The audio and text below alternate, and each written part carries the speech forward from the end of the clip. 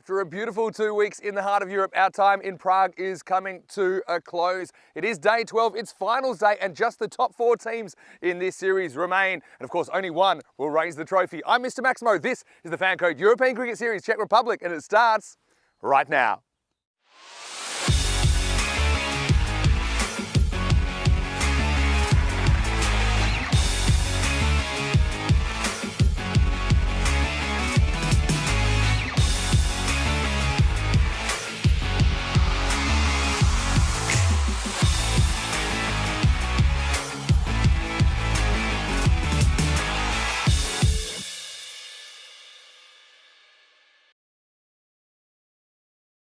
Good morning to you wherever you're watching from around the world. Welcome to another big day in European cricket.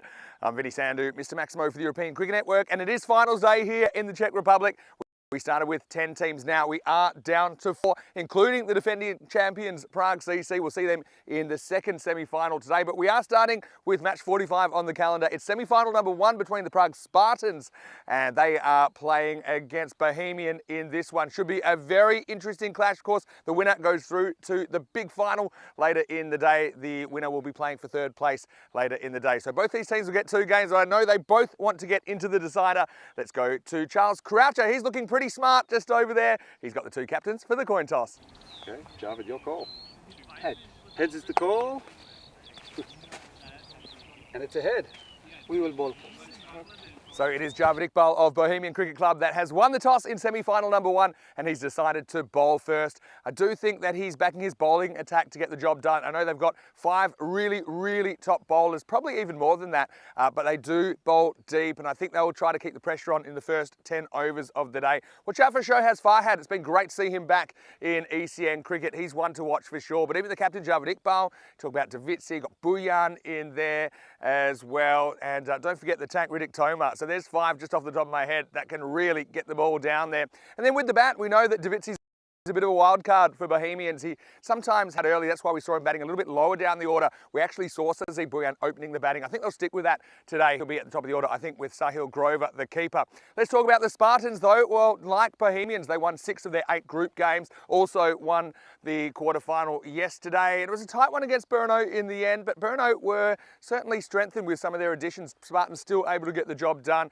I do think, watch out for Satya Sengupta at the top of the order. I think he is a real threat up there. We didn't even see him bowling yesterday in the quarterfinals. I asked him, was there some sort of an injury? He said, no, the other guy's just getting the job done. So unless I'm really required, I may not bowl, but he's a really good 6 bowler to have. We've seen him opening the bowling for the Czech Republic. Also watch out for Naveen Gunasekaran for the Spartans. He hasn't taken as many wickets lately, but he has been keeping it pretty tight at the end of the innings. He also opened the batting, and he looked really good yesterday, 48 not out, getting them to safety and getting them to this semi-final. Well, I think it's going to be a beautiful day. If you looked up in the dictionary, beautiful day for cricket, you'd probably find this, because it's going to be 26 degrees. Currently, it's already about 20. The sun's out. I know we had our weather issues last year in Prague, but none of them today. It looks absolutely beautiful. Pretty as a picture, as is this man who's in the commentary box. Let's go over to our Czech specialist, Danny Hudacek, and the news from the toss out here in the middle. Danny, in semi-final number 1 is Bohemians. They won the toss. They're going to bowl first. Let's see what happens, and let's see who is the first team to make the final.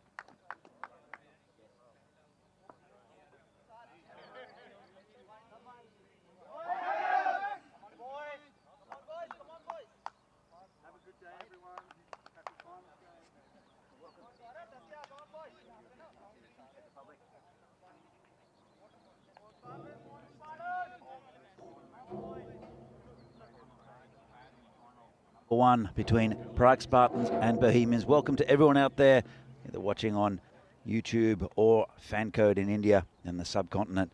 This is going to be a great game between 2 very well balanced sides.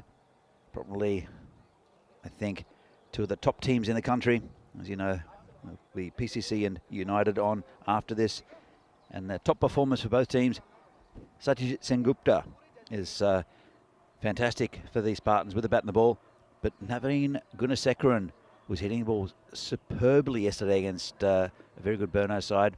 And Vijag also starting to get a bit of form. Saga already hitting the ball very nicely. But for Bohemians, they have got a lot of bowling. And I think will be led very well by Shohas Fahad. Might not open the bowling, but he is their top line fast bowler with Javed Iqbal, who will be opening as per usual, the skipper. And we're going to get to the first ball very shortly. The players taking guard. Beautiful day in Prague. As you can see, Spartans 86 expected score, Bohemians 79. They've been a little bit inconsistent, the Bohemians, with the batting.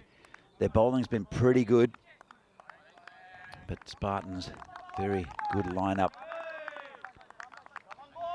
Bohemians got so many big name players. You see the tank Riddick Tomar out there, Sabun Divisi, and also the man who will open the bowling in Javed Iqbal. But Spartans, they're a fairly new side in the league. It's only been around for about 4 years. And they're a very well-run club, the Spartans. And improving each year they participate. So we're going to get underway with the first ball of the first semi-final. It'll be Javed Iqbal. And that's down leg side. He's bowling to Sengupta. Sengupta is a very solid batsman up top of the order. And want to turn the strike over. Also capable of big boundaries. Gunasekharan, as I said yesterday, batted superbly, really timing the ball.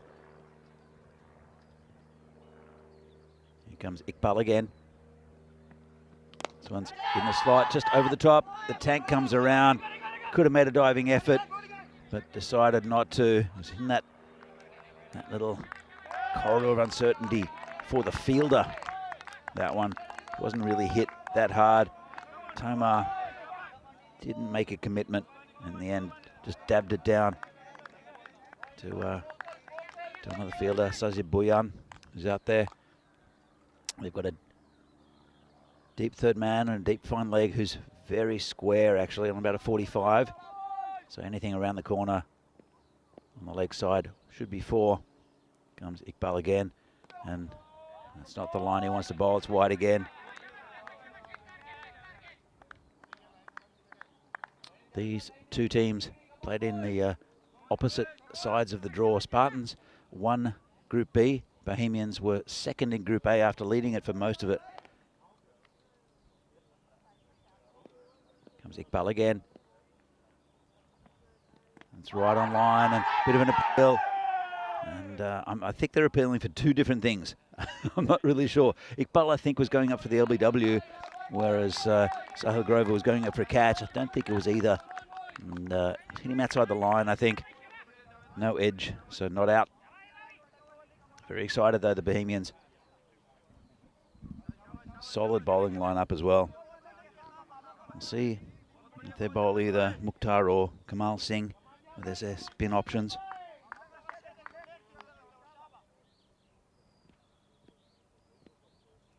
Comes in again.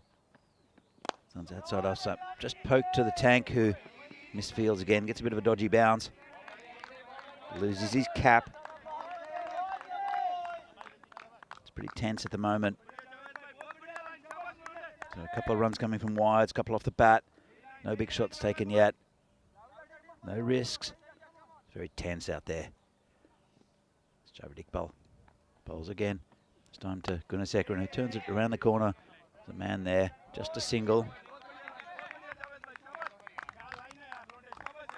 Apart from the wides, it's been a pretty good over from Iqbal so far. They do have some good batting to the Spartans. Kranti is one that can hopefully lift for the Spartans. He can be very destructive. Comes Javed again. This one's over the top, and it's going towards a boundary. I don't think it'll reach it. and it won't. He tried his best to kick it over to the fielder, and they'll come back for 2. They're playing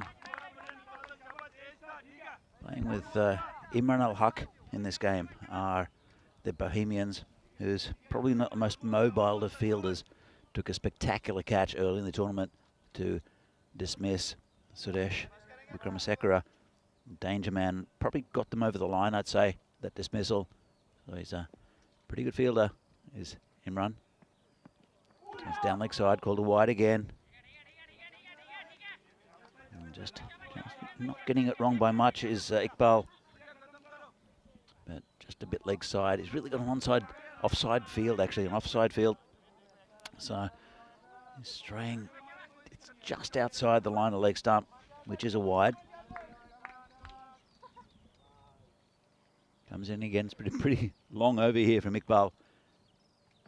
This one's down leg side again and just hits the batsman, and that's no run. 8 from the over. Pretty even start for both teams. Not too many risks taken by the Spartans, as we see the top performers for both teams. The Bohemians with the ball. Farhad 11 wickets, Javed Iqbal with 7, and Ritik Tomar the tank with 6. All pretty good economy rates. Iqbal probably going for the slightly over the economy rate he'd like. Top batsman for Spartans, Sengupta and Kranti, also Vijag. With Gunasekaran catching up.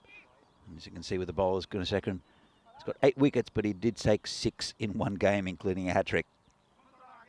The new bowler will be Ritik the Tank Tomar. Bowling pretty well in this tournament. Bowling to Sengupta. Slashes at one outside off stump. Tomar's been bowling a little bit quicker than what we've seen him in the past. He's just got a little burst of energy. Switched from Vinarati to Bohemians. Very competitive side, as are Vinarati. But he shifted a gear, I think. Well, and so has the batsman who's hit that one. I'm not sure if it's gone for 4 or 6, but Sengupta opening up, hitting it towards cow corner. It's 4 runs indicated by the fielder. But let's have another look at it. It was very, very close. And where was that bounced? I think it's just inside. Yeah, just inside. Good shot there from Sengupta. Pretty safe, actually. There's no one out there. In fact, now there is. They've dropped back a fielder. Here comes Tomar again. Just beating him outside off stump. Good line and length there from the tank. And Sengupta starting to look for these bigger shots in the power play. The power plays yesterday were a bit stifled. Only around about 20 for the power plays in the quarterfinals. No one really took it to the bowling. Again, a good ball, tucked him up. Nice start from Tomar. Only the 4 of his bowling, and that was the one that Sengupta hit him over cow corner. As I said, there is a man now out there. Big gap at square leg though. You won't want to get leg side. Comes Tomar again. This one's hit down the ground. And 2 players coming round. Just a single. He's trying to make it happen is Sengupta. He'll bring Gunasekaran on strike. He's hitting the ball very, very cleanly for the Spartans yesterday. Hello to Brenda Kumar in the chat. I liked your work for your team during the week. I think the best of the bowlers.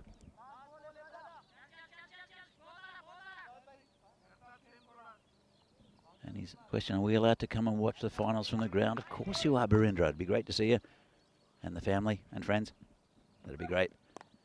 This one's cut through the third man area for 4. Lovely shot. There's a gap there. Man wasn't too far away. And just guided it through, used the pace of the ball. And love the shot. Gunasekharan looks in good touch already. So, end of the over. Couple of boundaries for that one. And the Spartans, 17 for no loss. Been a pretty good power play for them so far.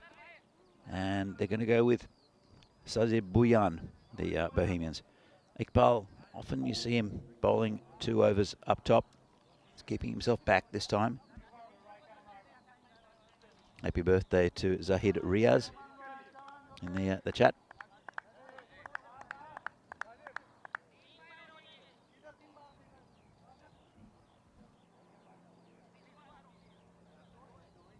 Buyan normally keeps it pretty tight.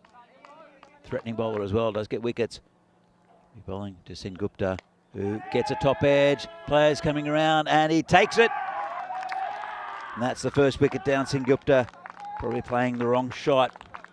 Getting a top edge and a comfortable catch there to the man at a short third man area. And that's the first wicket down for the Spartans. Bohemians will be very happy about that. Sengupta going for 7 off 8. So, big wicket early, but they have a lot of batting to the Spartans. And Gunasekharan is at the non-strikers end. The new batsman will be Vikash Jaganathan, who's not really gone on with scores. He's always got to start as Vijag, but he'll want a big innings in this game just to get the score pumped up and beyond the Bohemians. Problem is there is no beyond the Bohemians. I think they have very good batting themselves. And Buyan gets a wicket with his first ball. They want to try to get another one here. It's a very strong square of the wicket on the leg side is Vijag. I wouldn't want to put it too far on his legs because he'll. There's no one back there. The man at mid-wicket is around towards cow corner a little, and there's a regulation mid-on. The only other man back is well, can't see at the moment. I think there's only one back at for the Bohemians. This one's tucked around the corner down the square leg, and they'll get 2.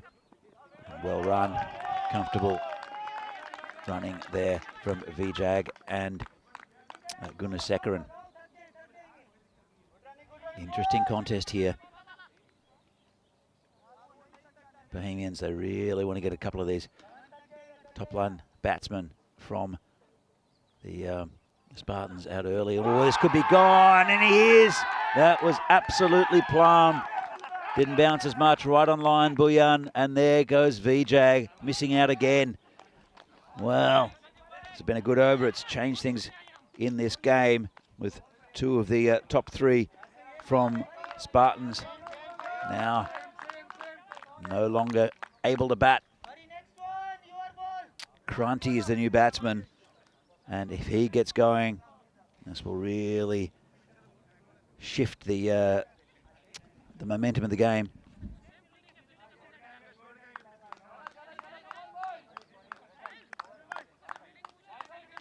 And there's a big wicket. Vijag, he's just not had the greatest tournament with the bat. National team member, just not batting with any confidence. And that was a very easy LBW decision for umpire Pete Vincent. Really putting the pressure on them here, the Bohemians. The Spartans, they'll want a good little partnership here, or just a bit of talk in the on the field. Batsman pointing to point. I think it's Sabu and Divisi with the noise. Comes Buyan again. And that's poked down from outside off stump. Nice start. Watched it well onto the bat. Just poked it down to third man just for a single. That'll bring Gunasekharan on strike. On is pretty even with only a couple of balls left in the power play. It's been a really good over from Buyan. It's taken 2 for 3. Want another one as well. Comes in and it's hit the end of the bat. And, Javed Iqbal just fielding that one, just a single. Gunasekaran can't quite find the gaps in the field at the moment. Kranti, though, I think he's a danger man for Spartans. And he's flicked that off his toes. Well cut off there. There's only one man in that area. He's in the circle on a 45. And that's the end of the over. Well, pretty good power play in the end for Bohemians, taking those 2 wickets. Honours fairly even. Here's the schedule coming up. Going to Hungary next week. Lovely little ground there. Great city as well, Budapest. Then Vienna. And then 5 weeks in Italy. Milan, Brescia, Bologna, Rome. And then there's a Super Series, and then a couple of weeks in Dresden. And then Krefeld. All going to be fascinating cricket from the European Cricket Network coming up in the next couple of months. But we're here in Prague at the moment with Vinny Sandhu, who's just joined us in the commentary Ice Cube. Yeah, thanks, Danny. Good morning, everyone. And yeah, what an interesting start to this match. Bhuyan 2 for 5. What an over. And now Shohaz Farhad comes in to bowl the 4th. Oh, he's just got a bit leg side, and he's been slammed for 6 by Kranti. Kranti, if he's in the mood, he can destroy any attack in the country. And he looks in the mood to me, Vinny. Yeah, he gets a bit straight here, Farhad. It's not a terrible delivery, but he has this natural shape in. And that was right into the wheelhouse of Kranti. He sent that one high and away, just behind square. Farhad, good bowler. I won't take that lying down. Key wicket, though. I mean, if Kranti can find his form, could be trouble for Bohemians. Oh, it's a good ball. Good reply outside off stump. And he's a top bowler as Farhad. Wouldn't expect anything less, to be honest, from Shohaz Farhad.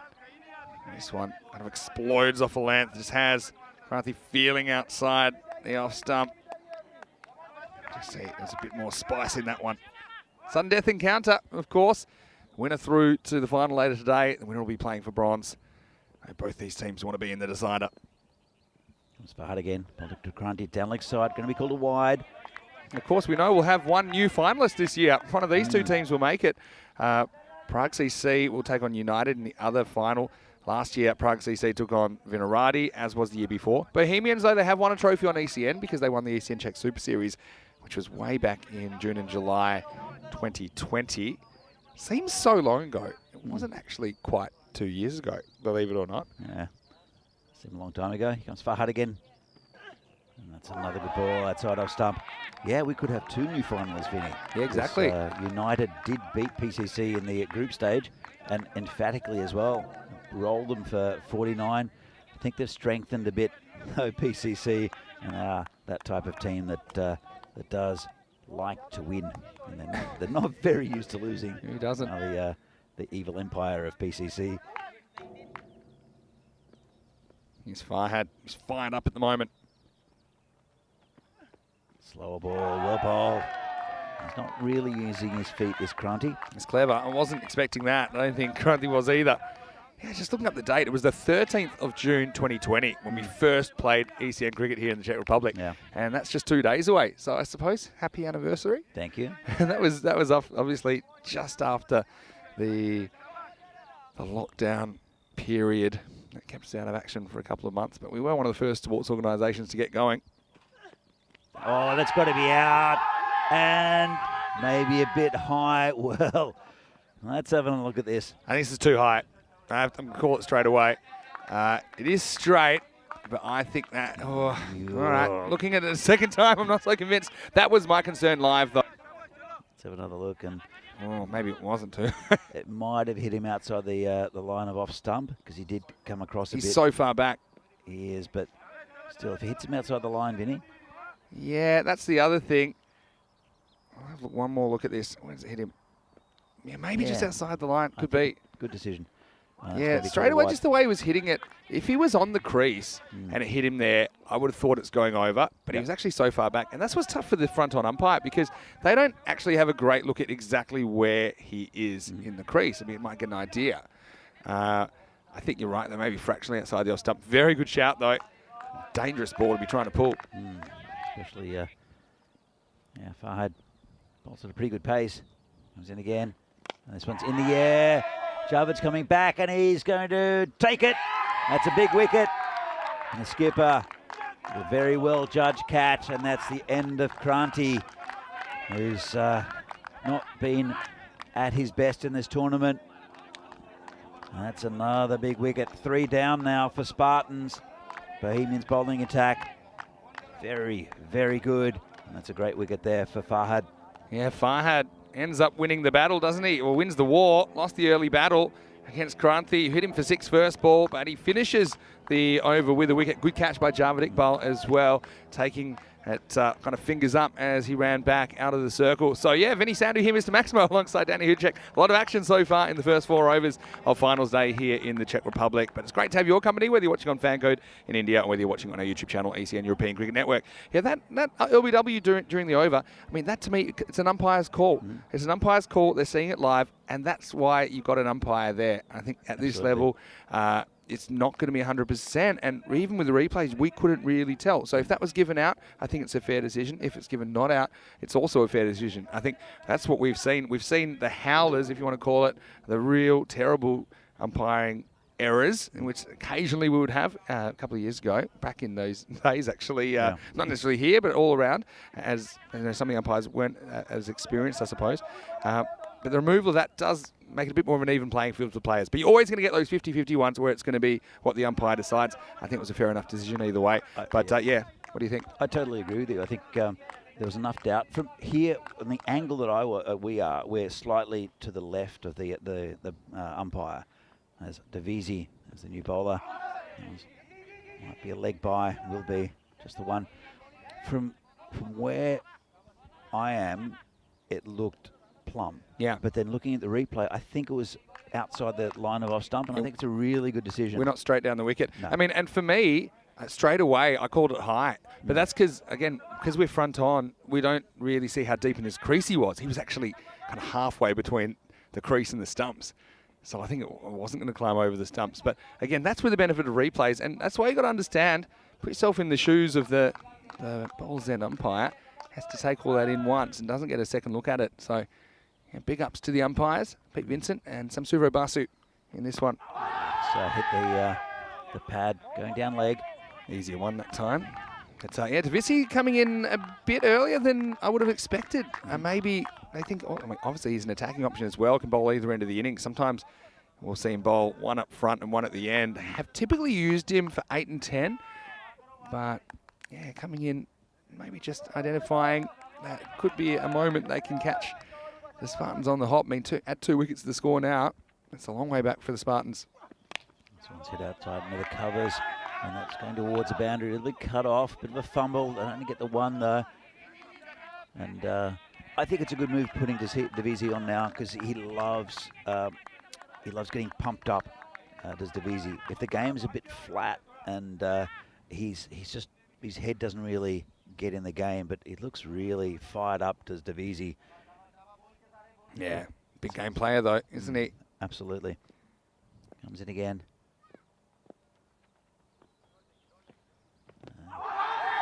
Another shout going down leg, maybe an inside edge actually.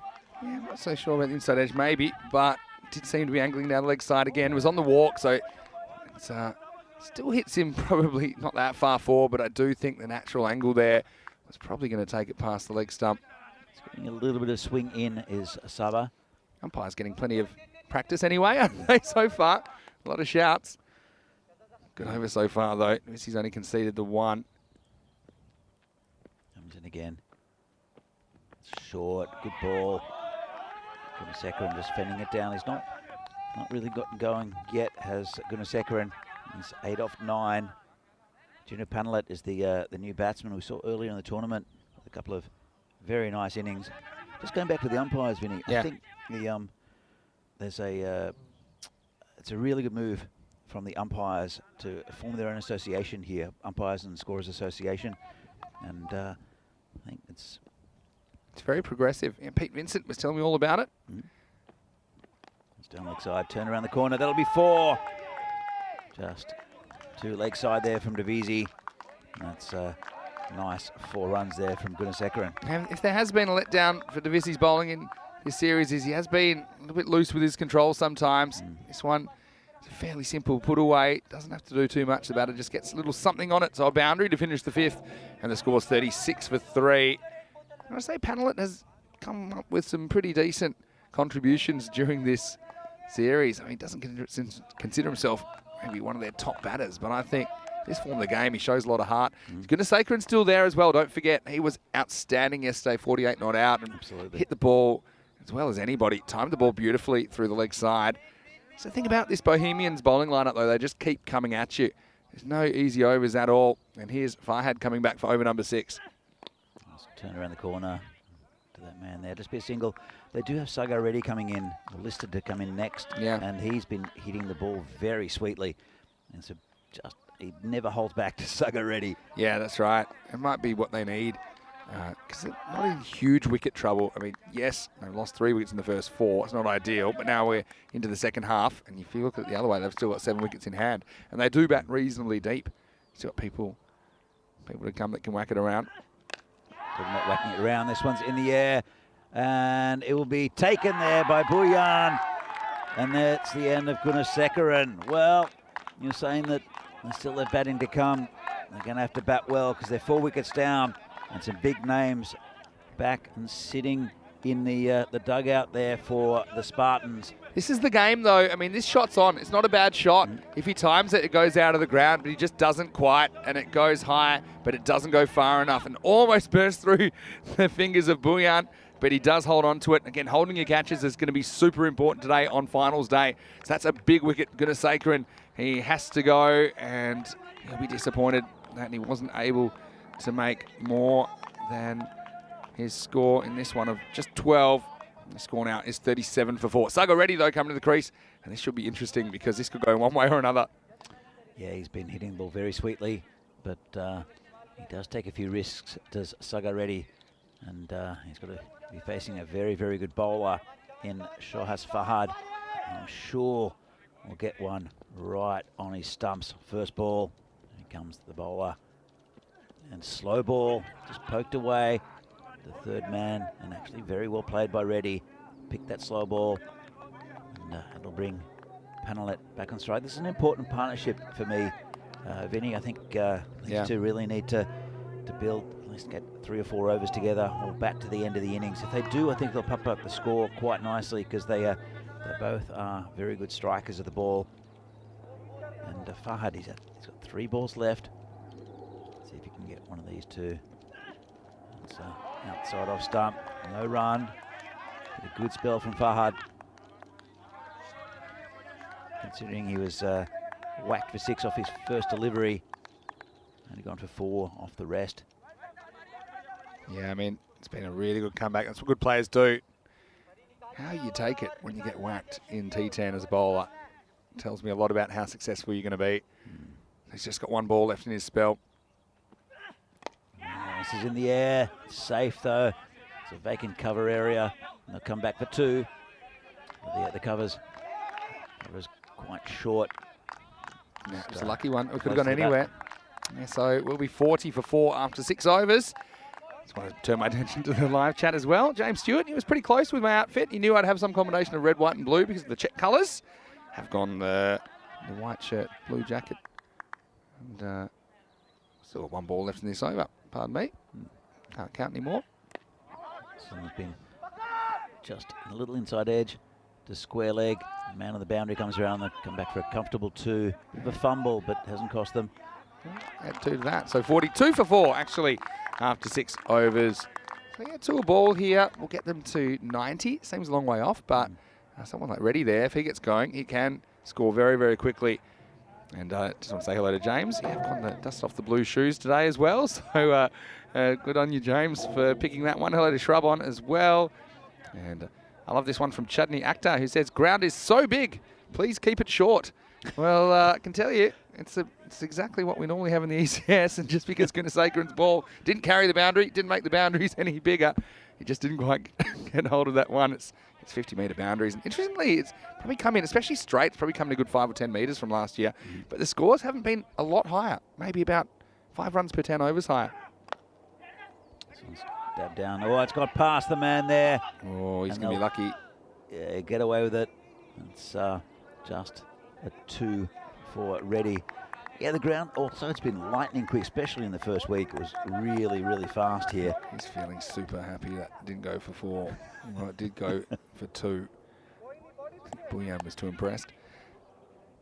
Yeah. That's true. It has been fast. Not just short. It has been fast. But let's hit that short cover. Good pass. Yeah, good pass and just a single. He's kicked that accidentally straight at the sweeper. So it probably would have been one either way. Yeah, this ground, it's looking really good. It's a lot flatter than what we've seen it. It's been a lot of work done on it. The grass is mown a little bit shorter. Yeah, that's actually Pete Vincent who likes the riding around on the ride on mower. And he's got him! Well, Buyan, this is a very good spell from him. And that's the 3rd wicket he's taken. 5 down now for Spartans, and that's Panelet. And as I mentioned, Vinny, I think they would have liked a nice partnership, but the bowling's been too good here from Bohemians, really keeping it tight. Exactly what Bohemians wanted to do when they won the toss and bowled. They wanted to take regular wickets, remove the top order. And Buyan just pitches it up, probably doesn't do much, plays slightly across the straight one. And so, unfortunately, for Panelet, he's got to go for 6. He is another victim for Sazi Buyan, who's bowling out of his skin here in the semi-final. He's got 3 for 8, and the Spartans now 45 for 5. I mentioned all in the throughout the Group A games that I thought that Bohemians had the strongest bowling side in the competition. They've got some good batting as well, but it's the bowling that that won in the original series here a couple of years ago, and they've really improved that as well. And they're a very, very tight bowling unit. Still a way back though. I mean, the run rate's not terrible. Bath Baladia is the new batter. He's going to have to deal with Buyan. He's got 3 balls to come. It's been hit straight to Javed Iqbal, just be a single. Say quick hello to Sundori in the chat, as well as Syed Babullah. Thank you for your lovely comment. Certainly do love the Czech colours. And I know that we always welcome your interaction on that YouTube chat, ECN European Cricket Network. Here's Buyan though, just Sago ready. Hit it straight and it'll be cut off.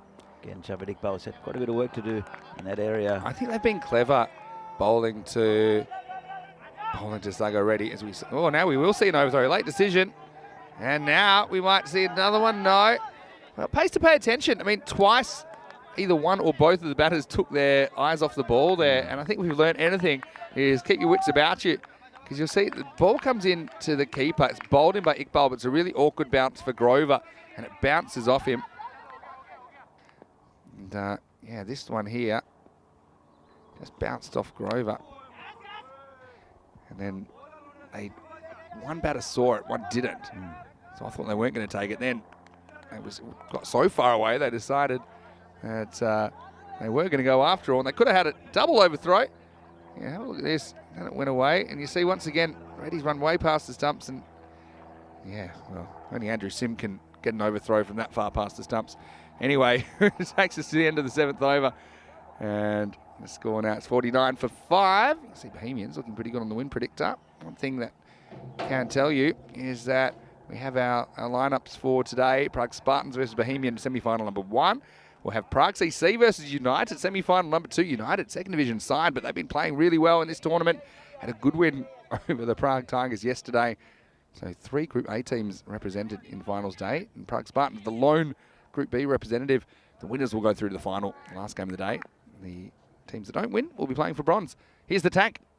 It's a good start there from the tank. Bowling to Sago Reddy. Hasn't gotten going yet. Got to say though, what a really good spell there it was from Sazi Buyan, taking 3 big Spartan wickets. Yeah. Only for 12 runs. Very, very good spell. Let's see if the tank can finish off. Went for a couple of boundaries earlier. Saga not getting going yet. Another good ball. They bowled pretty well to Saga because they bowled a lot of slow balls. That wasn't one. But I think there's a definite tactic to Saga. They want to bowl slower balls and think that he'll kind of overswing and swing early. Yep. Because he does like the pace on the ball a little bit to whack it. Want to say a quick hello to Shanto Talukdar. Well, sorry, I didn't see your comment there. He said, I'm not talking about him and he's hurting. Well, hopefully that hurt has turned to joy now, Shanto. And I hope you have a great day watching Finals Day from the Czech Republic. And I hope you keep watching. Let's toe him up. It's just got past the fielder. It's going to go towards the boundary. They'll come back for 2. Oh, In fact, it'll go all the way. Just kept on rolling that ball. It is pretty quick down in that part of the ground. Just got a dodgy inside edge. he swings so hard. So even though this is an edge, it still makes it to the boundary. It was more of a mid-wicket than a square leg, as you can probably tell. So I guess he's always swinging so hard, even those little edges in the background. You see the spectators, and quite a few families down here today. It's really nice to see. Saturday, of course. Right, last quarter of the innings. Go time. He's hit that slightly. And the look for 2. He's Oh, come back. There's going to be no. a run out. Wow, he how'd hasn't they picked get up the away with that? ball. He's misfielded a ball which had stopped. And this is the thing. That's not great from Balladia, because look, he doesn't look. If you look at, I don't know if we've got the main camera, you'll see that he doesn't look at his partner. He just runs without looking. Got away with that one, did Saga Reddy. Charges and misses, and well, not very pretty cricket from Saga Reddy, but good bowling from the tank. I'm always talking about looking. Just look at 74, which is Balladia. He starts running and he never even looks at Reddy. He gives him a little glance saying, well, you coming to what? But that's so important to maintain eye contact and stay on the same page, run between the wicket. They just got real lucky there, because Reddy should have been run out. Comfortable too in the end, though. And Reddy just not hitting the ball at the moment. We saw him yesterday take about the Burno bowling, but he's 13 off 11 at the moment. That's the end of Tomar's spell, none for 15. Pretty tight. Yeah, not a bad over, really. He's been unlucky that inside edge went all the way for 4. No one's really gone the journey, have they? Pretty good economy rates all round. Iqbal's still got one to come. Davidsi's got one to come. This is what I was talking about with Bohemians. They just keep coming at you. There's no real weaker options to say, right, I'm really going to go after that guy. And they're all pretty even in skill. You can throw a blanket over them, really. So now Iqbal's going to come back. He bowled the first over and went for 8. A few control problems back then. Now he's going to come back in the 9th. And Prague Spartans, 10 and 10 gets him 75. Doesn't look like a lot. We know Bohemians have had some issues chasing, though, at times. Anyway, it all happens in the 9th, and it all starts right now. Comes Javed and just been slammed down the ground there by Path. Just a single, and this is where the match can turn. If Reddy could get on to Javed Iqbal, just at the moment the bowlers are definitely in control, but if Reddy can get hold of a couple, might just changes the mindset. A lot of pressure on the final over, and he's missed that one. Well, good bowling there from Iqbal. Yeah, good bowling indeed.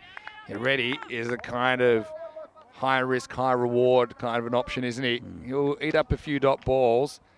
He swings at the speed of sound, but when he hits them, they go a long, long way, and Spartans will be hoping he can lace a few with 10 deliveries remaining in the innings. Mistimed that one as well. Balladia. He's going to turn. And that's a good pick up and throw that time from Bulyan. Thing is, it's fine to have that plan of, okay, we're going for 2 pretty much to the outfield no matter what, but you need to communicate that to your partner. I think that you see Saga Reddy was pretty much happy to jog the 1. Balladia was the one pushing for 2, and that's only going to cause trouble. Really almost cause a run out. It's not quite Kamikaze Hyatt, but I'll take your point. This one's hit to cover, just a single. Actually, they'll take a second one, and I think that is out. Path knows the story. Yeah, given out on the field, so now they do push for 2. It was fumble, but it never got that far away from the fielder at cover. They do have resources to go. I can see Varun Mehta is ready to come in, so he's a guy who can really hit the ball well as well. Yeah, man, that was an easy decision from the umpire. Doesn't even need to go to the LRS. And so it will be 1 and a wicket. This time, Balladia has a look and probably sees that he's in trouble. I think his whole innings flashed before his eyes as he took off for that second run. But it is 1 and a wicket. And that will be a 6 wicket down now. It's 58 for 6. That was a bit of a fumble there from Zaid Mahmood at that short cover area, but the throw was perfect. We've seen a lot of wayward throws that have gone for runs, especially down in that area. But I like Mehta coming in now, though. I mean, he's a guy that seems hot and cold with the bat. seen him even opening the batting before, so he's no slouch. With 8 balls remaining, Balladia was doing an okay job, but didn't really feel like he was gonna whack sixes. Mehta is a guy that can. They've got 2 hitters out there now. Will they come off against the quality bowling of Vic Bolt and then look at Davitsi in the last over? It's a really good ball by Javed Iqbal, showing his experience. It's been a good spell from him. They've tried to attack him, but he's just not giving anything away. I think they're going to have to go big in the final over, that of Sabawun Davisi, who can be shaken a little bit. Really been launching an attack at his bowling. They're trying with Iqbal, but he's just been too good so far. Yeah, bowled a really good over here in the 9th. It's a bit short, cut away, and that'll be 4 runs. Well, just when I was bigging up the bowler, dropped on him a little bit too short, and that was smashed away by Varun Mehta. Good shot, that. Yeah, that's one they needed, isn't it? Just to break the shackles. Bohemians have given very, very little away. Even with that boundary is only 7 off the over. Pretty well executed by the Bohemian skipper. So he ends up with 15 off his 2 overs. Not too bad at all. 62 for 6 after 9 overs. Like I said at the top of the broadcast, Danny, Bohemians, we're hoping to bowl first and turn their attack. And their 5-prong attack on the Spartans taking wickets. They've done that. I mean, nobody has more than Reddy, who scored 14. So just struggled to build a partnership. The Spartans losing wickets at regular intervals. Now, I mean, look, good over here. Maybe you can get up high 70s. Not going to be easy, though, against Sabawun Davitsi, who's bowling the 10th. Comes in, Reddy mistimes that. Should be a catch, and Sabah takes an easy caught and bowled. It's the end of Saga Reddy, and possibly the end of the run chase from Spartans. And that'll really pump Sabah up. Now they've lost their 7th wicket. Yeah, the Spartans. It's a dangerous ball to bowl because it's short, and look, if he times it up, you can hit it out of the ground, but it isn't time from Reddy. So Davitsi's happy, and so Sahil Grover. And so 7 wickets down, and now we are getting down the bottom, aren't we? This is Farouk Sheikh, who's coming in. We'll see if he can move things along. He will be on strike, of course, even though they probably crossed, I think, at the point that Davitsi takes the catch in ECN cricket. After a catch, the batters have to go back to their original ends, and that will be the case in all cricket, in fact, from October. Good initiative, I think. Very good initiative. That makes sense. I mean, rewards for taking a catch. Just the 1-6 in this innings. And we've had 5 boundaries. Davitsi, I think he'll like his chances to maybe clean up the tail here as well. He's still got 5 balls remaining. Comes in bowled to Farouk, down the leg side. This is... hello. Hit the edge of the pitch and rolled. Well, again, it's about communication. Mehta wants to strike, and they've got 3 wickets to play with. But Farouk Sheikh, he's a bit of a statue here. He's watching the ball, and then he hears some footsteps and wonders what that was. He hits the edge of the pitch and gets back away from Davitsi, and Grover says, well, sorry. And so a lucky one. Again, this is where you've got to have a chat and decide. They could have done that. It wouldn't have cost a ball because it was a wide. Would have lost a wicket, though, I would have thought. Reading different books, wasn't just the... Not on the same page. Not the same page. Not even the same library, I don't think. But, yeah, here's the thing. They actually would have gotten away with it. That's the funny thing about it. Because the throw hit the edge of the pitch and got away from Sabah. Well, he was pretty much at the other end. He almost shook hands with Farouk and then had to turn back. And Farouk really should have run. But anyway, that was 2 balls back. And comes Davitsi, a slower ball, and they'll get the single this time. See if they can get a couple more off the last 3 balls of the innings. It's been pretty slow going for Spartans, but it's been on the back of very, very good bowling from the Bohemians. Yeah.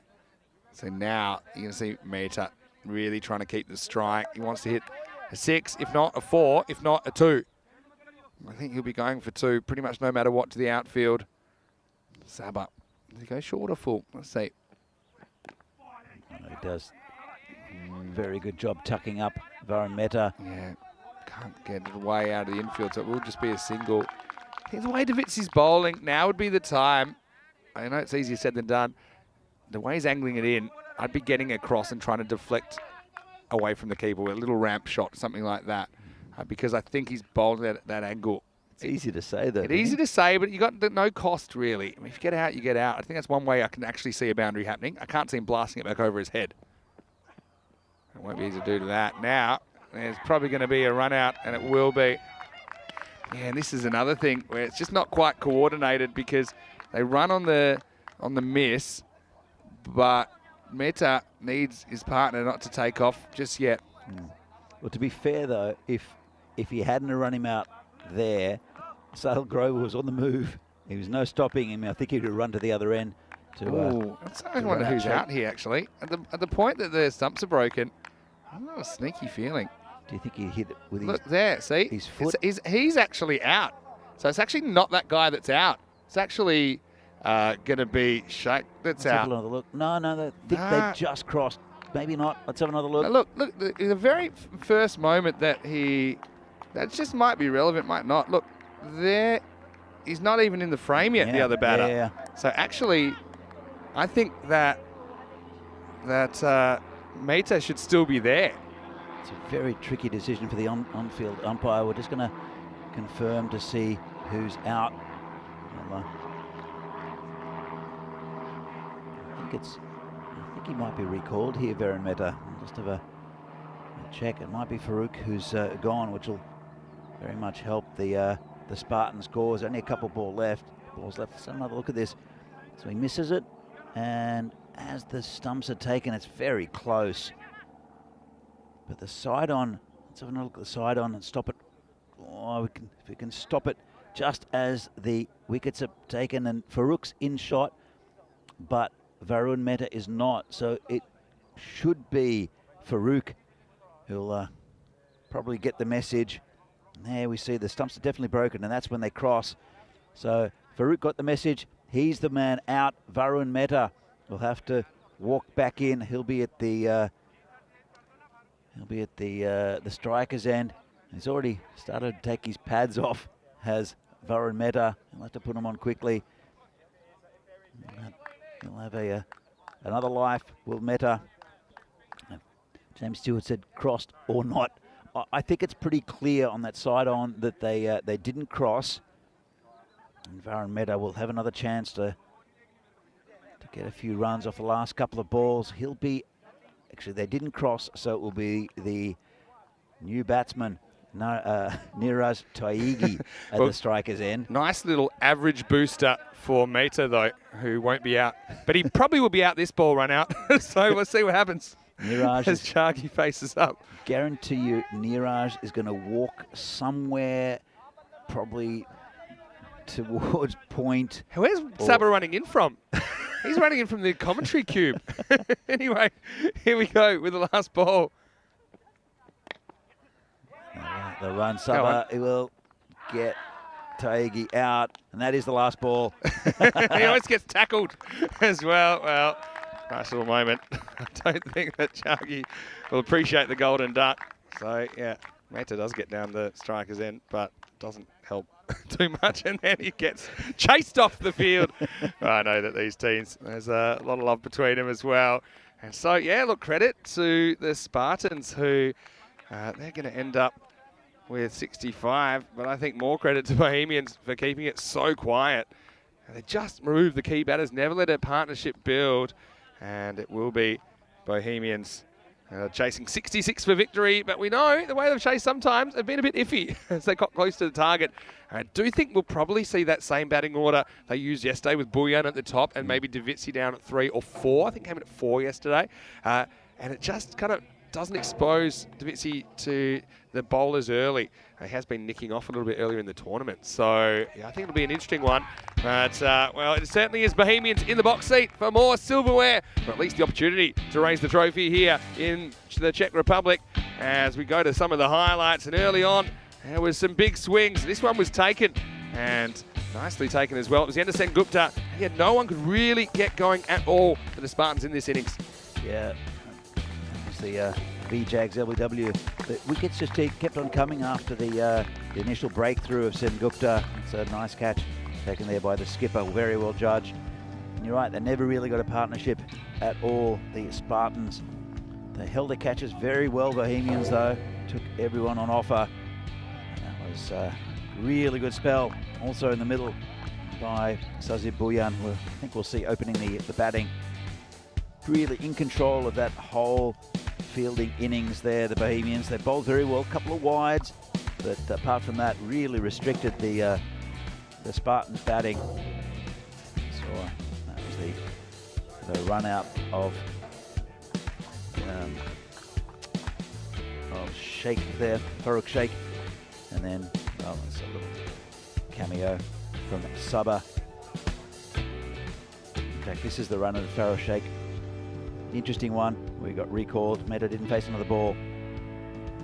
So really good effort in the field by the Bohemians. They took their chances well. Spartans would like a few extra on the board. They can bowl very, very well to defend this total of 65, 66 to win. As you can see, only 2 players in double figures. Gunasekharan with 12 and Sagar Reddy with 14, all going at about a run a ball. And just didn't really get motoring for the Spartans. 6 wides, but really top line performance from Bohemians at the business end of this tournament. As for the bowling, good look at it. It was Sazir Buyan who took 3, and also 2 wickets in the middle for Shahis Fahad. A couple of run outs. But, as you can probably see with the economy rates, 7.5 was the most expensive. Javed Iqbal and Ritik Tomar, but Sazir Buyan and Shahis Fahad in the middle overs really kept things tight and kept the wickets rolling. And then that caught and bowled by Salbun Davisi, who only waiting for 8 off his 2 overs.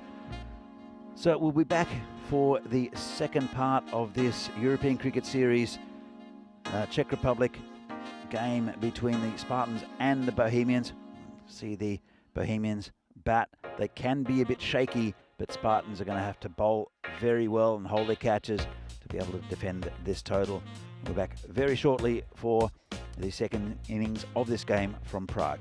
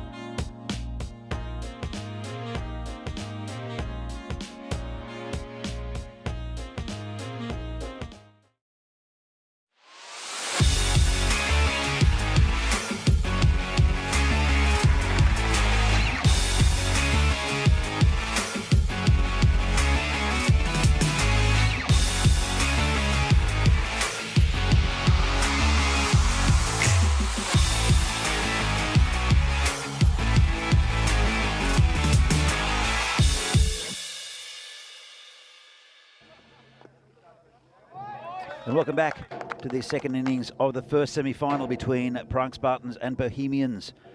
Very good bowling performance by the Bohemians. Limited the Spartans to 65. Very achievable total, especially considering the batting lineup the Bohemians have. For Spartans, they'll have to bowl and field very, very well. Get a few big wickets early. And I'm going to see who will be opening for Bohemians. Yesterday they opened with Sazi Buyan and Sahil Grover. Seemed to go pretty well for them. And in fact, it will be Devisi and Grover who'll be opening. So Devisi not had the greatest tournament. Started looking like his old self yesterday, and he's a big game player. He'll look at getting the Bohemians off to a good start. Sahil Grover is also a very free-hitting batsman, especially down the ground. And for Spartans, it will be their regular opening bowler, Niraj Taigi. He'll want to get a couple of wickets early up. He's a clever bowler. Varies his line and length as well as his pace very well, does Taigi. Pretty regular field for the Spartans. In fact, there's a man straight, Stacha, for the drive that Sahil is known for down at long on. He's quite straight as well. And there is a man on the 45 in the circle on the leg side, but no one back on the boundary on the legs. You want to keep it outside off stump. Taigi. Here's the first ball, and this is in the air. Sengupta is going to take it, is he? And he fumbles it and drops it. Well, that's a big let off for Sahil Grover. The trap was there. He went straight. And Satya, he's put down a few this tournament, and his skipper will not be happy with him. He was there exactly for that reason. Could have been a big wicket first ball. Sengupta, hard hands. Couldn't hang on to it even at the second and third grab. Now the field's changed a bit for the left-hander Devisi. Got a slip in as well. He's been poking it at the ball outside off stump a bit, Devisi. But he's a big game player. And if he stays in for any great length in this innings, it'll be beyond the Spartans. But he doesn't know the greatest tournament. Here comes Taigi. This is down leg side. It's a bit loose from the Spartans. They mentioned they have to bowl well, hold the catches. We've dropped one already. And there's a wide from Taigi. It's only very early though, but getting Grover first ball would have been fantastic for the Spartans. Comes Taigi again, and good ball. It's poked out towards short mid wicket. No run.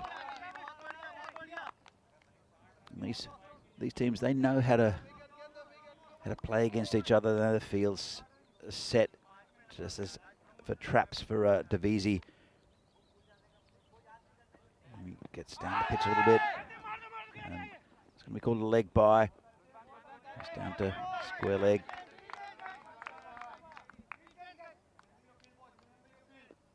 It'll bring Sahil Grover, who's had a life already, back on strike.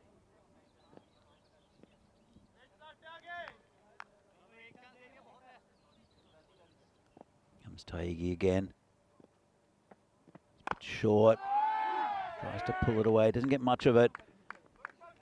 There's a man at that short wicket area. Might have worn it a bit, actually. Didn't have to pat it down. Picked up by Sheikh there.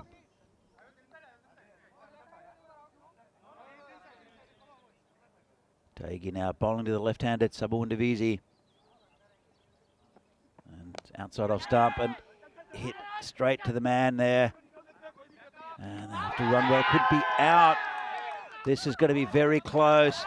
It's a good throw. You hit it straight to the man who might have put down the catch. Don't know if it carried. Well, let's have a look. Ball watching there, Devisi, and he has to get on his skates now.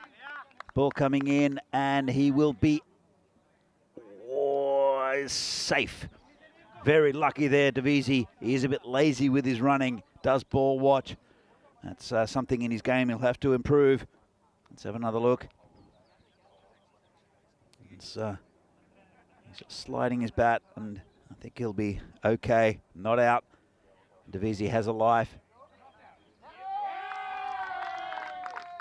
Big cheer fair from the Bohemians.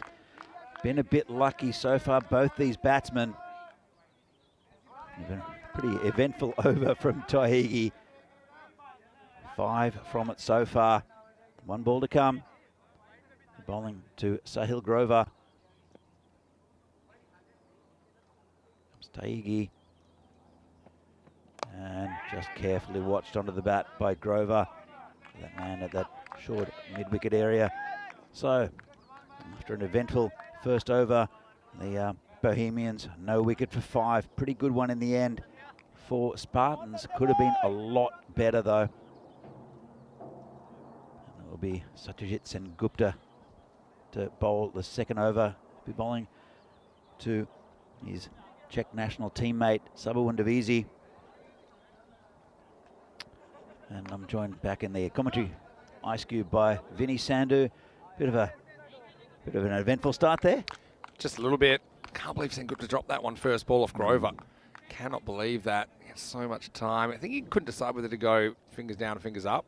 In the end, he kind of went fingers down. Now he gets the opportunity, though, to make a difference with the ball. Satyajit Sengupta, he's a good player. The other thing, Divisi has got caught ball watching there, didn't he? Just made it, but not by much. So 2 very, very close calls in the first over. If you think this is going to be an easy run chase, think again, because the Spartans, they're playing for their tournament right now. Here's Sengupta. Around the wicket and just poked down to that man in the gully. No run. Good start. Well played there by Sabah into the ground. Got to say, it's a bit of a sunscreen day, isn't it? Already 23 degrees. I'm right in the middle of the sun right now. I've got to say, I love it. I've had plenty of times this year when I've been freezing. So beautiful weather. Divisi's gone for it. Could be out. And he's gone. Mistimed the pull shot. Divisi misses out. That's a big wicket from Sengupta. Nice catch. Very well judged. And this is going to be a very good contest. Has been already.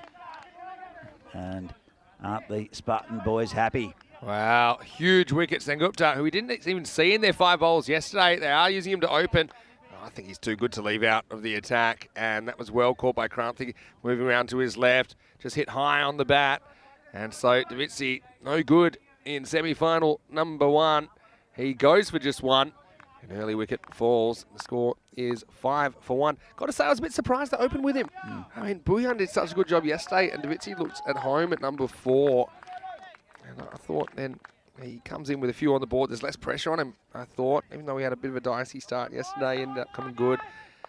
But anyway, enter the tank to the equation. And Satya will be feeling pretty confident after that early wicket. They need to do the same as was done to them, basically, the Spartans. They need to keep taking wickets and avoid leaking too many.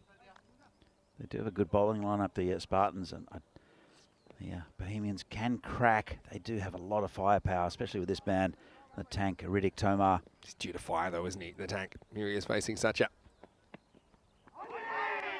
Just leaves that one outside of stump. Coming off a first baller yesterday, the tank. So that's always playing on your mind. If you've got a human heart, you'll be nervous when you're coming off a duck. It's just natural. And Riddick Tomar, lovely guy. Talented cricketer. Let's see if he can get Bohemians closer to this target of 66. Comes Sengupta again. And this one's cut and over the top, and that'll be 4 runs. 1 bounce over the boundary from the tank. Nice shot. Loose delivery, really, from Sengupta, wasn't it? Was asking for it. And I think the tank will be feeling a lot better after this. He knows he can go up and over. He gets plenty of bat on that. Nobody back there. And so the first boundary of this chase, it comes off the bat of Riddick Tomar. Yeah, lovely shot. Just a little bit short there from Satya. Good contest between these two. Brenda Kumar in the chat saying Saga should bowl first change. Well, he's not going to. But he will be very, very important for this Spartans bowling attack. With Saga ready. Sengupta. And this has been launched a long way. Dan Ziller out there. Have to do a bit of chasing right in the slot. And Tomar, shots fired by the tank. Well, you're trying to have a nice Sunday stroll at the cricket. Watch out, because the kookaburras are about. This was a blast from the tank. It was a long-range missile.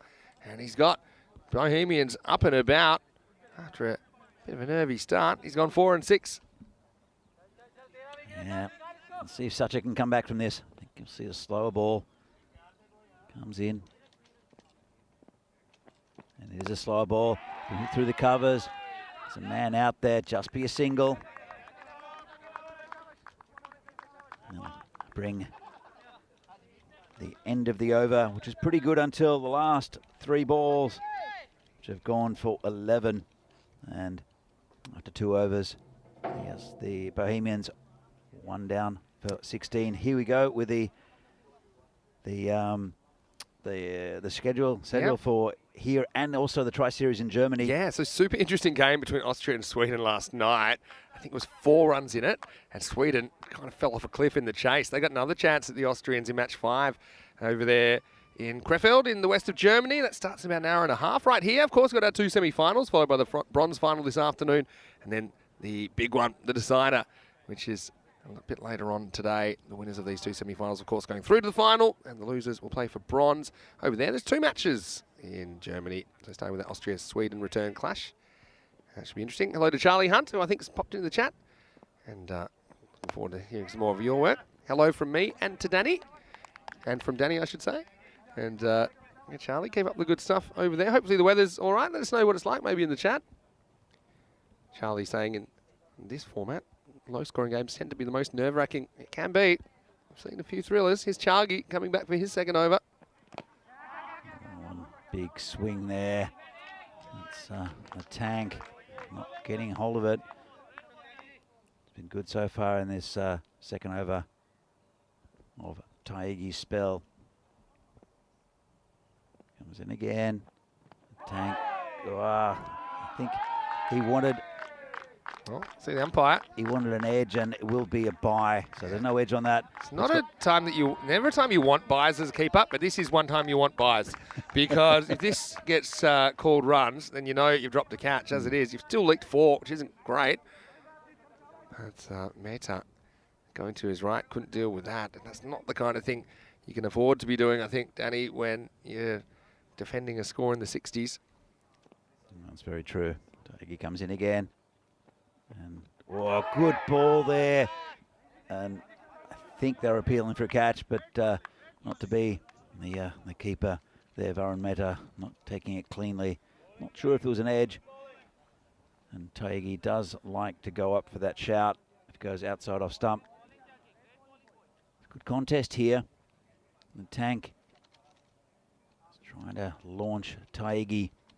Taigi keeping it nice and tight.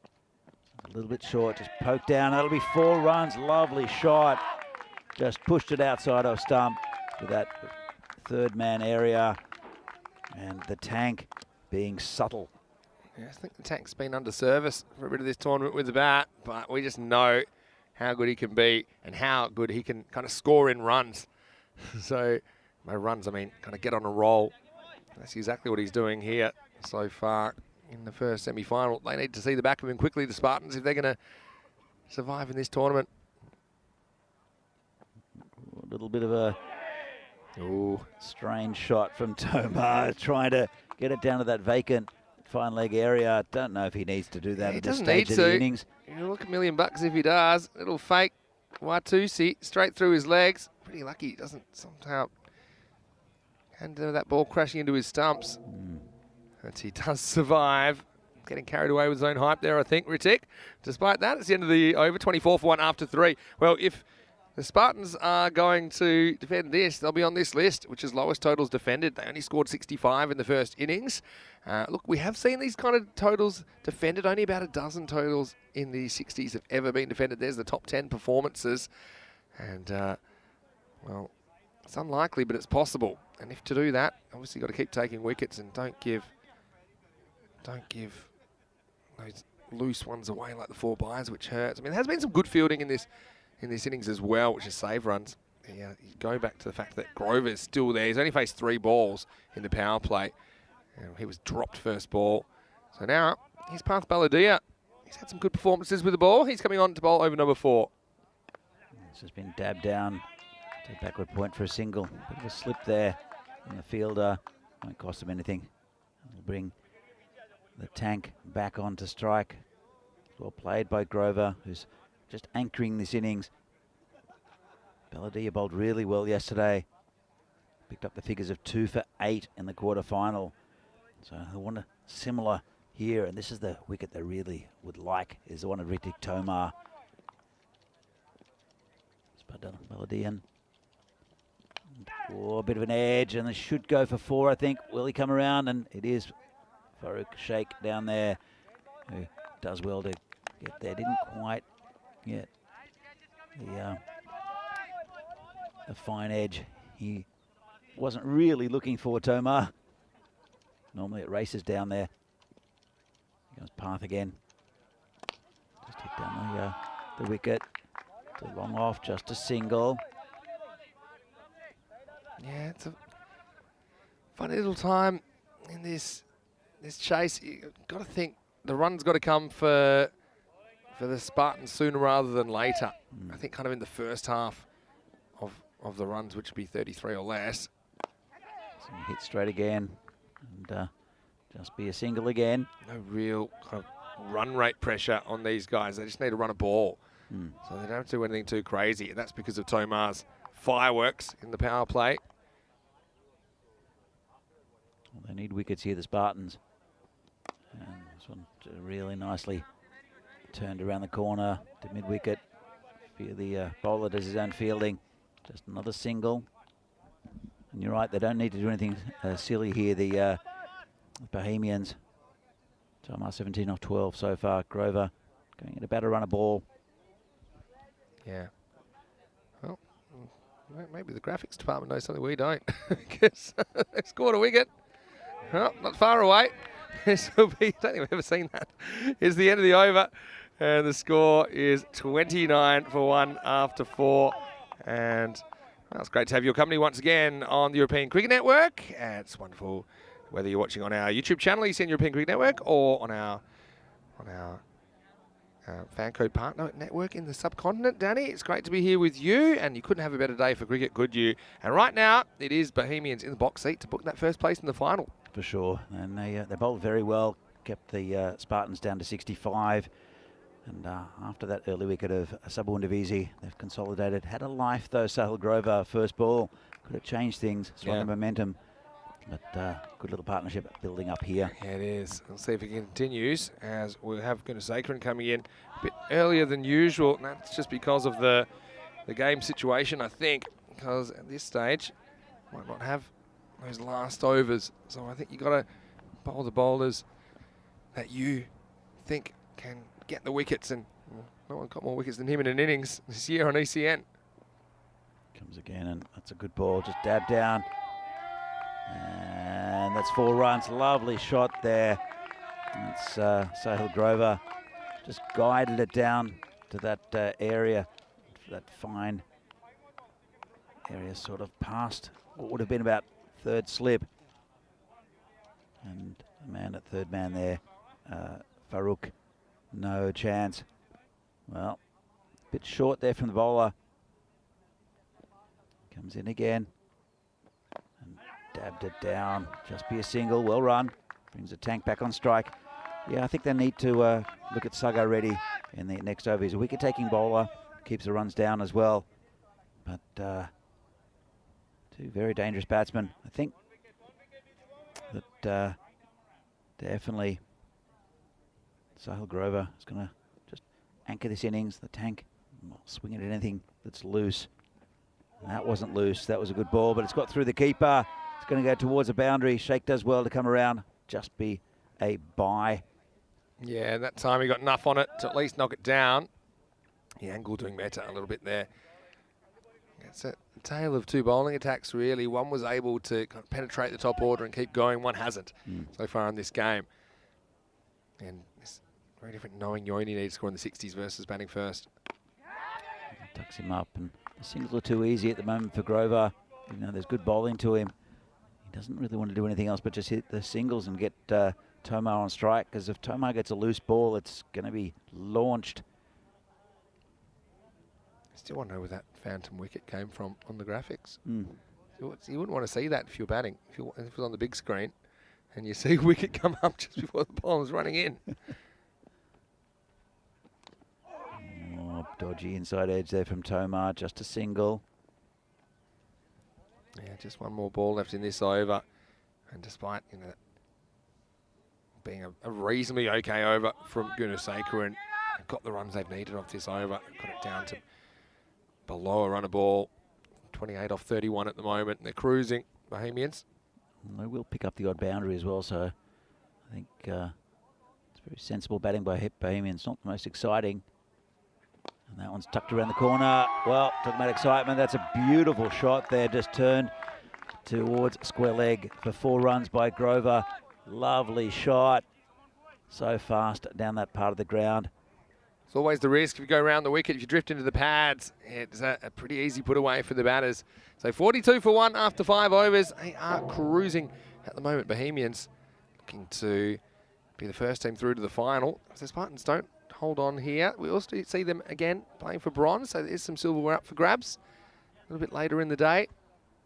But you certainly need a minor miracle right now to come back into this one. Just 24 required off the second half of this innings. They need wickets, and I don't know where they're going to come from. It'll be a new bowler. It's Path again, actually. To bowl. I'm not sure if they should change it up. Pretty good first over, and it's a bit of sloppy fielding, but it won't cost them. And yeah, I would have thought Reddy, you'd have to inject him in now, I would have thought. I mean, Balladeer bowled a good over at first. I mean, 5 singles off his over. Maybe they're hoping they can sneak one more in. He doesn't go for more than run a ball, and then probably go to Reddy. It's hit the pad, going down leg side, and then Sahil Grover wondering whether that ball was going to hit him in the head. Luckily it didn't. Yep, luckily. Obviously don't want injuries at this stage of the tournament. Getting to the business end. It's an early injury. Oh, it's short and rubbish, and it's put away by the tank. That's 6. Not a good ball there from Path. Yeah, we saw an early injury with a collision with Amrit Palrai, who dislocated his arm. Yeah.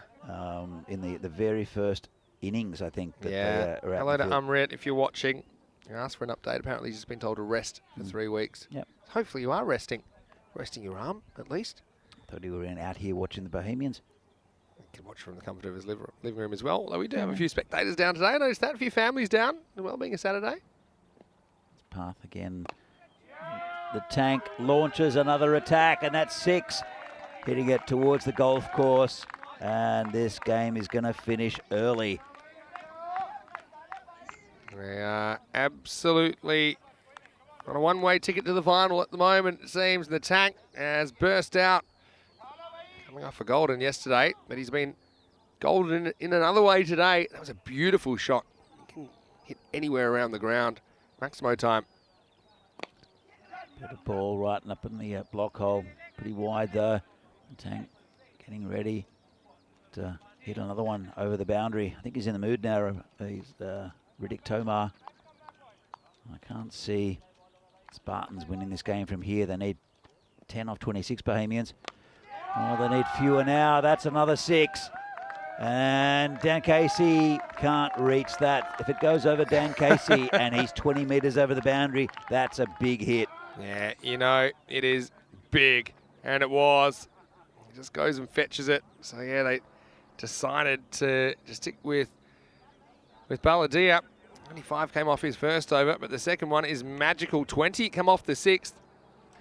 And the score 62 for 1. Just another 4 required for victory now. Coming up next, we have the second semi-final.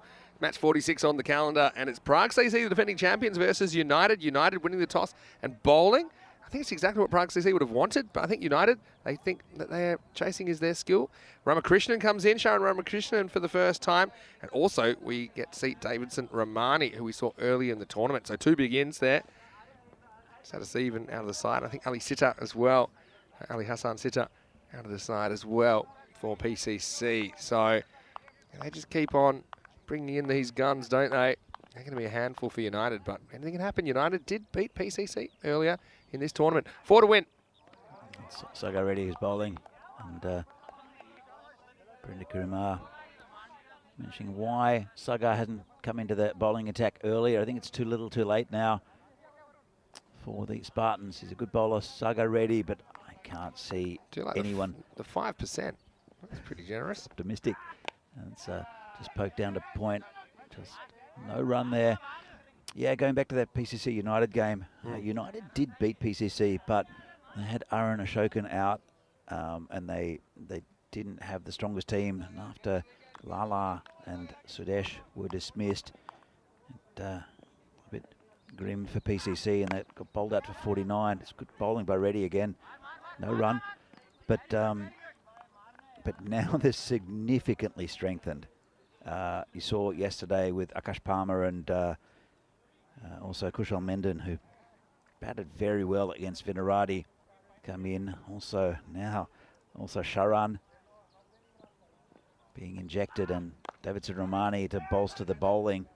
It'll be very difficult to beat a PCC. They really really brought the A team. But United, they're a plucky side. Well, they were almost, in a sense, a bit fortunate to make the semi-finals, because they had a real scare from Vinarati yesterday. Yep. Went right down to the wire. But yeah, you're right. The big ends, let's keep bringing them. They've got such depth at that club. 2 to win now. I think that might be it. He's going back Sacha, but he won't get there. And that's the game for Bohemians. The tank finishes on 43 off 21. Any loose deliveries he was putting away, especially after the last 2 overs. And Bohemians are into the final. They'll be very happy with this victory. They'll have a bit more of a rest as well, going into that final later on in the day. Spartans, they're still going to be fighting it out for the bronze place. That'll come just before the final. Yes, they do it with a bit of time to spare, don't they? So Bohemians, no cases of the staggers. I mean, they had a couple of tight ones in the first over, didn't they?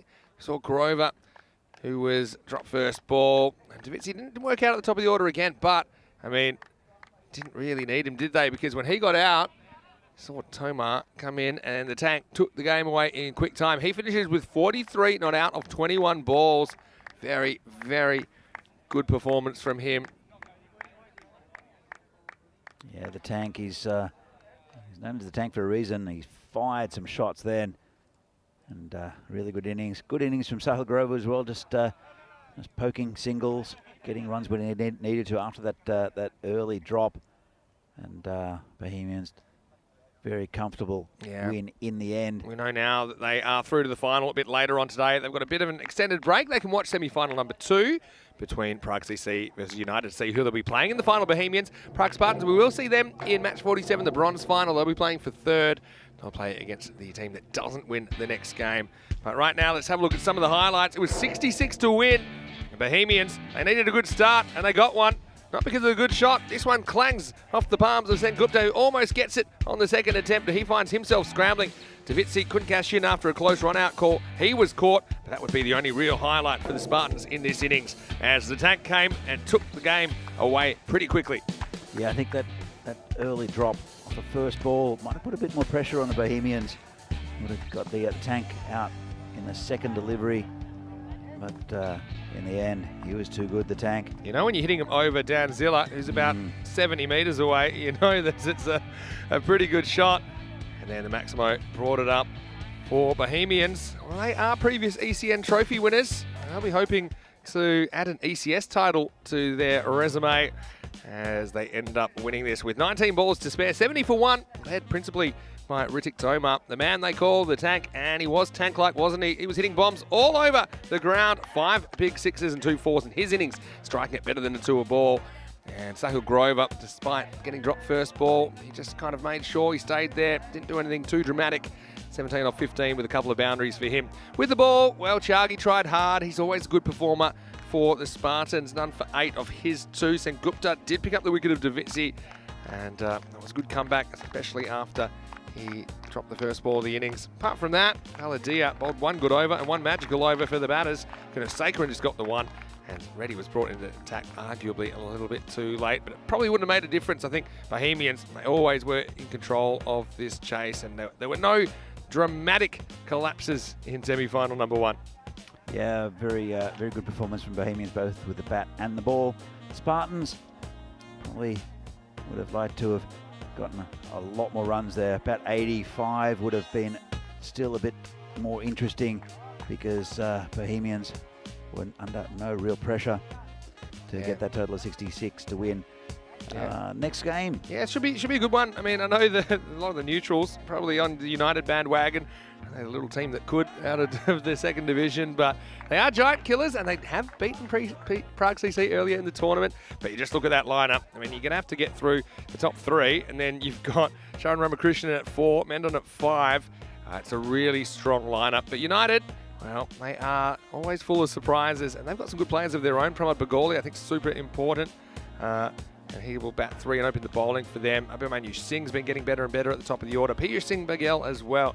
He's had a very, very good tournament. I think they'll want the early wickets. They'll be relying on Bagoli and Amandeep Bindra to produce those for United. So that game is coming in about half an hour right here on the European Cricket Network. We're going to take a quick break. Back shortly with more cricket. Hopefully you're enjoying finals day wherever you're watching from around the world. We'll see you shortly from sunny Prague for more FanCode European Cricket Series finals day.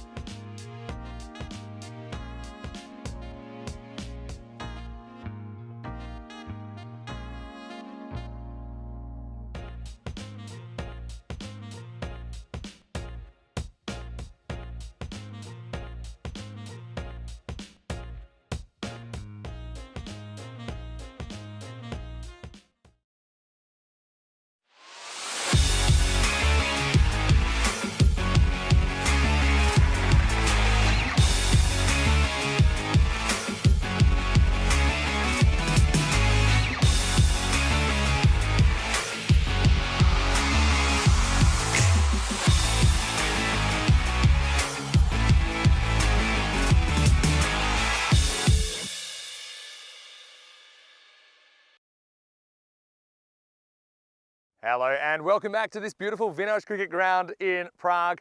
And it's time for semi-final number 2. We'll see which of these teams will make the decider and which will be playing for third in the third game of the day. And it's Prague CC, it's the defending champions of this tournament taking on United Cricket Club. I know it's a big toss for these two teams. I know Charles Croucher has the two captains. Let's see who wins the toss for semi-final number 2. Okay, your call.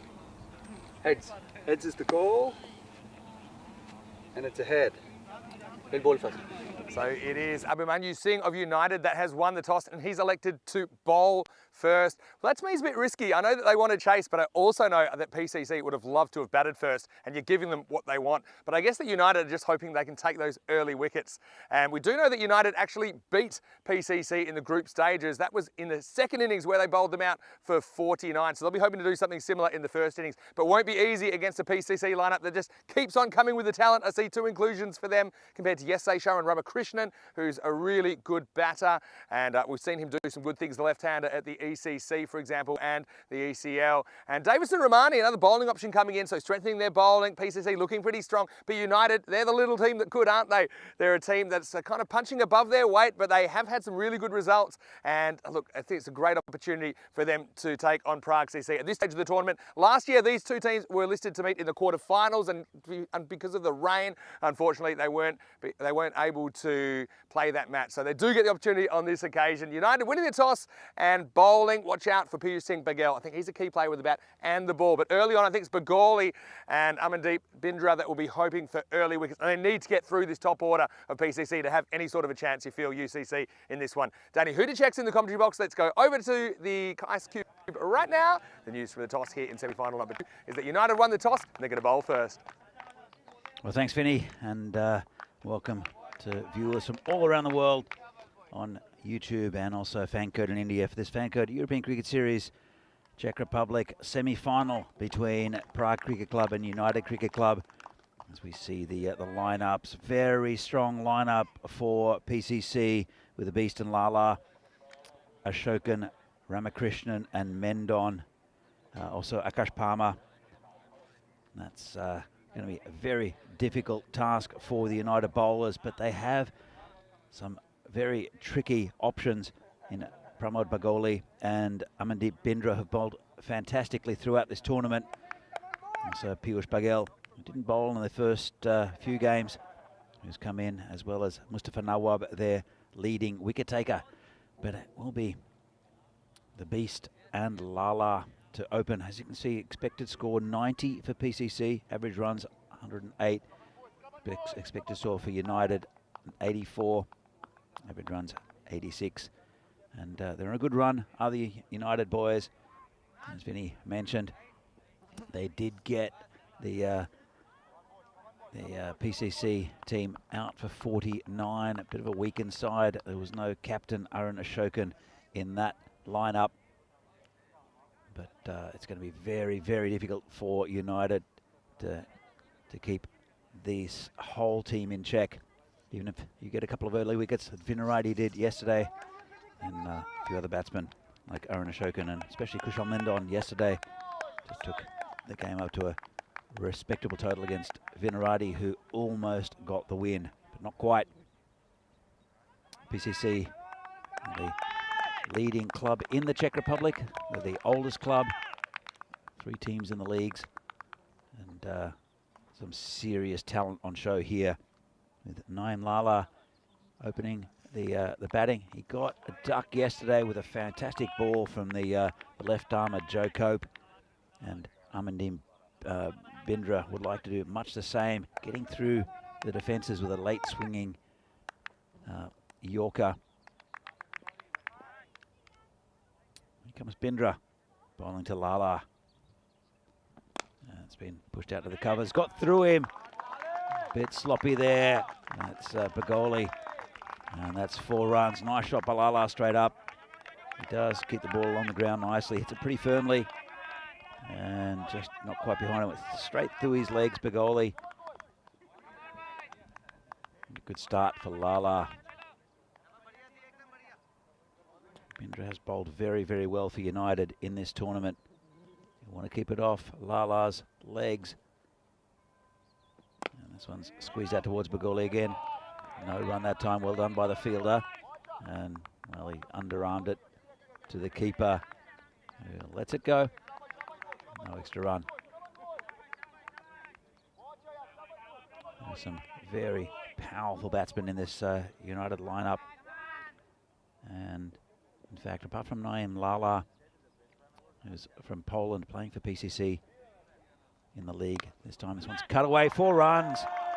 Well, just a bit of width there from Bindra, and he's right onto that is Naeem Lala. He's missed out in the last couple of innings, but is looking very dangerous already. Just looking down at the lineup, apart from Lala, Padmaraju and Ramani, they're all Czech international players or former international players for the Czech Republic. It's going to be very, very difficult for United. They've conceded a couple of boundaries already from some good batting from Lala. Risk-free so far. 3 balls down, 8 the score. Binder again. It's called a wide. Difficult to bowl to as Lala because he can hit on both sides of the stumps, both on the off and onside.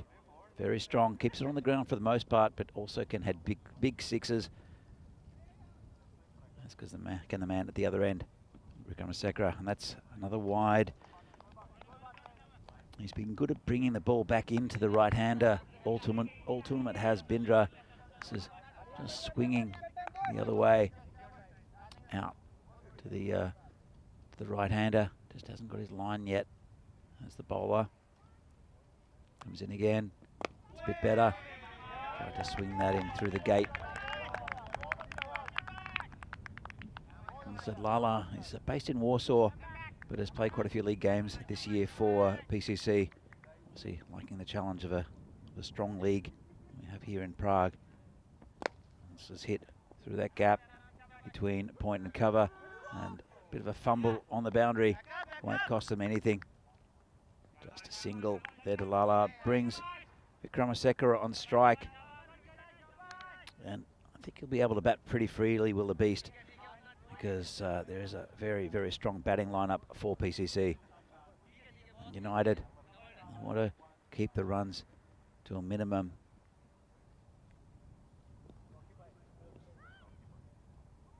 Comes Bindra. And good ball there, just squeezed out. Backward point for a single. And that is the over 12 from it. Pretty good start from PCC. And United, they need wickets. Vinny, good start from PCC. Yeah, it certainly is. I mean, it doesn't help with the midfield going for 4 first ball. You see these two at the top have been just twin towers, haven't they? Both the same amount of runs heading into this game, 275 each for Lala and the Beast. Ashokan with 138, no slouch at all. I haven't seen them for a week, or just over a week until yesterday, where Lala went for a duck. As far as the bowlers, stuffing it up with 9 wickets now, the leading wicket taker for United, and also Zahid Iqbal up there. And Bagel with 6 has been a bit of a surprise packet. Bagoli, though, I think he's one of their best bowlers as well. He's coming in the second over. They've got to break this partnership and do it pretty soon. Otherwise, PCC, you feel they'll be out of sight. So here's Bagoli to the Beast. He's been patted down to point for a single. Very watchful so far is Sudesh. Brings Lala back on strike. You can't give Lala any width at all. And Bagoli, bowls with a very nice shape. Bowls outswing, mainly does Bagoli. And you want to get that outside edge. They've put in a slip. In fact, it's more a fly slip.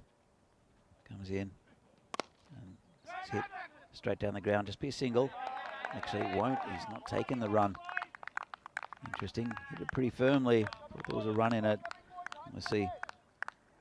PCC confident of getting a big score with boundaries, because that was a pretty comfortable single there to Lala. Against Bagoli again. This one's hit firmly. Same player again. Can't field that one. That's 4. Well, Mustafa Nawab couldn't quite get to that, down to that one, and it's a couple of pieces of sloppy fielding really that have cost boundaries. just didn't get down to it.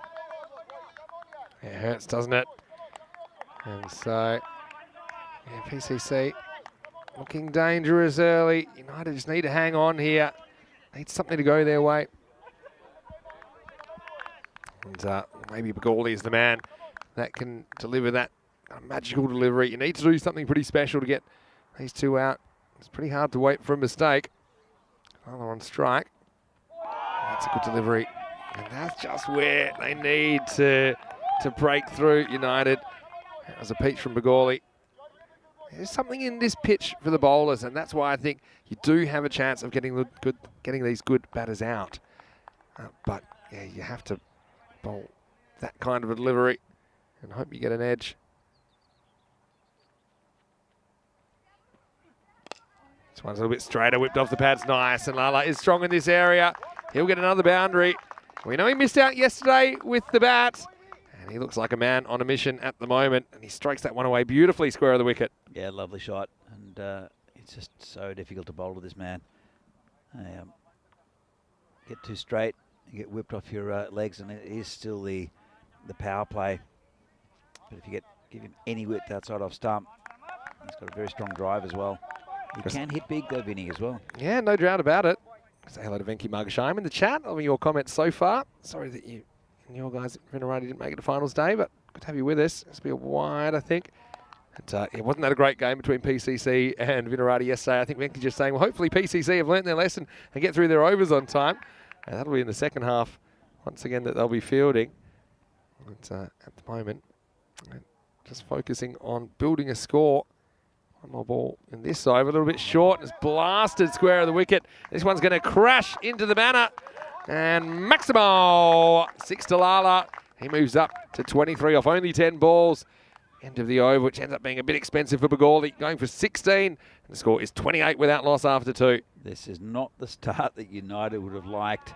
And it's looking pretty ominous for United at the moment. You see how we got here. You know that Bohemians did make it through to the final after beating Spartans in the first semi-final, which means we'll see Spartans again, but that'll be in the bronze final against the team that doesn't win this game. And the final later on will be a tasty one, no matter what happens in this game.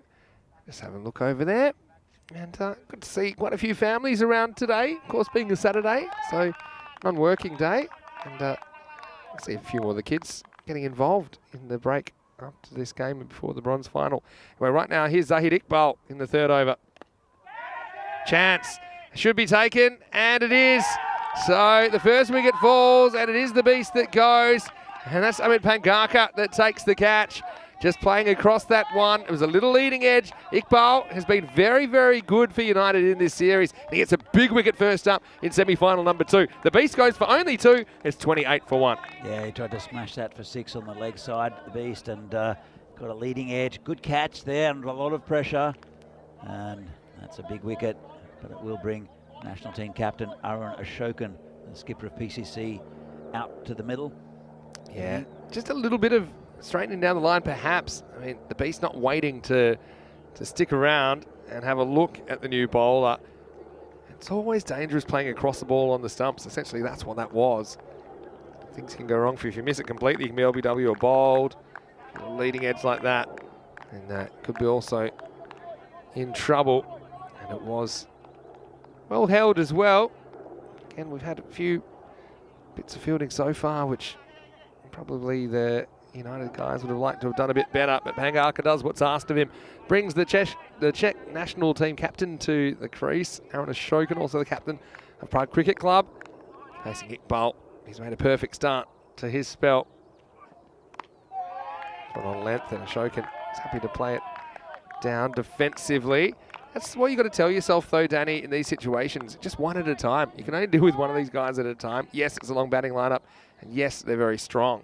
But again, they've got 2 arms and 2 legs, and they're going to make mistakes like anyone else. Look, absolutely. And you saw both Sudesh and Lala miss out yesterday with Joe Cope taking their wickets early. This one's worked away, and it will beat the man in the circle. It's probably run away for 4. So fast in that area. And so is Ashokan. Just a little touch shot there, gets off the mark with a bit of style. Just flicks that one round the corner to the fine leg boundary.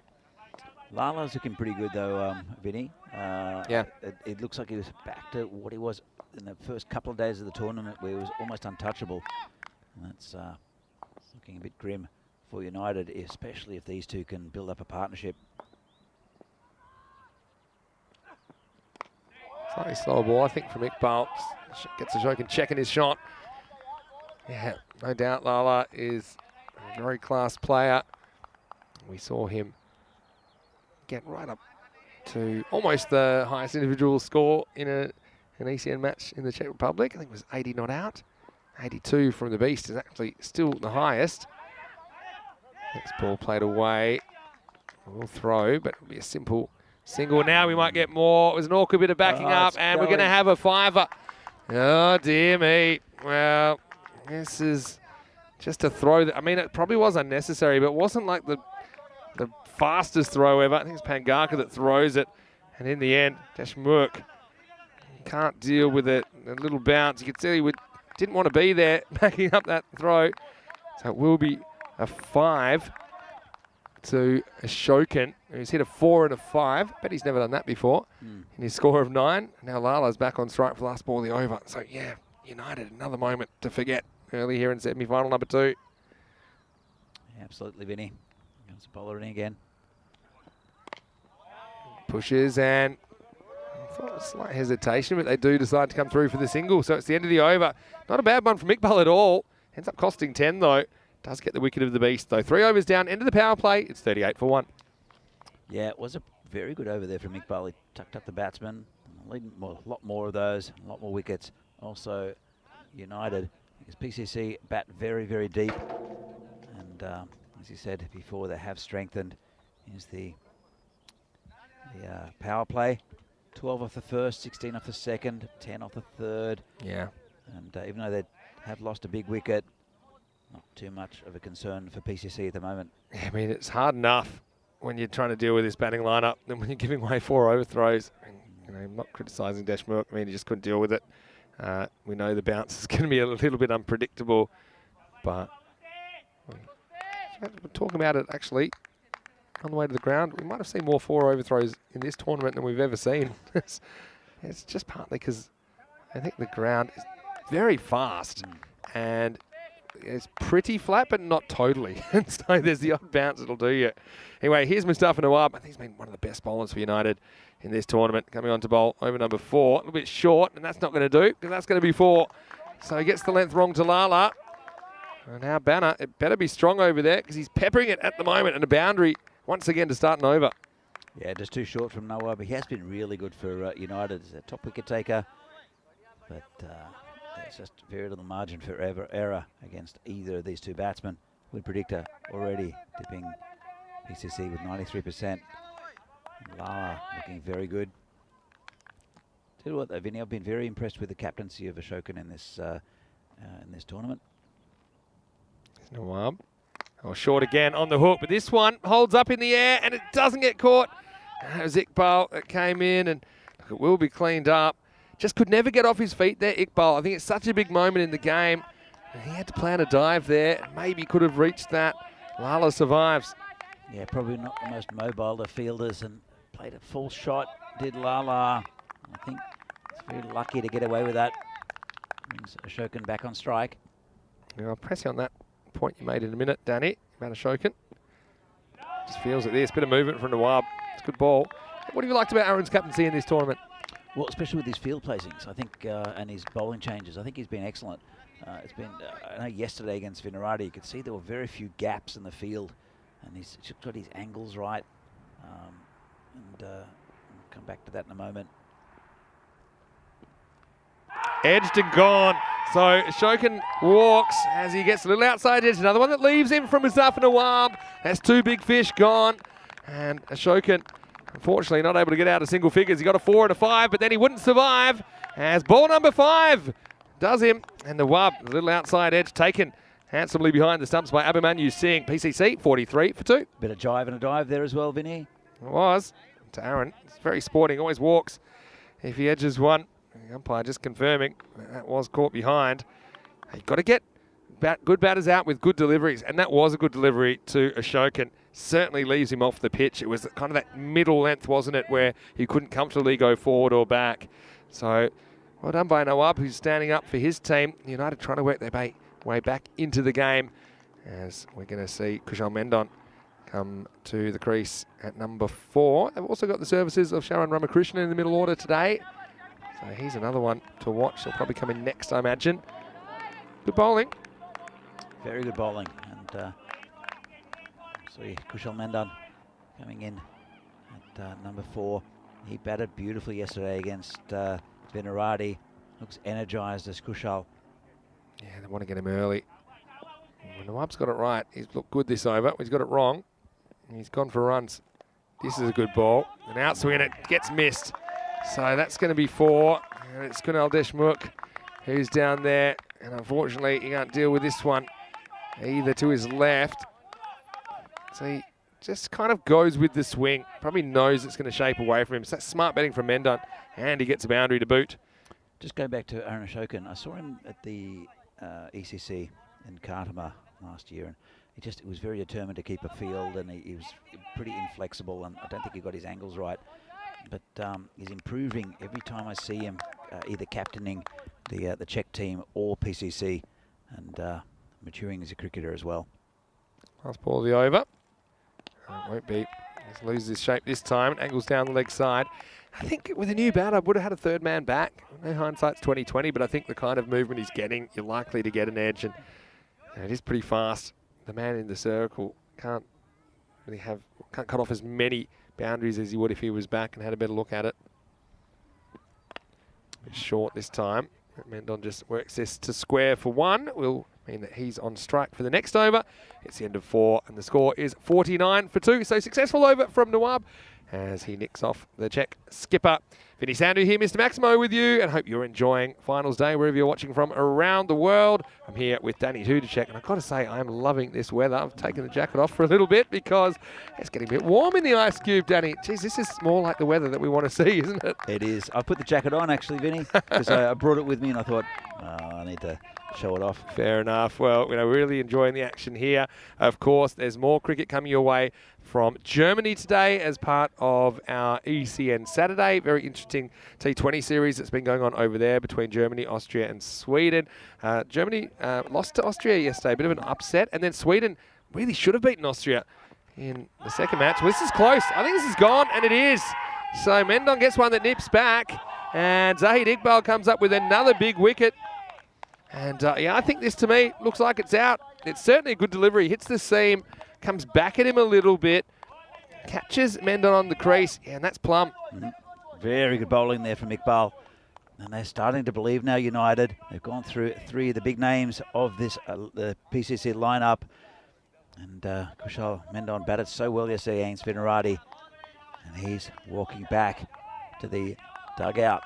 Brings up Akash Palmer. Yeah. He's a big hitting batsman. He is. So batting Ramakrishnan 6, I guess. I assume he'll come in next. But yeah, Akash Palmer, another very good player. National team representative. But once again, that's a good ball. And we talked about how this pitch will give you some assistance as a seam bowler. And it does a bit more than other artificial tracks around Europe that I've seen. And yeah, to get good batters out, you have to bowl good deliveries. And that is what United are capable of doing, especially these 2 in the middle, Mustafa Nawab and Zahid Iqbal. Comes in now to Palmer. He just sneaks across his stumps and works this away for 1. Lala has kind of gone cold a bit at the non-strikers end. Hasn't had a lot of the strike of late. That brings up the 50 for PCC, but now Lala will want to get this innings back on track. We've seen these Kookaburra balls swing a bit as well, even late into the innings. And you're right about the pitch, Vinny. Do you think it's a factor in why the scores haven't been consistently over 100 here? Yes, definitely, because I'll tell you more about that in a second. Lala just works this and spin almost hit the fielder there. You don't want to chase that one and fetch that one out of the wheat. And Lala moves to 30. Yeah, I think it definitely has, because when we see those really big scores, it's normally because top order batters have scored big individual scores. So because there's more of these deliveries that are capable of getting them out, I just think they're getting out more, and that's why we're seeing lower scores as a whole. Because middle order, yeah, they can come whack it around, but they're guys that get out more often as well. Yeah, they can hit runs and hit some big shots. Your Suggo ready types and all that. Yeah. But you just don't think they're going to make a 70 or an 80 or more, do you? You think, okay, they might whack a quick 20 or so and then probably hit one straight up in the air or miss one. Got over this from Iqbal, but he's only got 2 more balls. This is an outswinger, and Lala goes after it, and he's going to get 4. Smart batting because there's no one back there behind point on the boundary, so he knows he just has to get over the infield. He does, just goes with the movement. Another boundary. Cuatro quedas más, and Lala is the one keeping this innings on track at the moment. You made a good point there of players really not scoring big, and there've only been a few 50s so far in this tournament. Yeah. And we're into game 46, so it's really been a good contest between the bat and the ball. And even though at all times you think that when the batsmen are starting to dominate, the bowlers do have a chance of getting their wicket. That's a good start. Lala Here. could be. Ooh, clean pickup might have been interesting there. It will be the end of the over, so he will survive. And he's still a little bit bothered, I think, by a leg injury, just hobbling away after that. And yeah, was forced to go. And taking a long time now to get back to the striker's end. So yeah, just keep an eye on him. Looking pretty ginger as we get to the end of 5 overs, 57 for 3. So no run rate problems for PCC at the moment. They're on track for 114. But they have lost 3 key batters. Still a long batting lineup. That gives them a lot of confidence, I think, knowing that they do bat deep. Yeah, talking of the biggest scores in this tournament, we have had a few 50s along the way.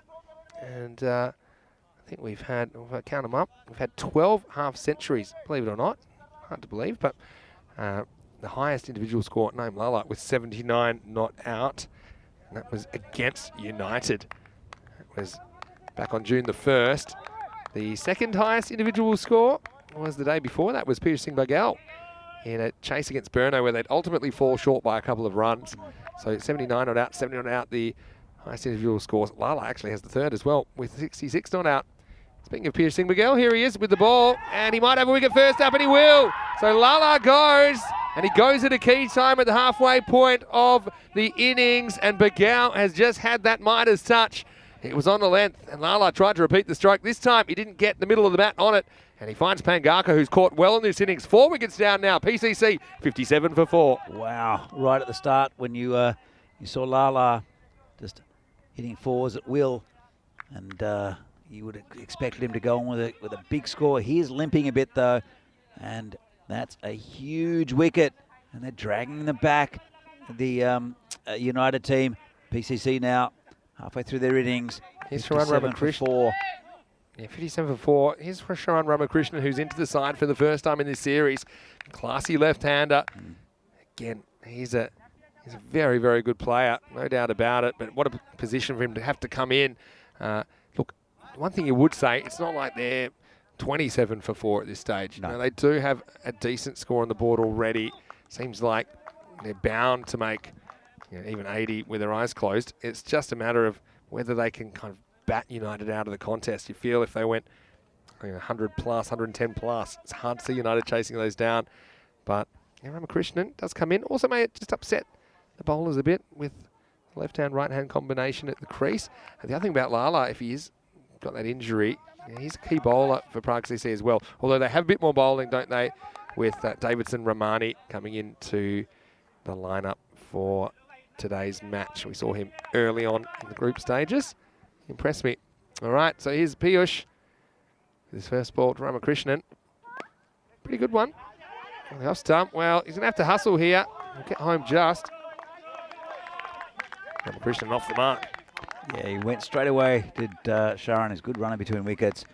Good fill in there from Bagoli and from Piyush, but safely home. Just wondering about a direct hit here. Put his head down. Yeah, probably just home. Good judge of a run, Sharan. Never easy when you first come out there to get your skates on straight away. Palmer gets full toss. He pats down to mid-off. And now they're going to take an overthrow, but it might cause a run out. It doesn't. Well, this one bounces off, and that's alert running from these two. But I thought it actually bounced straight to Pangaka, who somehow anticipated it. And I thought that Akash might have been in a bit of trouble here. They're both pretty quick, these two, though. Yeah, there's quick and there's quick. Obviously, he's made that fairly easily in the end. This one's pitched up. Miguel will do his own work. Took a very good return catch a bit earlier in this tournament, piercing Miguel. He's a good fielder. Also, you mentioned he has the second highest individual score with the bat in this tournament. Any sort of chase, I think he's got to play a role in it for United. He's playing a role with the ball at the moment. Cut away and finds the gap. This is a fast part of the field, and that's going to run away for 4. So smart batting by Palmer, who picked up the length pretty early. Good footwork to get in this position. You see, he gets across towards the ball, then he hits down on it. So a fairly safe shot, and it brings another boundary for PCC. Good shot there. Akash Palmer, so often in this PCC lineup, he's asked to do the big hitting at the end of the innings. He's got time to build a bit of an innings. Now Palmer, show what he can do. Pitched up, and they will get a single here. So into 6 overs, 65 for 4. Look, every single over has had a boundary in it. The last couple of overs have just had the one, but before that, we had some overs with multiple boundaries. So despite losing a wicket in each of the last 4 overs, the score has kept ticking. They haven't ever felt bogged down. And I think that's the beauty of having such a long batting lineup. And I think that PCC have played a lot of this form of the game now. Obviously, they played at the higher level at the ECL as well. They've got a lot of players that represented the Czech Republic in the ECC competition, the international T10 last year. So they know that when you've got the batting lineup that is able to do the job all the way from like 1 to 8, then you can afford to take those risks and not be too perturbed with losing wickets, and that's how they've gone about this innings so far. Here comes Bindra, the left armer back to bowl over number 7. First one is driven to cover, just a single. Yeah, so he's still saying United in with a shot, 33%. Wait, they're going to have to get through these two, and I feel like maybe you've got a kind of little crack in the window that you might be able to sneak through. So yeah, there's a bit of a lull in the innings as far as PCC goes, and the runs that they're getting. But at the same time, they can accelerate and hit big runs very quickly, these two. Ramakrishnan's finished some innings really well that I've seen. It's good Yorker here. It's good running as well by Palmer to get through for 1. I remember one game at the ECC came out and absolutely smashed the last over everywhere. So Bindra hasn't really moved the ball the way he's wanted to today, I think. So a bit of delivery, straightens down the line. Fielding should be done, and it is. And the other thing for United, and I wanted to mention, was no Ayush Sharma in the lineup for them. Oh, actually, he is. He's just wearing a different shirt. There he is. I thought it looked like him. So who's number 18? Yeah, Ayush is here. Now, there he is. There he is right there. Well, I thought I saw him, and then I wasn't wearing the same number. There he is, Ayush. Still wearing the headband though. It's good, because I was going to say, he's got a really important role to play as well. So he's ditched the 99 shirt. Wasn't bringing him too much luck. I thought as a batter, I wouldn't want to wear 99, to be honest. It's the second most annoying score to be out on in cricket. Comes it is, a full toss, but he's hit straight up in the air. No one's catching it. We have 3 fielders converging. And wow, it falls safely. Lucky moment for Palmer. Yeah, he didn't get hold of that at all, and lucky for him because there were three fielders converging, as you said. I think it was high, but when he gets to it, he's a long way out of his crease, so I think it was going to come below the waist in a normal position at the crease. I feel like they really hit the go button now. There's Ramakrishnan. Doesn't get the middle bat on this either. So he moves to 4. It's the end of the 7th over. The score is 71 for 4. Now, just a reminder that we have cricket all around Europe at the moment, and we'll be heading to Hungary tomorrow, in fact. And I know you've been to that ground there. It's a lovely ground in Sudliget, which is just north of Budapest, the capital. And then we'll be in Austria for a week. Austria at the moment are playing a T20 International Series in Germany. That'll be starting around now as well. 5 weeks in Italy, our Italian summer from the 27th of June. That will culminate in the Super Series, which will determine who will represent Italy as their champion club in the European Cricket League next year. Then in Germany through August, Dresden and Krefeld, 2 weeks each. So yeah, looking forward to an exciting summer of cricket. And the weather really is warming up and the action's hotting up here on ECN. Here's Mustafa Nawab, bowled a very, very good first over in the 4th. I haven't brought him back till now. Bowled in the 8th. And a little back cut. Knocked down. And they think of 2, but it's not quite there. Good fielding to keep that to 1. Yeah, really good fielding.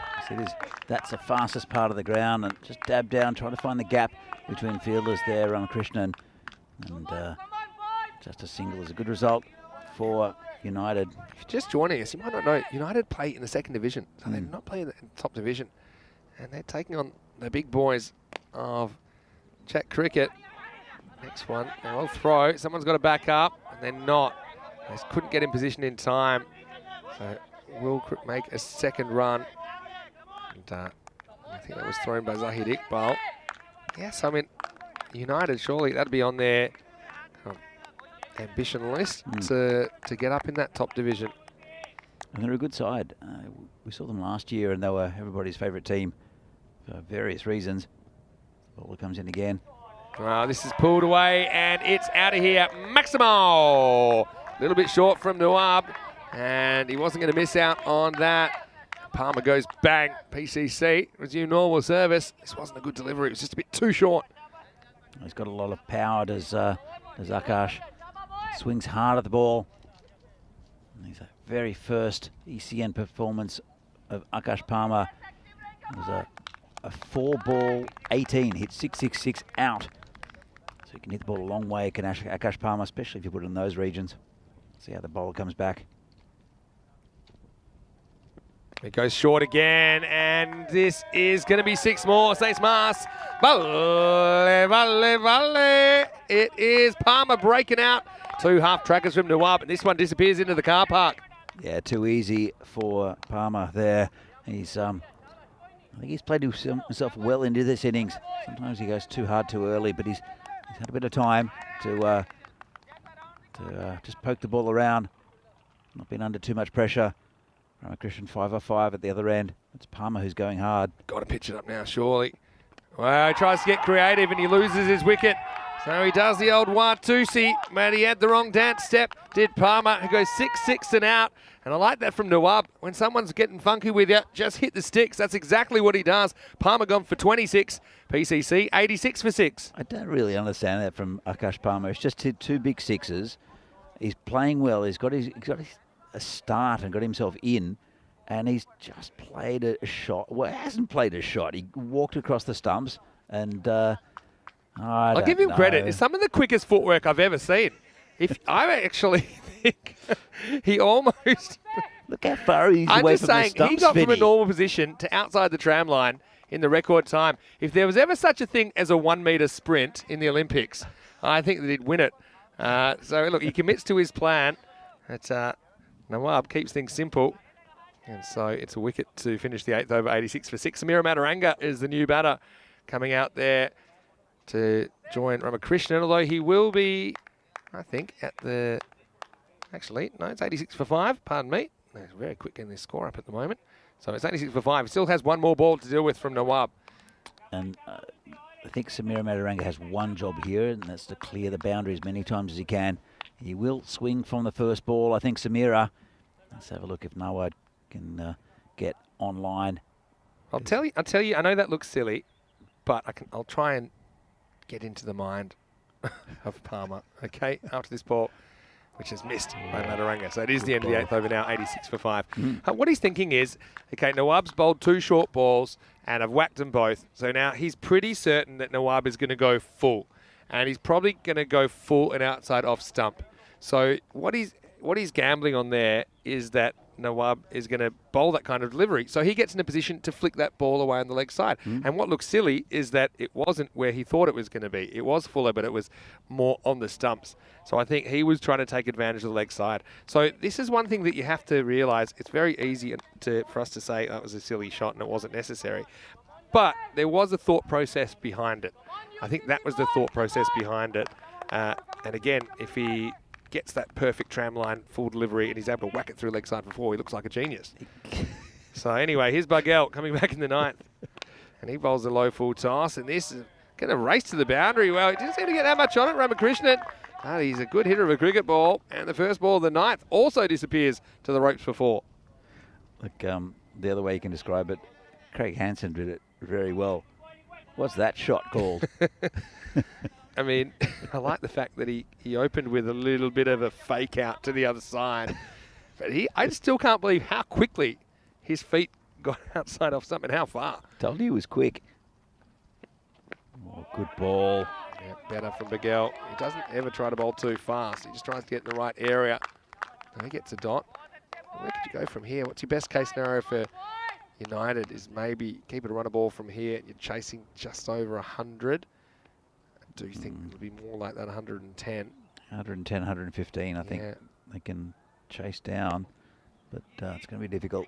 Let's hit out to Sharma there just for a single. It will be, but I mean, what PCC would have been hoping after batting first would maybe whack something north of 130 or something like that and really make it almost impossible for United continuing the bowling attack the PCC are boasting. Slower ball, another low full toss. Should be handled out there, and it is by Sharma. Yeah, it was such a bright start from Naeem Lala. He lost his partner Sudesh very quickly, and I mean, everyone knows how powerful Sudesh is as a batsman. And they've just been getting a little steady roll on with the wickets. And Ramakrishnan, he's very capable of getting a lot of runs. Misses out that time, pull it wide. Yeah, he's probably lucky to get away with that, Miguel. I know what Ramakrishnan's thinking. He wants to step across and whack it to the leg side as well. I'm thinking back to how he finished innings back when he was playing in Spain. He would often do that, just jump across and try and loft over mid-wicket or square leg. This time he gets a bit of a gift. It's full toss, and he gets in a good position to hit it behind square. So Rama has made his presence known here at the ECS. He moves to 14 in quick time. What I say about Sharan is that if he gets one off the middle of the bat early in his innings, it just boosts that confidence, and he's almost probably one of the hardest batsmen to bowl to in the Czech Republic, because he can hit you in all parts of the ground. But he's a bit of a confidence player. Yeah, and he hits this really nicely as well. This is just pure timing from Ramakrishnan. Shows he's not a one-trick pony. This time, just guides this ball from Miguel. Wasn't a bad one. It was full and fairly wide. But Ramakrishnan seeing him so well now. He moves to 18. It's been an important inclusion, hasn't he, for PCC, just strengthening their middle order. So at the end of the ninth over, the score is 101 for 5. And I think you're exactly right, Danny. I think they're going to head for something in the 110 to 115, potentially more. If United can't keep the bats quiet, Mataranga will be facing up as we approach the 10th over. Yeah, it's going to be very difficult for United to get this total. They are a second division side, and they do have some good batting though. Piyush Patel has been my player of the tournament for United, and he'll be instrumental. Abhimanyu Singh's been batting very, very well as well. And it will be Manish Jangid who bowl the final over. Let's see how he goes. All right, he's been asked to bowl. Jangid, and he won't last too long with balls like that. It's short. It's into the body of Mataranga Maximo. And Mataranga Maximo kicks off the 10th with 6 runs. Yeah, just not a very good ball there to start from Jangid and Mataranga. That's exactly what he's been sent in to do. Just hit as many sixes as he can. He does hit the ball pretty cleanly. Does Samira. Not really noted as a batsman in the Czech leagues, but has improved that in the last couple of years. Once again on the leg stump. This time it's dragged out. It's a funny little bounce out there. They deal with it, just a single. Yeah, interestingly, they've gone for Jangid here when they could have gone back to Bagoli. Bagoli did go for 16 early in the innings. I know he's been troubled with a bit of a leg injury over the course of the tournament. Yeah, but for me, it's a bit of a gamble going for a 6 bowler. Jangid, rather than going back to your opening bowler. I agree with you, Vinny. Let's see what Ramakrishnan can do to him. Stays fairly still. Still tries to hit across this. Just gets a little inside edge onto the pad, I think. So this will be 1 run. Pretty good ball by Jangid. He can only just do what's asked of him. I think I just guard him against, I would tell him to guard against bowling too short. I think that's what the batters want at this stage. They want the length to play with. So even, you saw Miguel occasionally get away with a low full toss even. He'd rather be there, I think, than short of a length. It's a good ball there to Sharon, so he can repeat it to Samira. That's the good ball. Now, can't get away. Can't even get a single there. Well, this could easily bounce off the stumps and get off for one. I think Ramakrishnan wants to get back there, but perfect ball. Madaranga just couldn't get back past the bowler. Yeah, that first ball was a bit too short, but it's been right on song ever since. That's Jungid. And I feel that if he concedes too many runs of this over, it's going to be beyond United, but he's been pretty good so far. 2 to come. Well, there's that low full toss. Can be hard to time up sometimes. Sharma would be a key component of the chase, I think. Now they're going to think about a second, but smart throw to the keeper's end allows, well, it doesn't allow essentially Madaranga to get back for a second, but I don't think they'll mind the one. Ramakrishnan and Sharon's batted very well in the last stage of this innings just to keep it on course. They're 110 plus this. So seatbelts on, everybody. Last ball time. Get your running shoes on if you're out there in the middle.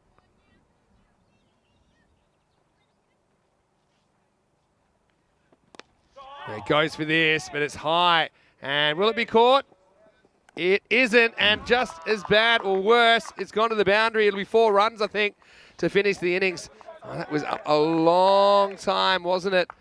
And you see the fielder. This would have potentially saved 4. I think it bounces just inside. Might have another look at that. And it came down very quickly. It was a super high delivery. And, well, have a look at this. It is just 4, yeah. You can see great pictures by our crew at Spring Productions. Love their work.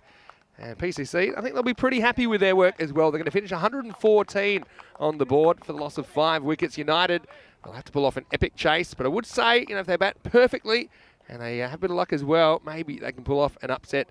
They certainly surprised us in the second half of this fixture last time when they bowled out PCC for 49. But this time, they're going to have to surprise us with the bat. Yeah, look, they got onto a pretty horrific start to the United with a bit of misfeeling, but they brought it back nicely, got a few big wickets. But still, it's a big total on this ground with these conditions. And United are a very good, plucky team. And you're right, Vinny, with what you said, they'll have to bat very well.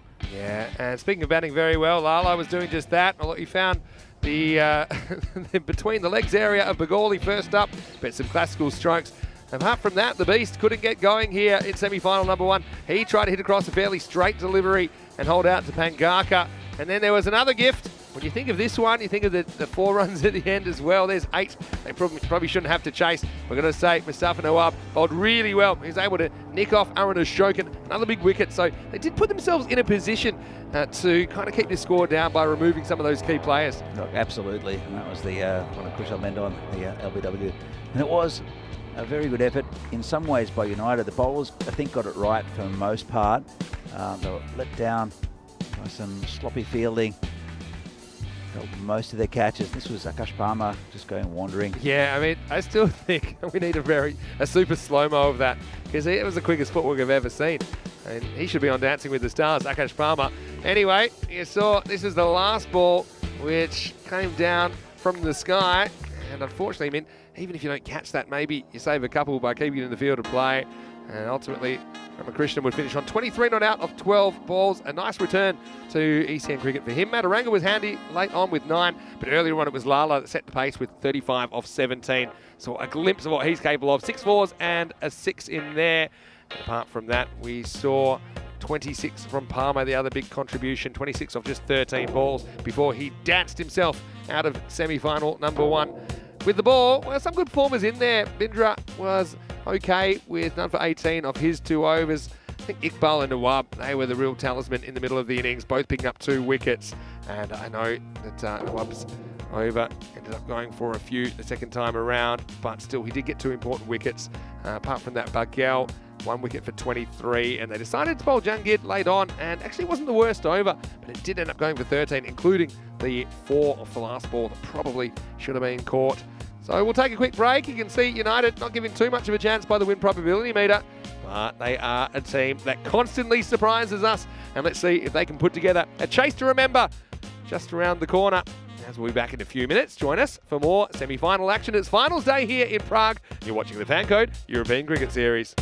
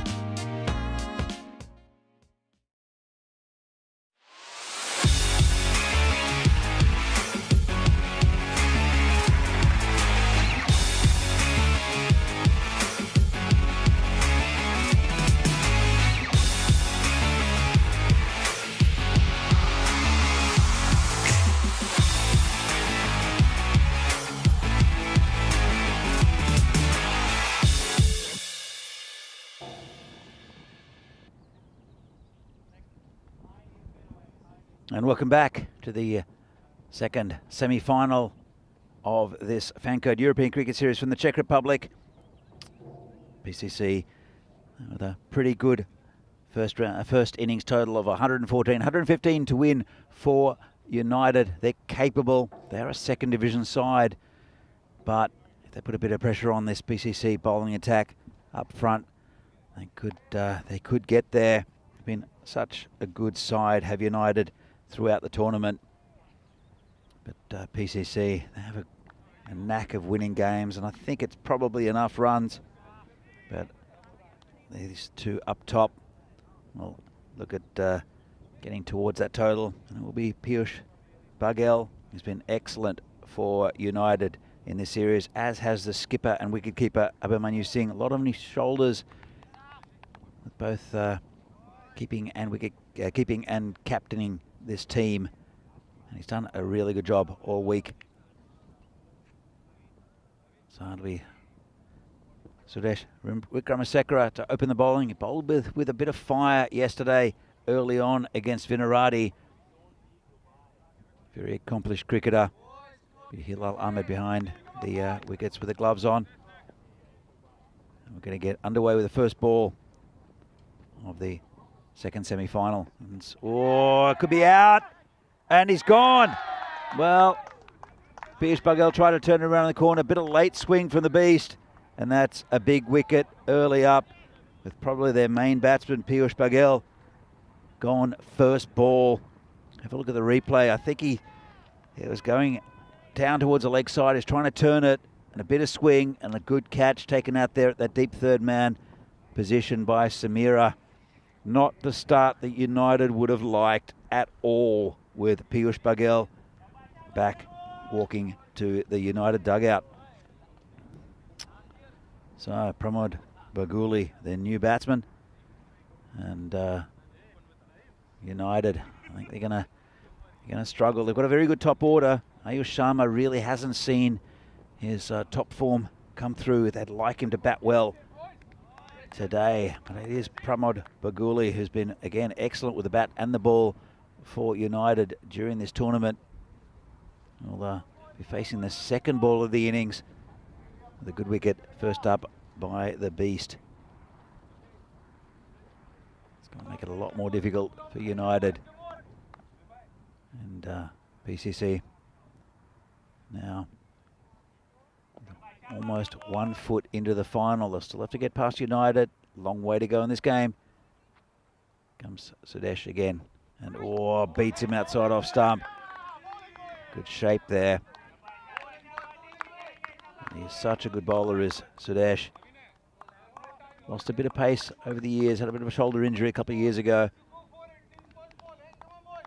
But very clever bowler. Comes in again, bowling to Bagoli. Tucks him up, could be out, and he's gone. Well, United in all sorts of trouble.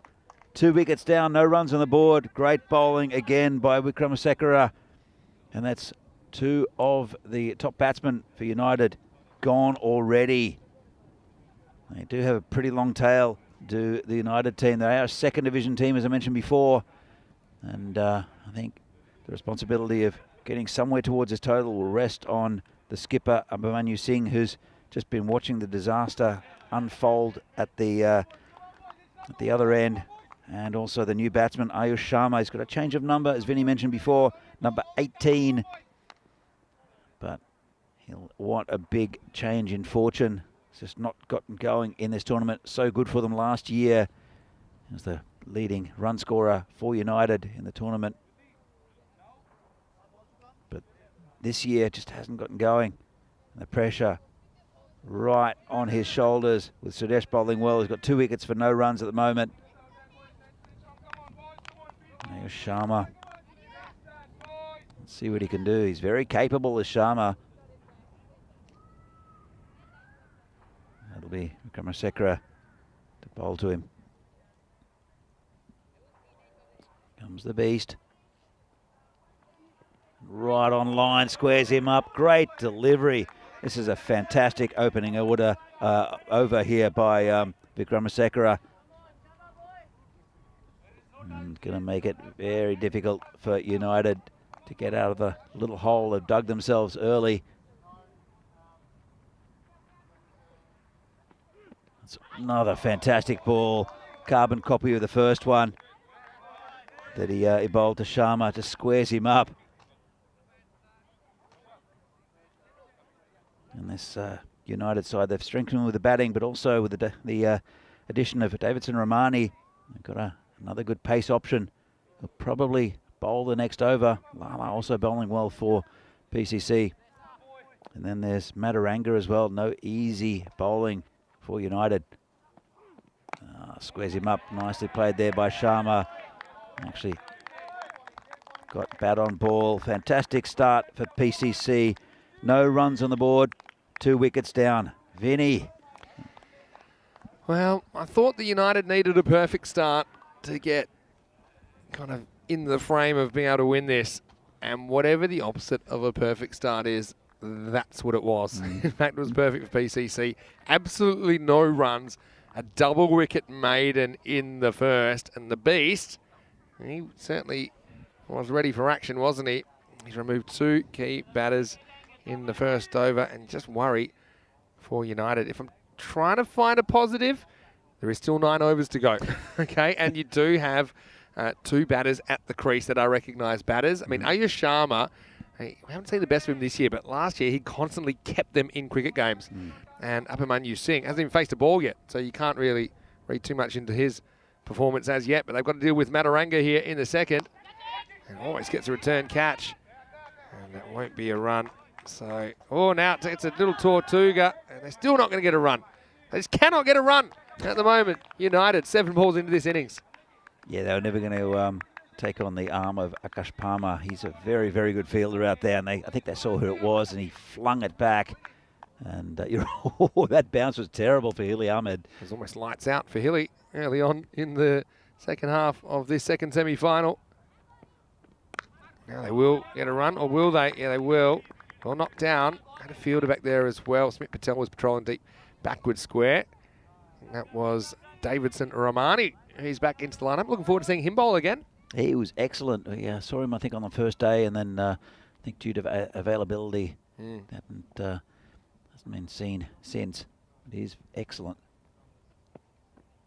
Swing and a miss. I tell you who is happy whenever there's a maiden is Maiden Waters, who's popped into the chat. Hello, Maiden. Saying evening, everyone. Happy finals day. What a superb over. First maiden for a while. Yeah, I think we have had some maidens. We had a 7-run maiden yesterday, which you don't think is possible, but there were 7 leg byes, 4 and 2 and a 1. It was the most expensive maiden I've ever seen. But still technically a maiden, because leg byes don't go against the bowler's analysis. Madaranga now to Sharma. Just keeps this one out. And this offside field. Talk about the angles of Ashokan's fields he's setting. And out kind of prowling around, aren't they? And don't want to give away that single. What I noticed is that yesterday, and it's not quite this apparent today, in fact it is a different field, is that he has lines that he achieves. That's a good ball. Well, it really takes off. There are lines that of fielders, like banks of fielders, so it's really hard to get through that infield. There's also good backup after the power play, but here he's got a really attacking field, especially on the offside. I often picture myself keeping up to some of these bowlers. That one would have hit me in the head. That really took off from Madaranga. Last ball of the over. And a slight fumble at mid-wicket will allow a single. So I suppose, again, keeping it positive, a much better over for United because they get some runs, but only 2. It's 2 for 2 after 2. Well, it's a Richie Beno type score, isn't it, Vinny? A little bit. Well, don't know if we'll see any centuries in this match, but I was just curious as to our leaderboard, and we've only had 3 centuries for the year, so it's a bit down this year. Bubba Hussain got won the ECL against the Turkish champion Zayt Zafer for Brescia CC. We had Azar Andani, Wild Panthers versus Coimbra Knights, match 27 to Portugal back in the 4th of April. And Ume Nawaz not too long ago, just over a month ago in Landskrona in the south of Sweden. He was able to score 102 not out. So We never had a century in the Czech Republic. I think the Beast with the highest score ever of 82. And looking forward to Hungary next week. The highest score we've ever seen there is 94. So again, a place with no centuries. I wonder when we'll break our century hoodoo. And, the Beast is back, and he's still not giving away any runs. That's 7 consecutive balls. I haven't been able to score off him. When I was in Hungary a couple of years ago, Zishan Kokihel hit 8 sixes in a row, including 6 off 1 over. And I'm surprised he hasn't got 100, actually, Zishan. I'm sure that 94 is his. Yeah, it is. Very, very well, well remembered. August 23, 2020. It's a while ago now. Now just out of ideas this time. As Sharma doesn't fire a shot at this one. Yeah, 94 off 35 balls. Royal Tigers against the Cobras. See the Cobras again. And a new team, Debrecen Vikings, will be making their ECS debut, as well as the top 4 teams from last year. Slips in place now for the Beast.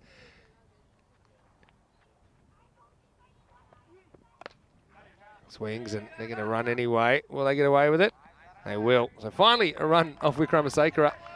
And some people wonder about Roy Diaz on his shirt. That is his middle name, Sidesh Roy Diaz Wickramasinghe. But the funny thing about this shirt is it's clearly a misprint, and I think it says Rory Diaz or maybe Roxy Diaz. Roxy. Have a look at the shirt there. No. So could see him getting some use out of it anyway. Of course, Roy Diaz. 2 for 2 off 2.2. Oh. This makes going to be 3 now, and it's just a fairly tame push to point. The Beast is hard to get after. You can't really blame Abhimanyu Singh trying to get after the game. But United, they pulled ahead, but now it's 3-all, because that is 3 for 3. And this innings in complete disarray. Yeah, I fear for United. I don't know what the lowest score is in the this tournament, but United are headed towards that, and it's just from fantastic bowling from both the opening bowlers.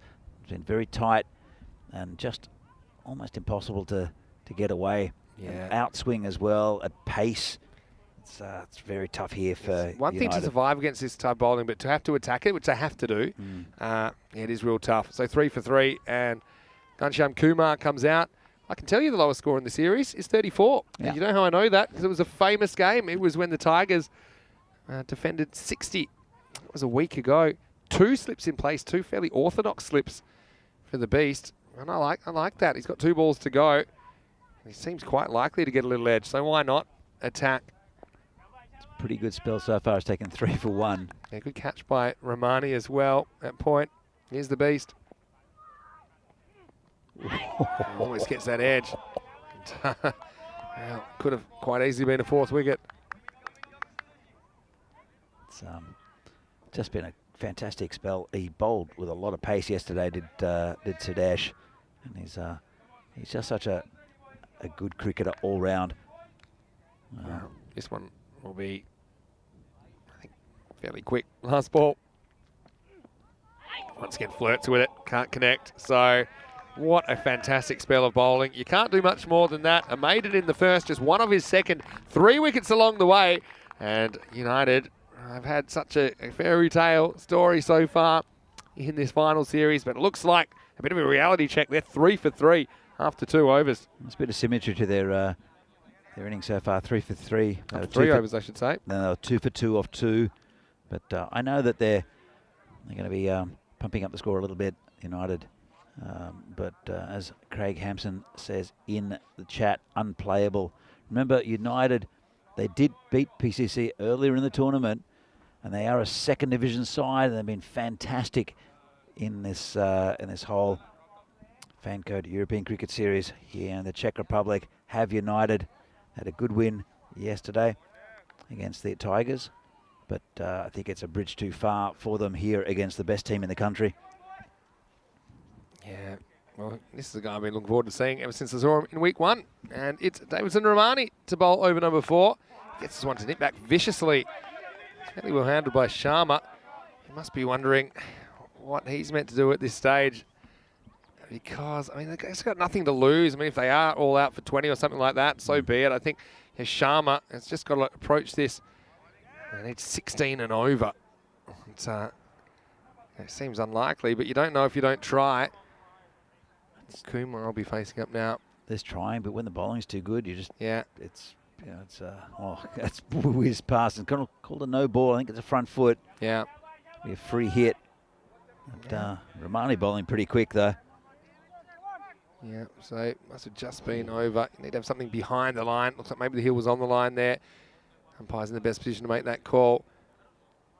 It was a good addition to this side today, and I'm assuming they'll get through this game and I'll play Bohemians in the final. And as mentioned, they could be a bit brittle, the Bohemians batting. We'll see that later on in the day. Again, just assuming PCC are going to get in, but it's a pretty good assumption at this stage. Wide this time. And Romani gets some good movement either way. You see the first one nipped back viciously towards the batter. This one going away. Still a free hit though. And Romani is well, I don't know what he's fearing. His captain's had a bit of a chat to him, Arun Ashokan, saying, bowl what you did in the first couple, bowl it closer to the batsman. He's got the field set. There's a man at short, mid-wicket, and short cover. Comes Romani again. Another one where Kumar can't get bat on ball. So, it's been a tough little initiation for United into the semi-finals. And I think PCC, they must have a score to settle against United. I mean, don't forget, they actually got bowled out 49 against United last time they played, losing that match. This time he gets some bat on it and just gets away from the beast. He's taken Romani's position. Slight fumble allows a second, so Kumar does get off the mark eventually. Yeah, it was in the air. He's trying to take a risk by hitting the ball out there, but it's just so difficult for these United batsmen. A little hello to Phil G in the chat. Good to see you there. Thought you'd be out of the game, Phil. What's going on? Might be able to get him before the end of the day. Well bowled by Romani. Just getting out in the channel outside the off stump. Bowls with good pace, does Romani. I like his like the way he does his business. Having a bit of a chat there again is Arun Ashokan. And as I said, I think he's been captaining both the national team and this PCC side very well. Ashokan just having a chat with his bowler. Another no ball. He needs to sort this little issue out. I mean, this is something heading into what we assume will be the final against Bohemians. You don't want to be giving extra deliveries and extra runs away. There's another free hit coming up. He is charging in as Romani. But bit of a loose over here from PCC. Such a good start. They're still well on top. Romani's gone for 6 so far. Most of them have been extras. Call big swing top edge for 6. All right. I'm going to send my little big call, Vinny. Send my little mojo this way. Here we go. Well, didn't call wide. It's probably a good wide for United because it'll still be a free hit, but it'll be Sharma that's on strike for it now. It's been long over here already from Romani. We're bigging him up, but he's bowling with a lot of pace, just not much control. It's a bit of an exhibition, isn't it, at the moment from PCC. So Sharma, let's see if he can take him downtown here. Romani still bowling a free hit. He tries, gets it upwards. Might push for 2 here. And yeah, they will get it. Mendon wouldn't have been out if he caught it anyway. And that's where you can really kind of make a definite move. You know, you can't be bowled or anything like that. So Sharma gets a couple, but in the face of really good bowling, he finds himself 5 off 12. He's still there though. You pop up the score a little bit. I think they'll reach a total, but it's good to see Ayush Sharma finally getting a little bit of a start. Yeah, at least. Well, consolation runs you feel at this stage. It's the end of the over, 4 overs down, and it is 14 for 3 That's Vinny Sandu here, Mr. Maximo. Alongside me is Danny Hudacek in the commentary Ice Cube. It's great to have your company. I know that Craig Campson's in there, Phil G's in there. You mentioned that to everyone that sent us a comment. It's been great to have your interaction. It's one of the unique and special things about watching cricket on the European Cricket Network. Of course, we don't just have this game going on at the moment.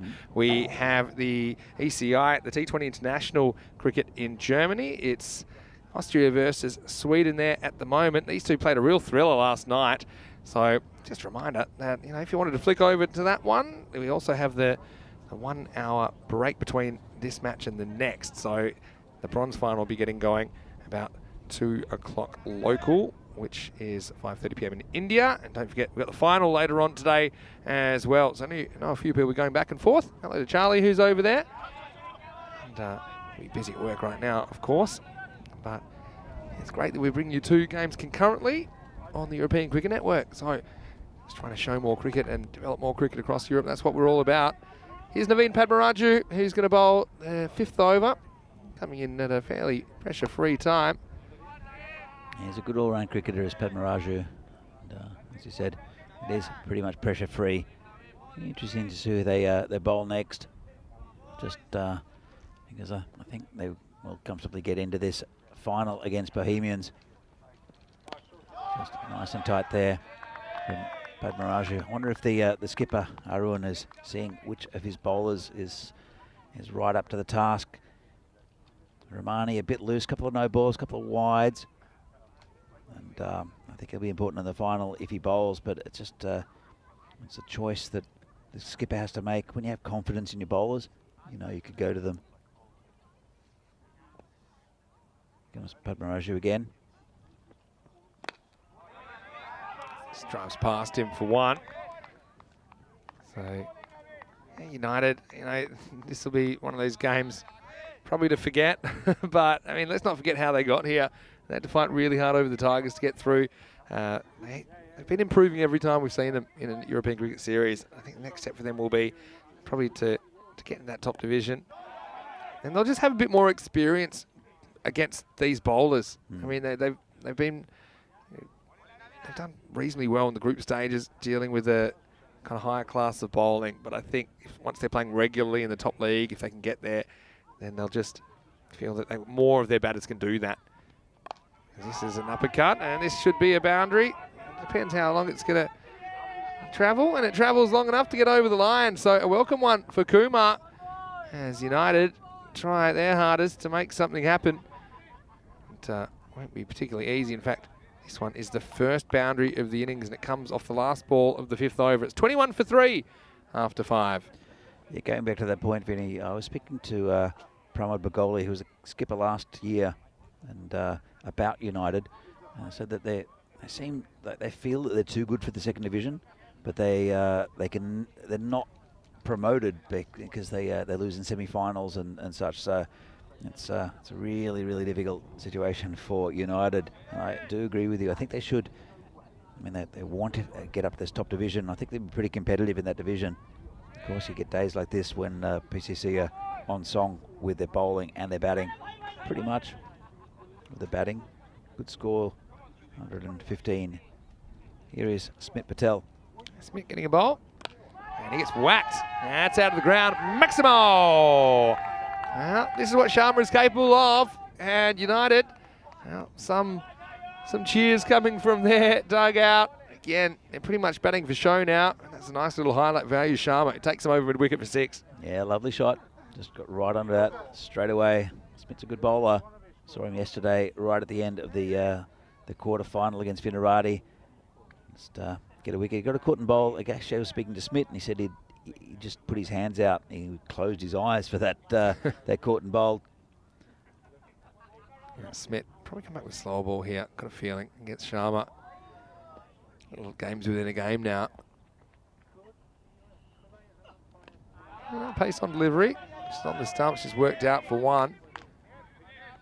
Yeah, just a little inside edge, but they haven't given anything away really. PCC in the field, have taken the catches. The ground fielding's been pretty good as well, apart from a couple of small fumbles. But you have to forgive them for that. Goes again, and he's going to get 6 more. Maximo, this time Kumar Well, he can't get it over the Danzilla on the bounce, but he does get it over the rope. And United showing a bit of fight here in the 6th. They'll need a lot more of those 6s, though. They can probably get there if they keep on hitting 6s, mathematically at least. That's 3 a ball they need. So it's double what they needed that ball. Problem is they needed every ball. Again, Arunashekin goes up and chats to his bowler. It's good captaincy. And Smith Patel again. I wonder if there's a ledge on this. Bit of a reaction. It might be. He's wrong-footed there, Hilly, behind the stumps. Might have been going down to his left. Let's have another look. And he was moving left, yeah. Yeah, it was like a extremely late cut. Back to the action. This time there is no edge. Handled behind the stumps. Yeah, so they're tough catches. Because you can see he's off balance. It was cut and it was dipping on him. Yeah, the keeper has been pretty good behind the stumps in this tournament. Hilly Ahmed when he's come into the team.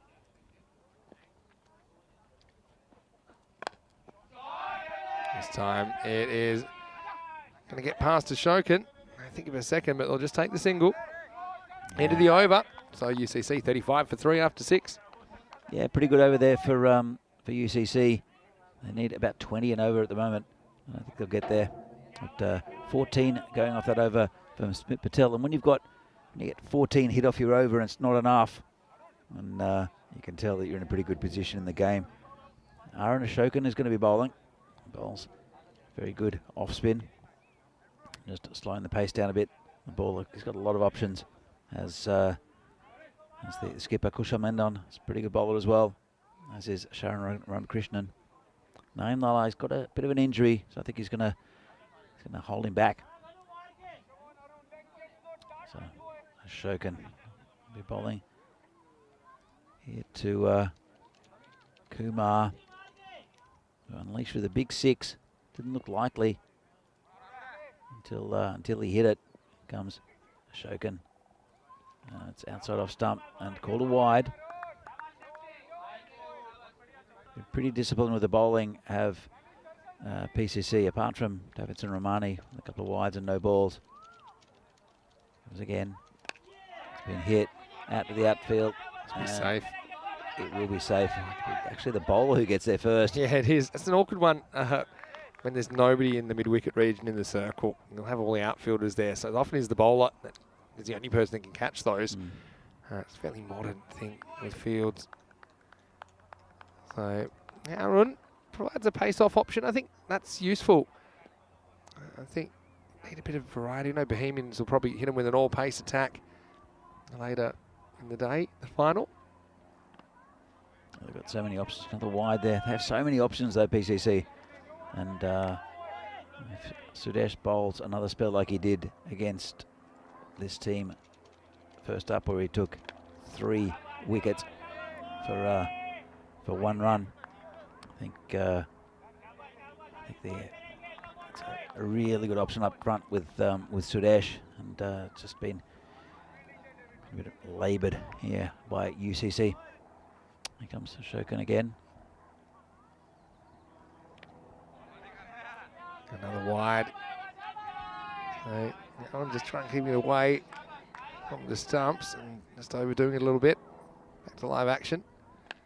Goes after this, but Hilly has an opportunity. He has to find it first, and he does. So Kancham Kumar, well, he stopped the rot a little bit. Came in with the score at 3 for 3. Little mini partnership ends as Ashokan, the captain, gets a wicket. And it's caught behind by Hilal Ahmed. The score now 40 for 4. Yeah, not a bad little contribution there from Ghanshyam Kumar. But, this game is getting towards that stage where it's fading away. 40 for 4. They pump the score up a little bit. They won't get the lowest total of the tournament, and they should get up probably towards about 60 odd, especially if Ayush Sharma continues. And it will be Mustafa Nawab, who's been so good with the ball for United. And it's coming in, facing this ball. Ayush Sharma doing okay at the other end. So Mustafa Nawab bowled really well in this tournament, bowled really well in this game as well. But he will be a new batter in this occasion. He has to deal with his Shokin. He's halfway through his first over. So it's hit down the ground and put a foot out, did the bowler, just the one. So Vinny, it looks like it's going to be a PCC Bohemian final, which is probably what I would have tipped. Yeah. In the start of the tournament. At the start of the tournament, okay. Right at the start of the day, you were tipping the Spartans.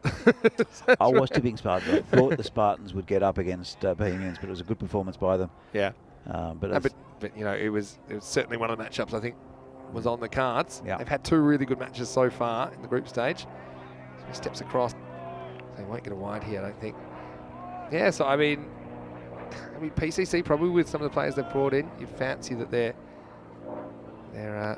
favourites. But I think it all comes down to Bohemians bowling, and if they can get the big wickets. I think PCC will want to bat first. I think Bohemians will want to bowl first. So I think we'll see PCC batting first, and it's just a matter of if those bowlers can break through. 7 overs down, and it's 42 for 4 at the end of 7. As we just let you know exactly where we're at the moment. We're in semi-final number 2. Can pretty much tell you now that it will be Prague Spartans versus United. So look, it's another chance for United to get out there, and they can still get a medal. So I think they'll have a lot to play for against the Prague Spartans. It would be a big honour for them, I think, to place, and they would get bronze medals if they can win that game. Prague Spartans, I'm sure they'll want to win that game as well, though. And it seems certain that we will have Bohemians versus Prague CC in the final. So yeah, big day ahead. There'll be a bit more of a break, about an hour and a half away from the start of that bronze final. In the meantime, we'll have some cricket for you, not only in Germany, but also on this channel. Got some of the juniors coming on to show what they can do. I'm looking forward to that as well. So we head into the 8th over. Yeah. Pretty exciting news. The pies are here, by the way. Yeah, I So know that. I'm having sausage rolls today. I think was it a vegetarian pie you had yesterday? What do you got today? Do you remember? I don't know, because I always order in advance and they say surprise me with the pies. I had a vegetarian yesterday, so I doubt I'm getting another vegetarian. I'm sure it'll be tasty though. Their chicken pies are pretty good. I've gone for beef pies all week. That's Smith Patel, after taking a bit of stick in his first over, if he can come back from this start, and that's a wicket. He has come back, and that's the end of Nawab. And Smith Patel, he went for 14 off his first. Good young bowler. And it's another wicket down for United. They're 6 down now for 43. This game peters out. Yeah, it does have that feeling, doesn't it? But, well, credit to Smith Patel as well. He's one of those guys that you probably don't think of him as an out-and-out kind of superstar of the lineup, but he always seems to do his job. He's a really good fielder. I do think he's pretty handy with the ball as well, and he just does whatever's asked of him. Can come in and hit some quick runs at the end as well. So United, yeah, I mean, this is disappointing for them. Amit Pangaka is coming out to bat for them now, but I think they'll already be probably, obviously disappointed, but already dealt with the fact that they're not going to be in the final.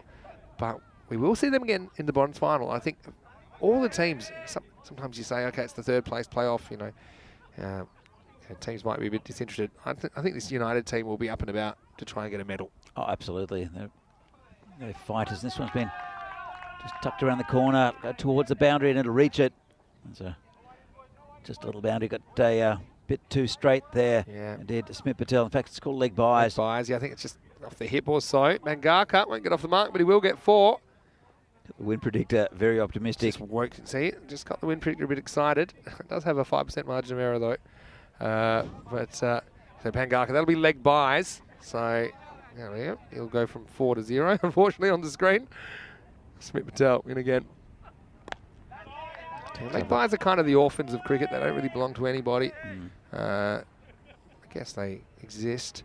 They don't go to the bowler, don't go to the batter, but they do go to the score. Never saw it that way, but yeah, it's pretty accurate. So Smith Patel, he's got 1 ball left of his spell, and I think he's an important part of this this lineup for PCC. He is an excellent fielder. I don't think anyone works harder on his bowling in the Czech leagues. And Smith Patel, and this one's hit towards the outfield, and that will be 4 runs. Yeah, well, nice batting, this one. As just getting a few consolation runs towards the end of this inning. Sharma goes up and over. So another boundary, well hit by Ayush Sharma. So yeah, brings up the 50 as well for United. 52 for 5 after 8 overs, 3 for 1, including a double wicket made. And the Beast was on song early in this innings, and they've never really recovered. Mataranga just bowling the other over in the power play, only went for 2. So yeah, 3 for 3 in the power play. That's right up there with lowest power plays ever. And it's not what you want in a semi-final, yeah, Vinny. no, it's not, for sure. It's not the worst power play we've had, although it is equal on runs. They were 3 for 3, but Miranda Dragons versus Awarish, they were 3 for 6. They'd lost 6 wickets. and that was, I remember that game in Portugal last year. Romani comes back, gets edged away, and they will get a run here. They scored about 14 in that game. Was I that? think that's where they ended up at 14 for 8. So what I do think is that this is the worst. That wasn't an ECS, though. It was a night series. Yeah. The worst power play we had in the ECS previously was 5. In the Gozo game, they were 5 for 8, ended up getting bowled out for 6. So I suppose it's the best recovery that we've seen, as they put on 50 since then. Yeah. So I remember that Portugal game, though. That's the first time I'd seen 2 bowlers on a hat-trick at the same time. So Conrad Greenshields took 2 off his last 2 balls of the first over. Then I think it was Krup Patel for Warash took 2 off his last 2 balls, and they were both on hat-tricks at the same time. Neither were taken, unfortunately. I think Greenshield finished with 2 for none of his 2 overs. Was it the first 2 balls of the second over? No, so the 5th and 6th balls of the first over were wickets. Yeah. So then it was the end of the over. So he was on a hat-trick, but he hadn't bowled his hat-trick ball yet. Greenshields didn't bowl again. Yeah, he bowled. Yeah, he can't bowl 2 overs in a row. No, but so at the end of the second over, Greenshield was on a hat-trick. Krup Patel was on a hat-trick.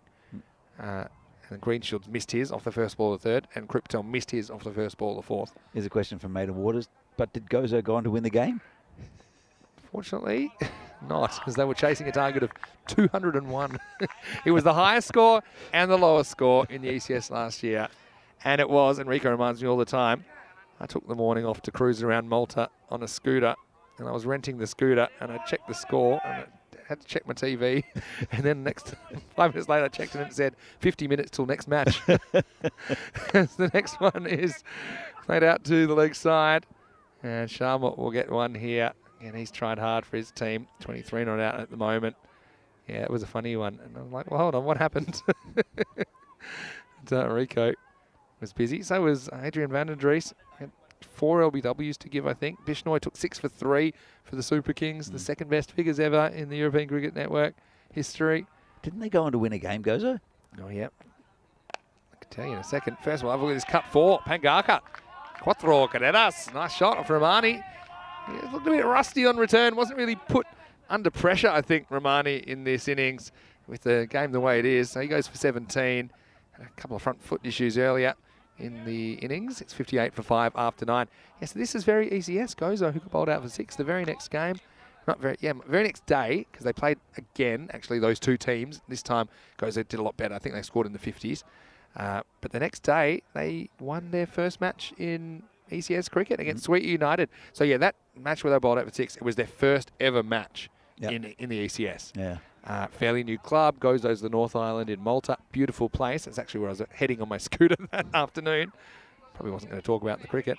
I then started talking about trying to land a multi-million euro contract with Gozo and how they couldn't afford me. And then the next game, they said, well, we don't need you because we're winning now because they won.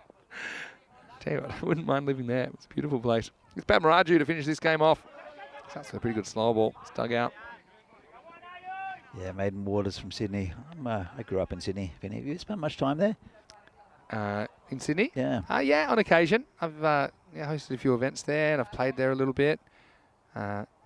Every city in Australia's got its own kind of feel. Goes for this, and he gets it pretty good. Maximo Well, United, a bit of kick in the tail. If they'd done this first and bowled out PCC for 49, they would have won, but they haven't. And yeah, nice batting as Sharma giving us a glimpse of what might have been in this series with his batting as he moves to 29. Yeah, Sydney, I really like Sydney for the landmarks, I think. I love the Sydney Opera House. If you've been inside, it's quite amazing. I've actually played in the Sydney Opera House, and there's all these interesting facts. Not cricket. When I was at school. Yeah, not cricket. When I was at school, our band used to play trumpet, actually. Yeah. And our band played in a competition there. We flew to Sydney, and it was a huge festival, actually. But what I remember about it was that all the nails and everything that are made from wood. There's no metal in it. The acoustics are something quite amazing. I remember this short, sharp note at the end of this song that just seemed to, the sound hung in the air for what seemed like a minute because the acoustics are so good. Of course, I think it was a Danish designer, wasn't it? Jonathan, yeah. Sydney Opera House. I also love the Harbour Bridge. You can climb it. I've climbed it. It's also really nice. And some nice beaches down there as well. And Bondi, of course, Manly. Yeah, they're getting going. Pangaka. He's going to get a cheeky little red inker here. I think he'll finish on 7. Yeah, and then the other thing about Sydney I really like is the ferries to get around. That's a very cool way to get around. Pretty nice. That's where you're from originally, right? Yeah, yeah. The ferries are a pretty nice way to get to work, unless it's stormy, and then it's not the greatest. It doesn't look as fun. All right, last ball of this game, Padmaraju to close it out. And he gets hit straight, and he gets hit. Oh, has that hit the rope? I think it has. Maximo! Well, 6 to finish. And United, well, a bit of momentum going into their next game, but they won't be in the final. This is pretty well judged as he hits it straight, and I think it just plops straight on the rope, or just over, in fact. So, fantastic bit of batting to finish, but unfortunately they couldn't fire early, United, who will finish on a fairly respectable 72 for 5, considering they were 3 for 3 off the power play. And look, credit to United. I know they've got a lot of fans out there. They were just a bit outgunned, weren't they, early on with the Beast. He was on a bit of a rampage. But credit also to Sharon Ramakrishnan, who comes back into the lineup and had a pretty important role. I mean, lucky Prague CC batted as well as they did. I mean, because, you know, their top 6 essentially getting the job done without anyone really going on to a big score. Ayush Sharma ends up with the highest score in the match because his 36 off the last ball that he gets him past Lalo, who makes 35. But they were consolation runs. You kind of felt it from early in the piece. And so, yeah, PCC are the other finalists. And now we know they'll meet Bohemian. That's a tasty one. We do have the bronze final coming up next. So plenty of cricket still to go here on the European Cricket Network today. Of course, you've got the German series as well going on. And, well, congratulations to Prague Cricket Club. They certainly deserve their win. And let's roll the highlights. And early on, it was beast mode activated as he wrecked this innings from the start. A wicket with the very first ball. Yeah, really good start, and it's the best spell we've seen so far in this tournament. Taking 3 for 1 off 2, including a maiden. And that big man, they were 2 for 2 with 2 of their top guns out. There's the third one. And the other thing I thought, and kind of mentioned by Phil G in the chat, is that PCC, I know we haven't had the toss yet. The toss will come probably in about 10 minutes' time. Stay tuned to our live chat and the website for news. I have a feeling that whoever wins the toss, I feel PCC are going to bat. Yeah, I do get surprised sometimes, but if that's the case, then they will be defending like this. So they defended really well and never gave United a sniff. They were 3 for 3 after the power play. It was the lowest ever ECS power play. But credit to them, United.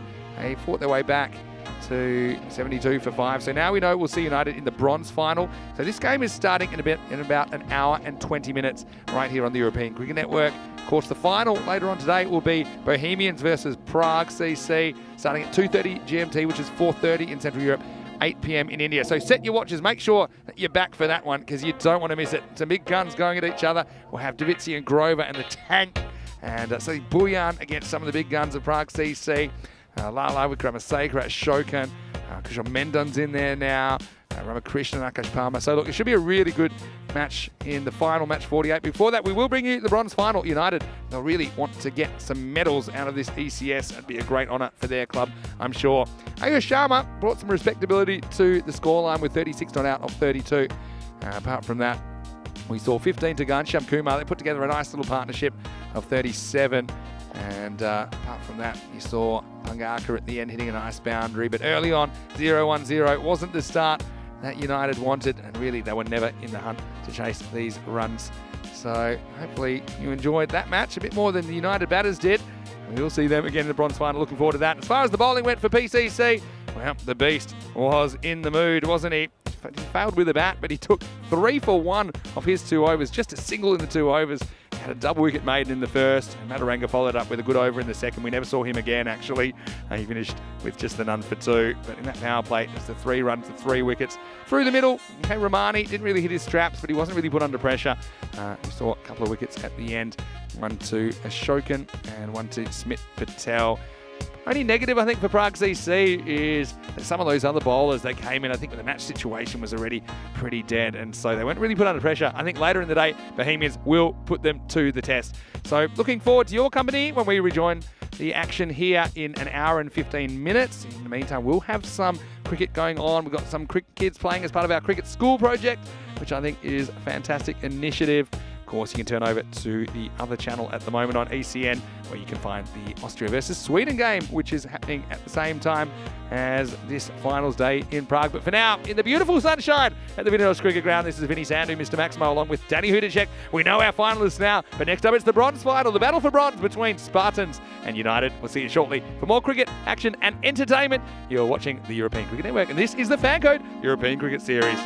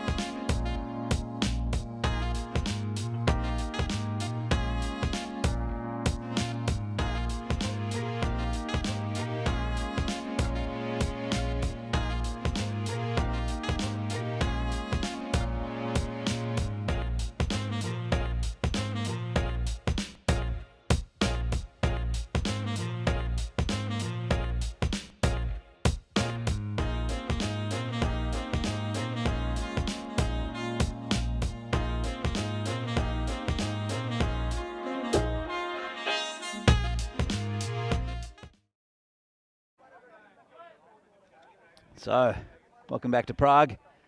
And as you can see, it's not quite the third place bronze match that you'll expect in a little while.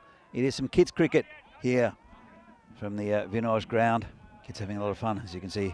Vinny out there with the kids, having a bit of a joke around. It's to do with junior development here in the Czech Republic. Some kids having a lot of fun here. A few adults around, but there's a good junior development scheme going in the Czech Republic. And I've got the outgoing CEO of Czech Cricket with me, Terry O'Connor. Will be here. I'm just going to ask you a few questions and have a bit of a chat about kids cricket. Terry. Hi, Danny.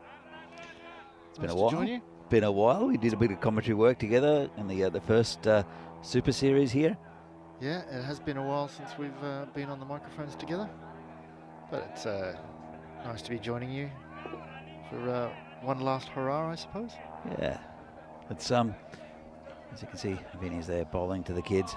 Oh, I bowled him. Well, Terry, tell us a little bit about what's happening with kids cricket here in the Czech Republic. Well, the Czech Cricket Union has a development partner. It's Cricketové Akademie Czech Republic, the Czech Cricket Academy, and they run all aspects of the development, from introductory sessions where they'll go into schools introducing the sport of cricket to kids who have never seen or heard of it before, all over the country, and they're also looking after the school clubs. We have a whole series of Czech schools who have after-school clubs, and then there are also there are 3 junior clubs in Prague that are around for another rung up the development level. And then above that, there is the junior talent groups. And it's the junior talent groups which is the reason why we don't actually have anyone from the academy, any of the academy coaches, out in the middle with Vinny and the kids right now, because the junior talent groups, they have their sessions on Saturdays. Yeah. On the other side of Prague, completely the other side. We're right on the very northern edge of Prague, and they're in a location called Lipenca. And there's 2 boy age groups and there's a girls group in the junior talent group, and that will be there's 25 spaces in each of those 3 groups, and they get a lot more intensive training. So Chris Pearce, who's the head coach of the academy, him and his core group of coaches spend pretty much all day Saturday with those 3 different groups, one after the other. And that's a special program which is funded by the Czech National Sports Agency. You get a grant for them. And probably and then above, even slightly above that, you've got the kids who are actually playing hardball cricket. Because the vast majority of kids who are playing are aged between 7 and 11, most of them are still playing softball cricket in a sort of street 20 format. Yep. But once you get beyond the 12, 13, a lot of the kids between 12 and 15, they are playing hardball. As I said, unfortunately, they are the vast majority of them are at Lipenca with the junior talent group at the moment. So we in a different scenario, we could have had a junior hardball match being played out here for the viewing, but instead we've got some of the other younger kids out there, and they're being helped out and supervised by some other coaches from within Czech Republic. And there's even the national team manager is out there assisting, and the president and chairman of Czech Cricket Union are out there with the kids at the moment. Nice That's shot, a nice that. shot. Yeah. They're running 2. They come back for a 3rd. And they are. Oh, it's Good good arm, running. though. So, yeah, look, you're right. There's some of the younger kids out there. I know that Karcher have got a long-term plan. The Cricket Academy got a long-term plan, long-term vision for the kids coming through. It's not just coaching, which I was associated a little bit with the coaching, as was Scott Page and Chris as well. But we would go to the international schools, and there wasn't really a pathway after that. A couple of kids did get into the national side, as 16, 17-year-olds. Yeah, but unfortunately that was 11 years ago. Yeah.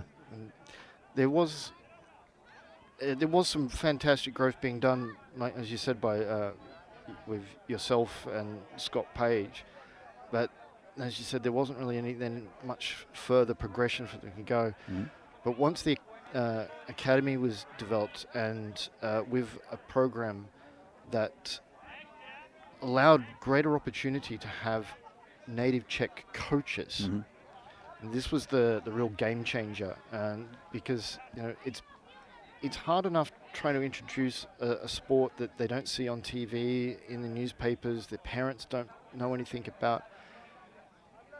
But if you're trying to do it in a second or even third language, then the obstacle becomes so much greater.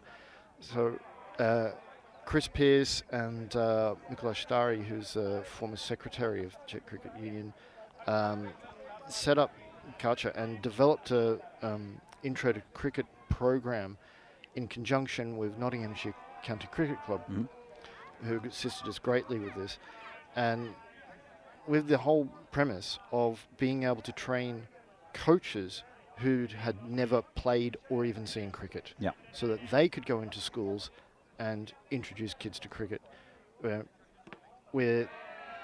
because you don't need to have actually played or even seen it when your main focus is to ensure that the kids have fun. There's a bat, and there's a ball, and you develop sessions with a focus of fun. And the more the kids enjoy it, the more likely they want to learn more about it and grow and progress from playing things like non-stop cricket to the street 20, and then from the street 20 to the hardball. And this has been working fantastically. We were greatly affected by COVID as everyone else. Pre-COVID, there were in 2019, the year before COVID, there were 9,000 Czech school children were introduced to cricket, and they had just over 1,000 Czech school children who were playing cricket on a regular basis, either in their school or in one of the junior clubs. Those numbers are down considerably a couple of years later now, thanks, but they are greatly improving again. And the next step that's happening is in July, a Czech under-15 team is going to Yorkshire in England, and we'll be playing a series of T20 matches against schools and junior clubs from around Yorkshire, and also going to getting coaching sessions with professional coaches from Yorkshire. And they're even getting to go and watch a days of a county match. Fantastic. Indeed. And it's, I mean, there's another good shot out there. Let's see what the arm is like on this young lad. Oh, they're going to run 6. Little mix up with the relay. And they are playing softball cricket here. Just going back to this quickly. It's all to do with kids having fun and safety as well. And so, that's growing up playing cricket in Australia. You play with a tennis ball and a real bat. These are plastic bats and plastic balls, and it's all for fun.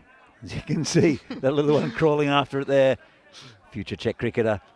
Yeah, that young child crawling around now bouncing the ball is the child of one of our umpires here, Pradeep, who viewers would have seen out in the middle throughout the last 2 weeks. He's just sheltering his son with the umbrella. Yeah, just going back to Kacha and also that team, the under-15s team. I know that part of the vision for Chris Pearce is to play in the qualification for the under-19s in a couple of years, and he's got some good cricketers. There's a couple already playing for the one of the men's sides in the Biancos, which is the more social of the two Venerati teams. There's Alfie Solchek and there's also Danny O'Connor, and they're both really good young cricketers, getting a lot of wickets actually. There's actually a third boy as well, Henry Wood. Yeah. Yeah. There's the older boys and girls who are playing hardball. They're really been developing some phenomenal skills. They've got a lot of different coaches who work with them, and I think that when you're learning the game, and particularly in your developmental years, both as a cricketer and just as a person, the more different coaches that you get to work with, the different views and ideas and concepts, I just think that increases your development, speeds it up so much more. And in addition to Chris and his team here, they've also had opportunities of working with coaches who have come from overseas. We had Mike Gadding here just a few years ago, who only did coaching session with the kids. He really came for the Pies, didn't he, Terry? Yeah. When you get a former English batsman and captain coming out and helping out with junior development, that's fantastic, and I'm sure we'll get some more out here to help and to inspire the kids. Yeah, well, we've over the last let's say 7 to 8 months, we've created a really good partnership with Yorkshire County Cricket Club, in particular with the Yorkshire Coach Education Department, and we've had a couple of Yorkshire coach educators come out and do a training session. You're kidding me. Wind's really picked up here. I was avoiding saying those words. If you in joke that was very visible a few years ago with Terry being smashed by a table. Well, and there's the first thing to fall over due to the wind. Having flashbacks, Terry? I'm having flashbacks, yeah. I'm looking at this table with the monitors and laptops and everything on it and going, am I just going to move my chair back a bit? Because the last time the wind picked up here, I had that crash on top of me. Yeah, as I said, we last year we had 2 trainers from Yorkshire Coach Education come out and deliver a ECB Level 2 coaching course to 13 coaches here, which is fantastic. And we're looking at having some other coaches come from Yorkshire and work doing direct sessions with the kids. And also a program where each year a couple of the most promising juniors will go over to Yorkshire for a couple of weeks, and they'll basically be embedded with a Yorkshire junior team, and they'll train and play with them, getting to utilise the state-of-the-art facilities that Yorkshire County Cricket Club has to offer. And it's a partnership that can only be beneficial for Czech cricket, and particularly for the future of it. Yeah, look, I know that Chris has done a fantastic job. He and his lovely wife Renata have started this academy from scratch. They've won awards because of what they've done, but they're not after the awards necessarily. They're after just developing cricket in a country where cricket was really non-existent 25 years ago. And completely non-existent 25 completely years ago. non-existent. PCC have been, a Pro Cricket Club have been instrumental in bringing that to the fore, but not necessarily at a junior level. They were the starting point, the embryo of cricket in the Czech Republic, and it's grown significantly over the last few years. I think there are 21 teams in the leagues at the moment. Yep, 21 teams in the T20 league. When In the men's league. When we were playing for Barbarians at the start, there were only really 5 clubs, and it's grown a lot, and 3 divisions as well. And so, but that's where I think a lot of these kids will end up in some of these clubs. Yep. We also had 3 different women's events last year, and we've had 1 so far this year. There is definitely going to be a second. My aim was for 5, and unfortunately going to fall short of that. There should definitely be at least 3 women's tournaments leagues occurring. And we've just the day before this FanCode ECS Czech Republic series began, we had the Karcha Family Day, where there was kids in 3 age groups playing the Street 20 format, the softball format, and lots and lots of kids down there, and as the title suggests, their parents were all encouraged to come along.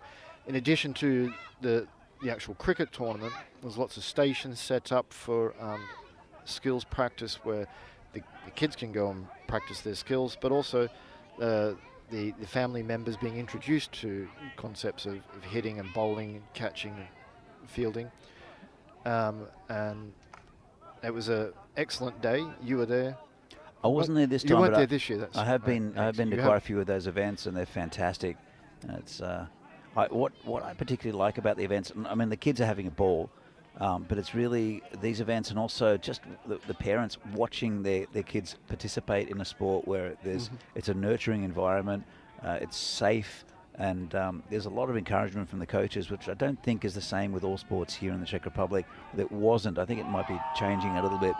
But the whole idea is kids to have fun, learn new skills, and the parents are involved as well. Yeah, very, very. I was there umpiring the senior group, and while we were doing it, 2 of the academy coaches, Michael Lonsborough and Steve O'Connor, who, while their names don't sound Czech, because they're not, they both speak fluent Czech, and they were on the microphone talking about the things that were happening to fully inform the parents about aspects of it.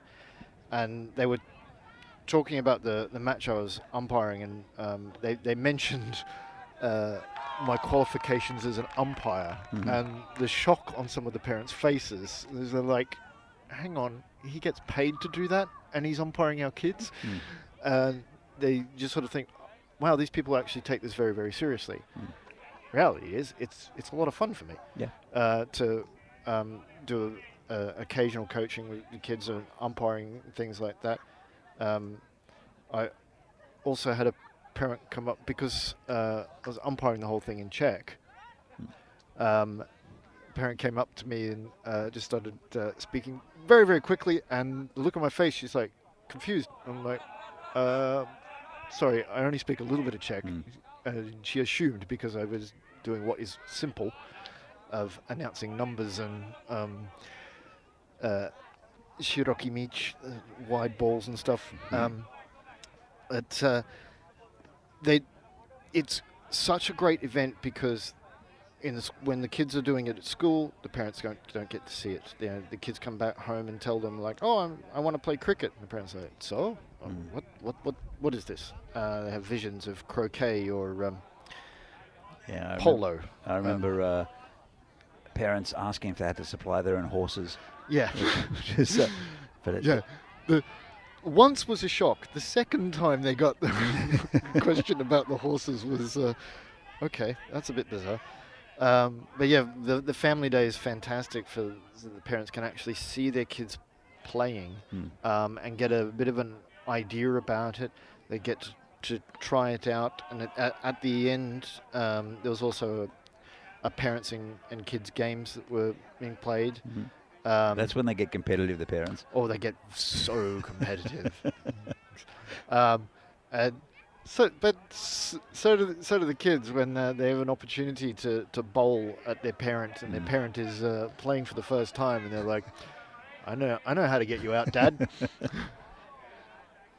No, it's a fantastic initiative from Karcher and Chris and Ryan up here. So it's been going for a few years now. As you said, it had hard times with COVID because at the same time as the kids not being able to play, they lost all their coaches because, of course, most of the coaches, the Czech coaches, are university students and have had to do other things. So it's a good opportunity for the students though, because especially those studying physical education, they can go and play a sport. It'll be on their resume that they've coached cricket, but they have to learn cricket, as you said, not necessarily learn how to play. But it was a difficult situation for Karcher and for Czech cricket also during those COVID times, and it is coming back strong.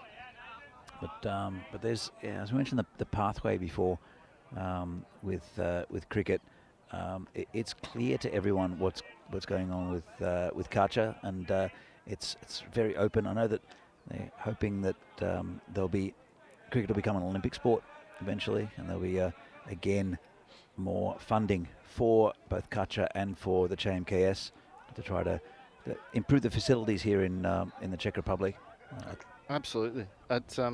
Even above and beyond the increased funding opportunities if cricket becomes an Olympic sport, to me the real game changer of that aspect is that in countries like the Czech Republic where cricket is just unheard of, what those who come from traditional cricket playing countries don't realise is that in a country like the Czech Republic, cricket is a novelty sport. It is an absolute novelty. If you're not in the Olympics, you're not a real global sport. Yeah. Despite how we know how global cricket is, but that's not the barometer for most people. Yeah. For most people, that barometer is the Olympics. And when you look at some sports that have been added to the Olympics over the last sort of dozen years, and you try to say to Czechs of like, oh no, like this is a big sport and global sport, and they're like, yeah, but those other sports are at the Olympics, and you're not. Rugby's a good example of that, and I know that quite a few. I know it's only rugby sevens at the Olympics, but I know that quite a few of the people I know, the Czechs I know through my teaching, is know what rugby is, and they enjoy watching rugby on TV. I know that the World Cup was shown here on Czech TV with Czech commentary, and they explained the game, and it would be a very big advantage to us in the cricket community here in the Czech Republic if that could happen for cricket at the Olympics. Yeah. So. Well, I mean, most people regard the two biggest sports in the Czech Republic as ice hockey and football.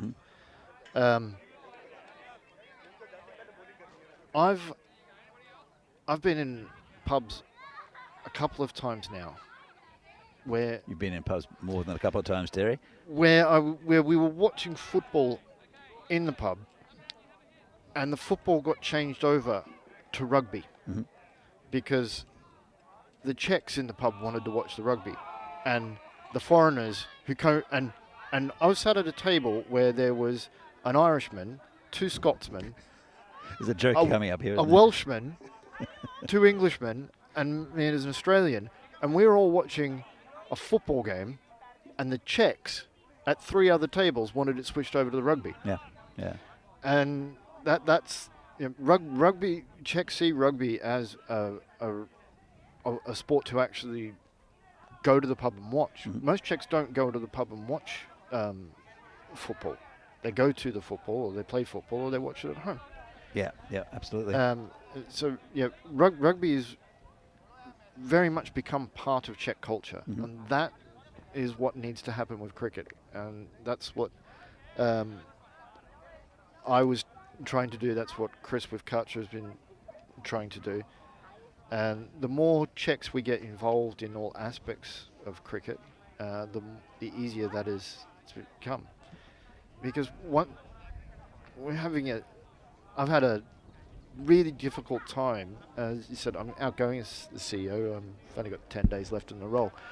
And the biggest disappointment I'll have is that one of my aims was to get the results of the Czech National Cricket Leagues, T20 and 40 over, into the Czech press. Yep. That they would report the results every week, the way they do for rugby and baseball and basketball and these other sports that were introduced and hadn't been here traditionally.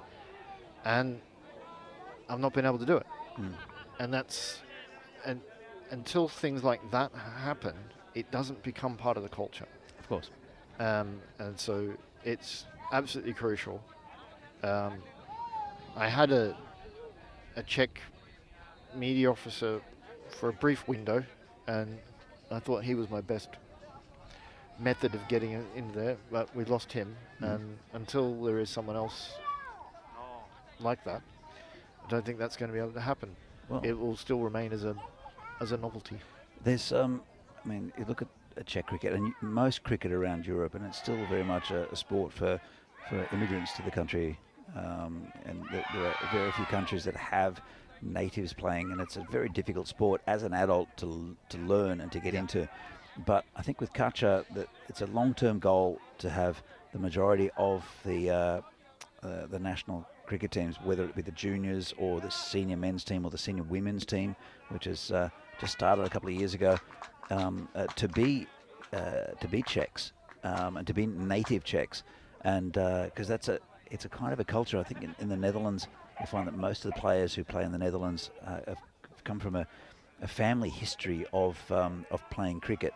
Yeah. Where there's only 25 year history, or even less, here in the Czech Republic of cricket, and it's only been the last 5 years or so that Karcher has come along and has completely tried to reinvent. As you hear the cheese from all the kids having their photos taken.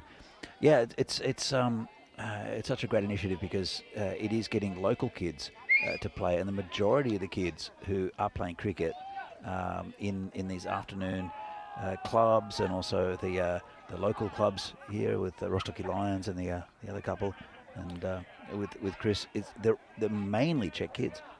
Oh, absolutely. I mean, there's the school in Lepensa where I mentioned earlier, where the junior talent groups are today. That school has had cricket for 6 years now, and they have so many. There is an after cricket club, and there is one for every single age group at the school. Yep. And they could actually have more. Chris just can't find enough coaches. Yeah. Like the demand from that school, the Lepensa school is a cricket school. Cricket is the most popular sport at that school. Yeah. All the kids play it, and because of that, the parents in Lepensa, it's a small village on the very southern edge of Prague, and so all the parents are very much know about it, interested in it, and they're talking to councillors and stuff about, we need more cricket facilities here because we've now got so many kids. Virtually every kid in the village is playing cricket. Well, look, in Rýčany, it's a rugby town. Yep. And it's sort of the centre of Czech rugby, but the whole town is behind it.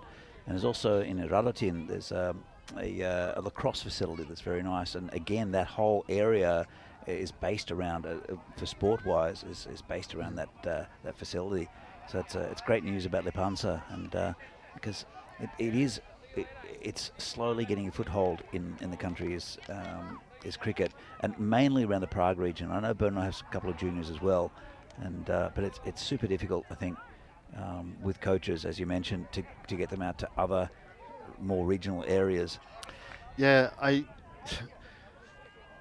Brno, there is a lot of demand. Like, Kacha trained up, I think it was like a dozen coaches in Brno, and the school. There was a school that really wanted it to be happening. Chris did the intro sessions there, and they were like, "Oh yeah, we have on this date." The one day that the school was like, "This is the day we want," not one of the 12 coaches was available. These are the little things you have to deal with, and just to keep it going, Chris was driving from Prague down to Brno to do it because the kids wanted it. You think with when you've got a situation of only 1 or 2 schools in a city like Brno, then if you've got 12 coaches, yeah, that's great. You should be fine. Not a problem. And then something you didn't expect pops up. Yeah, it is unfortunate. I just get a message from Chris Pearce. So some of the figures, they've got at the moment 250 kids playing weekly at the moment. Yeah. As I said, COVID really affected the numbers there, but about 50 of those are playing twice a week, the second being in our talent program on Saturday. And there's the league, 3 leagues made up of the kids. They've been playing the talent program every Saturday since last fall. 1 girls league, 7 to 12, 2 boys leagues, under and over 13. It's the first time in Czech cricket history that all the kids were playing with the LBW, the Noha Před Branku. Just a primitive version of that removes relevancy of where the ball pitches and impact to keep it nice and simple. About 50 kids over the course in the afternoon. So again, it's really important. I know that everyone in the Czech cricket community is really proud of what Kacha is doing, and the fact that these kids are coming in and having fun. As you saw the kids here, they're having a great time, just running around hitting the ball, and getting on TV actually. But with their parents, it's people have relocated here to the Czech Republic, having kids, and it's really good to see. Anyway, I think we'll have to wrap it up here. Terry, it's been great to chat to you. I know that you've accepted a nice role up in Estonia, and I'm sure you'll be appreciated up there. And thank you for all your hard work over the last few years with as CEO of Czech Cricket. I know you've been involved with cricket here for quite a long time, and and it's sad to be losing a friend from Prague, but I know that you'll be back visiting occasionally and having a beer. But best of luck in Estonia, and again, thanks again from everyone here in the Czech cricket community. Thank you, Danny. It's been a pleasure, both playing with you, commentating with you, working with you, and it's been a pleasure to being involved in Czech cricket all these years. And yeah, the European cricket community is quite small, and I'm sure our paths will cross again, whether it's me coming here. Or me coming up to Estonia. Or you coming to Estonia? Do you need a coach? I don't know if I'm going to continue with the cricket coaching thing definitely not with the national team. I think I've done my stint. But all right, Terry, we're going to start this game between Spartans and United very shortly. Just who are you tipping for this game? I think it's going to be close. I think United will be able to bounce back quite well after that defeat to PCC. I don't think that's going to put them off their game. I do see the Spartans being slightly stronger. I do give them a little bit of the advantage. I do expect them to win, but United have every chance to be able to take this, and I think they are going to step up, and I think we're going to be in for a great game. Agreed, Terry, and we're back in a few minutes' time with that third, fourth, the bronze final here in lovely Prague. Hope you join us in just a couple of minutes' time for the start of play.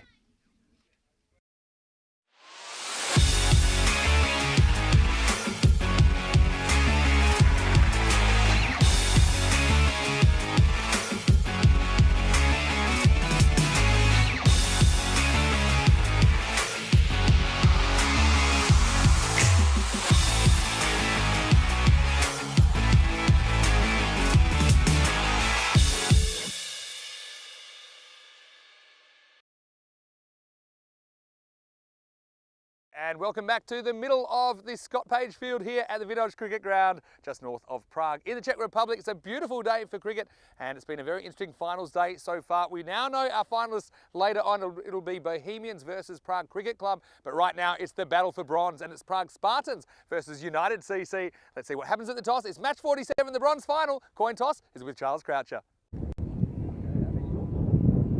Heads is the call, and it's a tail.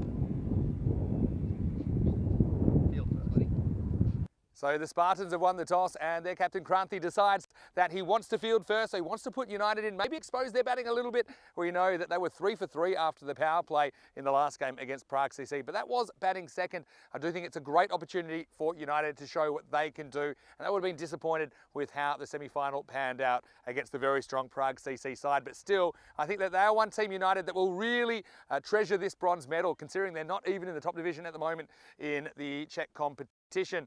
And look, you can rely on Ayusha normally in these kinds of games. He certainly batted well the last game. Let's see if he carries that form forward. Also, Pierce Singh Bagel, I think he has been so good during this tournament for United. Let's see if he can get them off to a good start. Talking about the Spartans though, we know that Kranti himself is a pretty classy batter. We may see him further up the order. Also Gunasekar, he's always a threat with the bat and the ball. So I think the Spartans, they'll fancy their chances of securing third place here. But United, well, they would just love the silverware. Let's go over to Danny Hudacek, who's in the commentary box as we get ready for the bronze final. It's Spartans who've won the toss. They're going to bowl first. Over to you. Let's get ready for some more cricket. Well, thanks, Vinny, and really looking forward to this game. And here's the final time we'll see these two teams in the tournament. Second last game of the tournament. And here we go, Spartans against United. And as you said, Spartans won the toss, selected to bowl. They've got a good bowling lineup. They're going to have to play well to beat United, who were just out-muscled by PCC in the first or the second semi-final. Spartans going down to Bohemians in the first semi-final, but both these teams very, very good.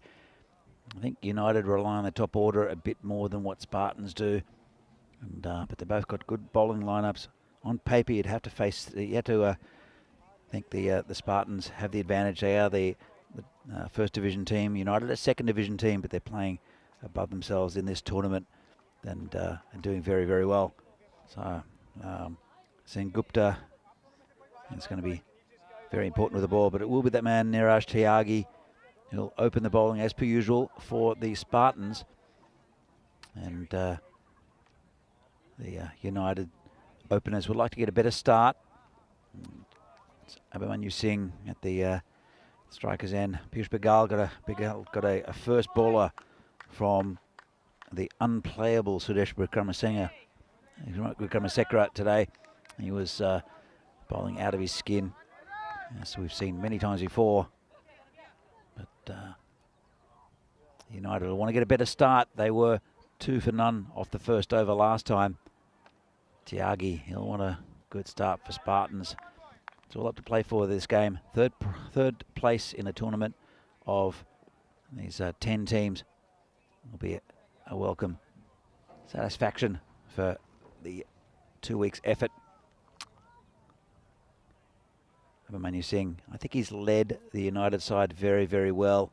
There was one almost perfect bowling performance against PCC where they bowled them out for 49 last week. It was a bit under strength, that PCC side. Still some big names in it, and they were spot on. I think it was only one wide in the whole innings. And Abhimanyu really got this United team going. And Tyagi will have to go back. Umpire not ready.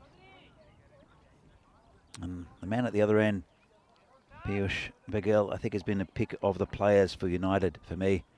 Here comes Tiagi with the first ball. And right on the money there, Tiagi, as he normally is. Just fended back to the bowler by Singh. Yeah, Piyush Bagel, we saw him get a nice 50 early in the tournament, and he'd love to replicate that form. Abhimanyu has been solid throughout as well. Once hit in the covers just for a single. Bring Bagel onto strike. For Spartans, they've got some good bowling options. Taigi has been really good as per usual. He normally bowls overs 1 and 3. Normally keeps it pretty tight. Will sometimes chime in with a wicket. And then they've got Sengupta Gunasekharan, who took 6 for 5, including a hat-trick earlier in the tournament. And then Sagar Reddy, pair of your handy Roy Prolu and Bala Dia also in line for a bowl. Comes Taigi again. Just pushed it out into the covers, and quite a comfortable single there to Bagel to get him off the mark. Cagey start from both teams. They're just feeling each other out. No big shots played yet. Taigi normally keeps it pretty tight. Comes in again, bowling to the skipper for United, who goes straight, and he's dropped. Well, couldn't hold on to it. Jinu Panalet, he went just to his left. He made good ground to it. Looked like he hit it pretty well, did Abhimanyu, but should have been taken there. And it's a bit of Groundhog Day there for Spartans. Come back to that as Taigi comes in again and turned around the corner. It's a man back there, just be a single to Bagel. They in their semi-final against Bohemians, they dropped a catch on the very first ball of the match. And it didn't improve too much for them, and this will improve that for United. That's 6. Well, Abhimanyu Singh just takes that and absolutely smashes it over the cow corner. Lovely shot. And it's been a pretty expensive over in the end from Taigi. 10 from it. And United, none for 10. Vinny, what do you make of the start? Yeah, well, nice finish to the first over anyway. Went absolute bang, didn't he? And Manu's a little guy, but he packs a punch when he gets hold of one. You can see some of the top performers for these teams, and you see how much Piyush Singh Bagel has carried the batting for United. You see Sharma after that last innings has gotten to third place in their batting. It's but Manu Singh's been really important. For the Prague Spartans, okay, they would have been pretty disappointed, obviously, not to progress as they went down to Bohemians. And I think both these teams will be pretty keen to secure bronze. Got to say, had a great time out there with the kids. I know that you were having a bit of chat with Terry in the meantime. And yeah, a lot of enthusiasm out there. I know there's a lot of junior cricket going on all over Czech Republic today. And we've got trying to chase down some footage of some other cricket that's going on, and good things happening with the juniors. Here is the start of the second over. Ooh, that's close. And he's given him. Well, that's the end of Piyush Bagel. Very good delivery. It was a good one. I think he feels like he gets an edge just reading his body language here, Piyush. It was pretty adjacent. And again, you just don't know from that replay if there's the ledge or not. If there wasn't, I think he's dead in front. And so Prolu, he starts with a wicket. And the umpire had a good, hard think about it. And he thought straight into the pad. And so for that reason, Piyush has to go. Big man to lose as well as he departs. It's 10 for 1. Yeah, good bowling there. Right on the money. First up is Aditya Rayaprolu. He's been again. He's just been very good in the latter stages of this tournament. And it's a new batsman coming in. It'll be Pramod Bagoli. He'll be facing Rayaprolu. It's not a bad ball. First up from the bowler.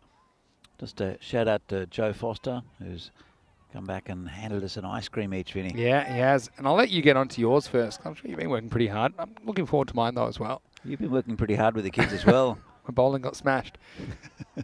Oh, good ball there. Right, Prolu is bowling. I've softened up that area of the pitch, though, because that was where I was landing them. Now, I had a lot of fun out there with the kids. I know that Self-Earnings in the chat saying he's very happy to seeing that match, and a lot of the bigger kids, let's say, were coordinating things, including myself. But Gladson was out there. He was my wicket keeper, but plenty of others around getting involved, coordinating the kids, and you could see the enthusiasm for it. He also said, poor bowling by Vinny, and you might have noticed. Did you notice my blowout with my shoe? I'll show you in a second if you like. Here's Ryan Prolu though. Leans on this one, down to third man. Yeah, well, these blue shoes, I'll tell you something about them. They're a bit old now. I think I've had them about 8 years, but they stopped making this colour of shoe. And so I've been nursing them. And you know that around a year ago, Danny, we were working in Italy together, and I took him to the shop and he said, well, why do you want to fix these? Actually was the first thing he said. As this one is short and it's going to get over the infield. Pretty friendly bounce for the fielder. And he's almost escorted that one across the line. They're going to hustle. And, well, they must have got 3 there.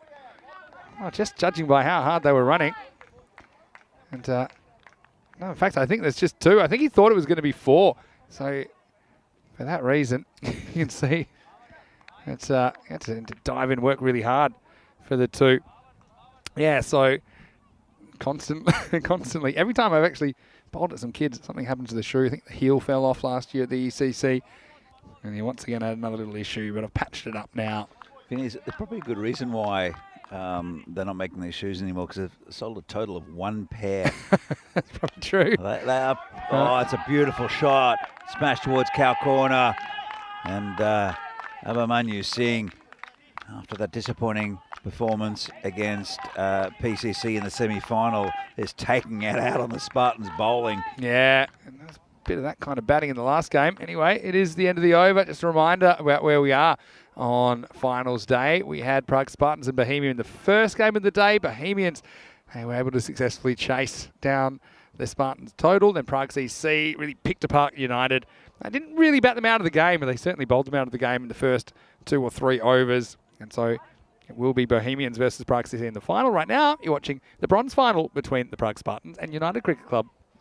And it'll be Niraj Taigi to continue. 1 for 10 off his first over. He's normally pretty economical. As I mentioned, he does often pick up a wicket or 2. Not in the first over. Let's see how he continues. This one could be out, and the umpire not having any of it. Going down leg side, maybe. Actually, the bowler wasn't that interested in it.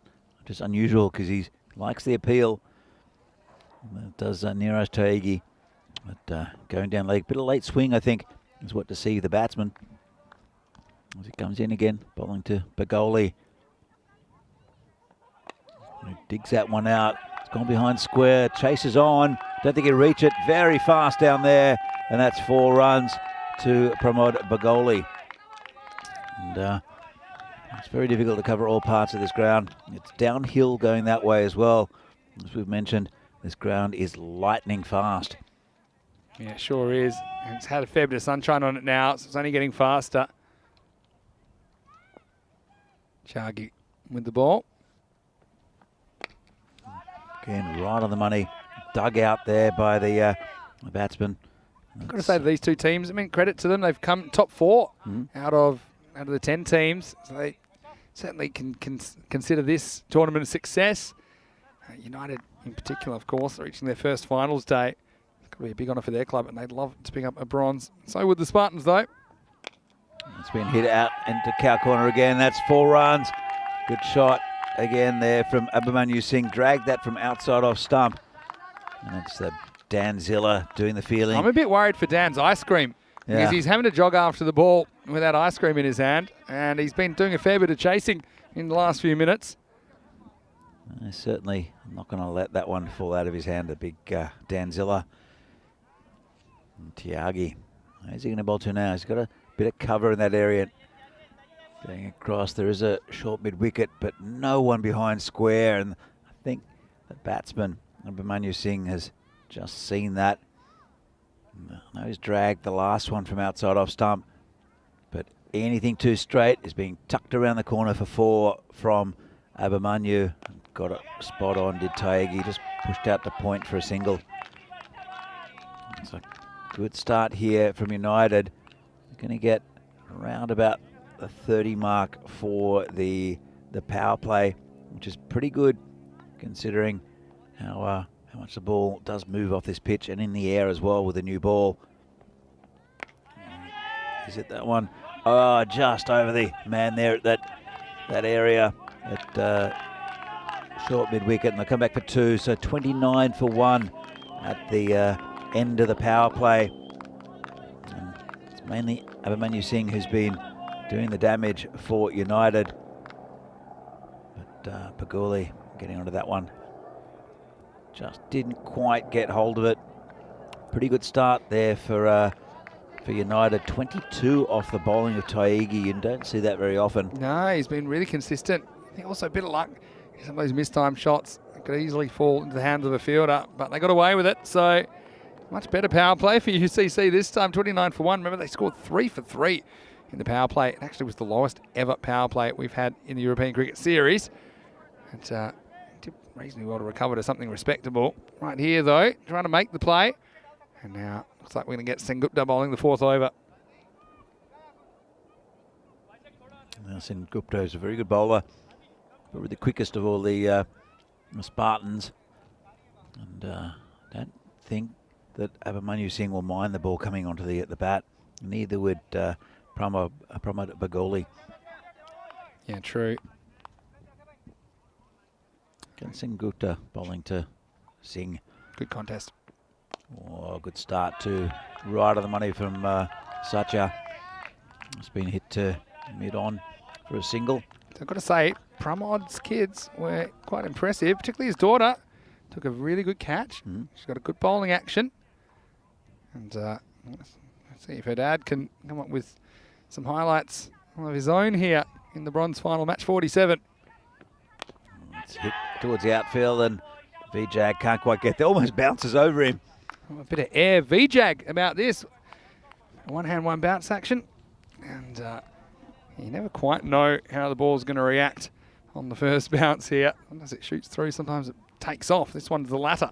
Good bit of fielding. Talking about Pramod's kids, Shri was in the commentary box for a while and didn't get to say much, but he loved watching all the action on the screen in front of me. Well, I know that he wants our job, I'm pretty sure, because he was more interested in spending time in the cube than getting out there, but that's fine. There's definitely going to be some pictures on Pramod's social media and on the United social media with Shri up here with the headphones on, and he came back a little bit later as well to see if he could sneak in. It's good to see that enthusiasm. This one's being hit onto the leg side. One bounce over the fence. Well, rope. And they're going very well at the moment, UCC. Yeah, really well. This is just into a gap, and that's why he gets away with it. Probably gets caught if there's a deep square back. Such is getting a little bit straight. And well struck by Bagoli. He gets 1 bounce 4.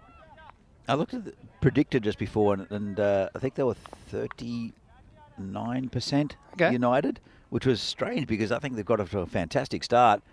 And that one's going to go through the keeper. It'll go towards the boundary, and that will race away for 4 byes. He's given it runs, or has he? Well, I think so.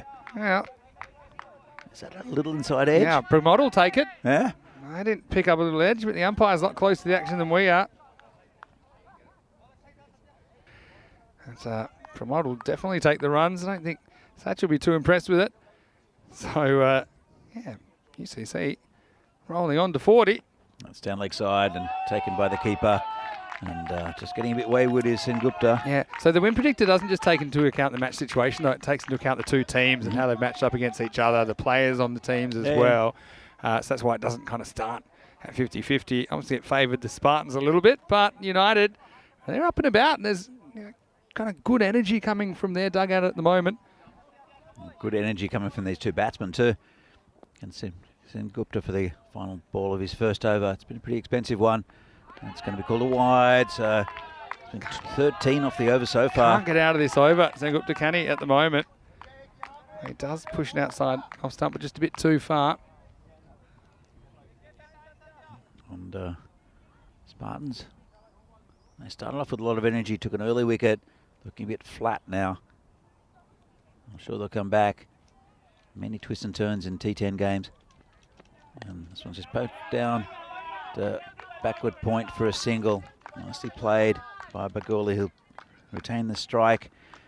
And after 4 overs, the United team are going pretty well. 43 for 1. Yeah, 43 for 1. So, yeah, pretty good start for United. Vinny Sandu here, Mr. Maximo, and it's finals day. I'm here with Danny Hudacek. Danny, I want to say a big thank you to you as well. I'm sure I'll say it later in the day, but hopefully you've enjoyed being back here in the commentary position. Always love spending time with you in this series. And this one, for me, it's probably been the most fun series yet, especially when so many games are topsy-turvy. We saw some of the less recognised teams really putting up a fight. It's been highly entertaining. Well, every team in this competition has won a game at least, or at least one game, including the very good Guardians. Yep. And so it's been really good. It's been really fun. It's been great being here with you as well. And it's been also a lot of fun being back in the commentary. Got to say, the weather has been a lot nicer to us as well. But yeah, always love your input on the game. Obviously, you know these players quite well. And yeah, I'm sure we haven't heard the last of you in the box as we get to over number 5. And it's Gunasekaran who's coming in, and he gets cut away to the boundary. So this good start continuing for United. Lovely shot that. Just leant on it a bit. Nice cut shot by Baguli. And United are looking very, very handy at the start of this innings. And Spartans need a wicket. They need to break this partnership. It's been very good from these two after the early wicket of Piyush Baghel, who's been their main batsman. But he's a very good bowler, as Naveen Gunasekaran. I'm sure he'll come back from this. It's just finding the gaps at the moment. United have shifted the field around, put Sagar ready, just squarer.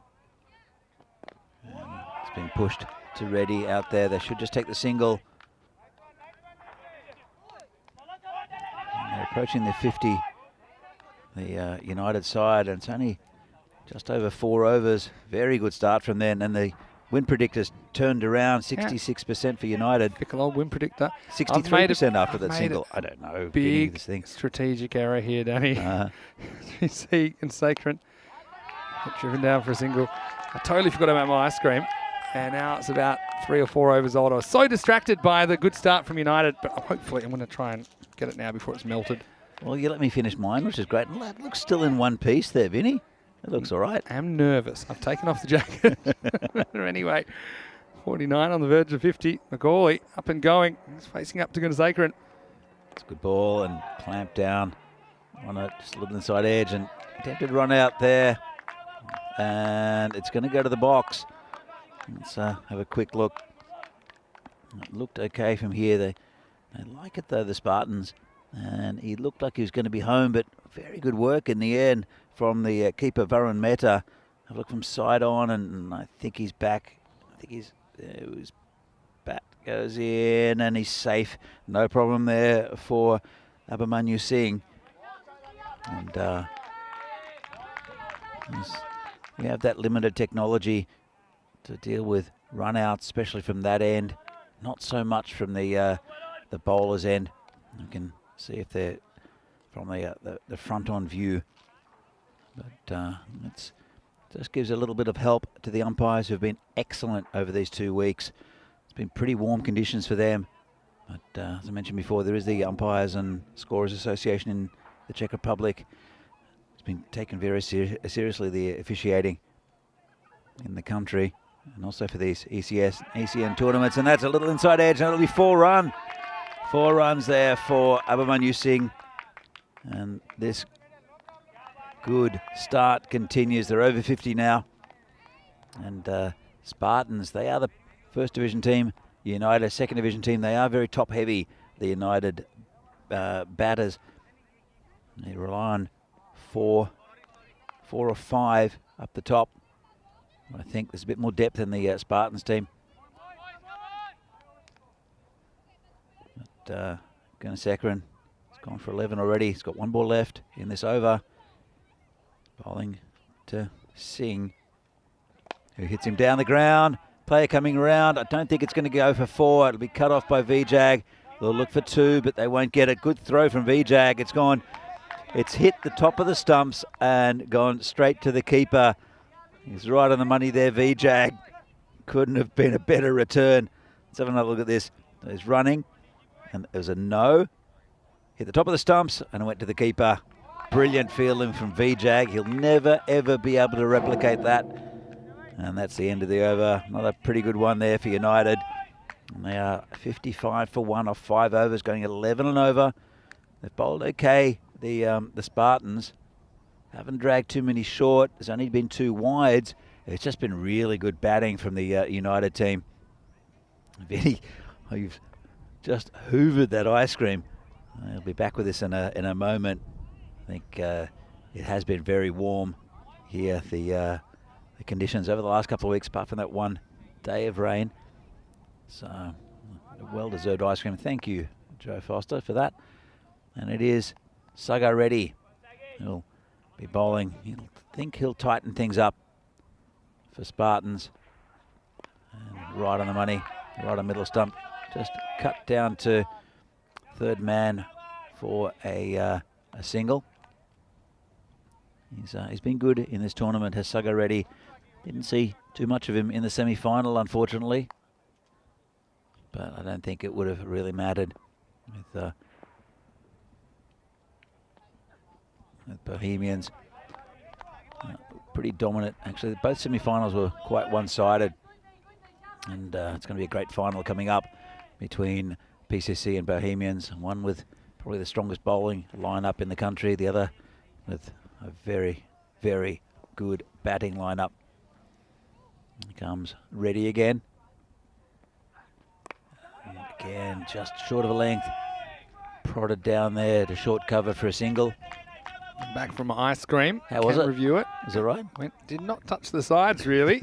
It was brilliant. Big thank you to everyone for looking after us here in Prague. Could not get a more beautiful day for cricket. And yeah, Reddy is here to continue the 6th over. Oh, it's been hammered over the top. It's another 6. Just got it wrong there, Reddy. Just a bit too full. And Abhimanyu Singh has picked up the full toss and launched it over the square leg boundary. Yeah, just capitalising on the bad ball. I think most of the time these boundaries have been hit off balls that are a bit loose.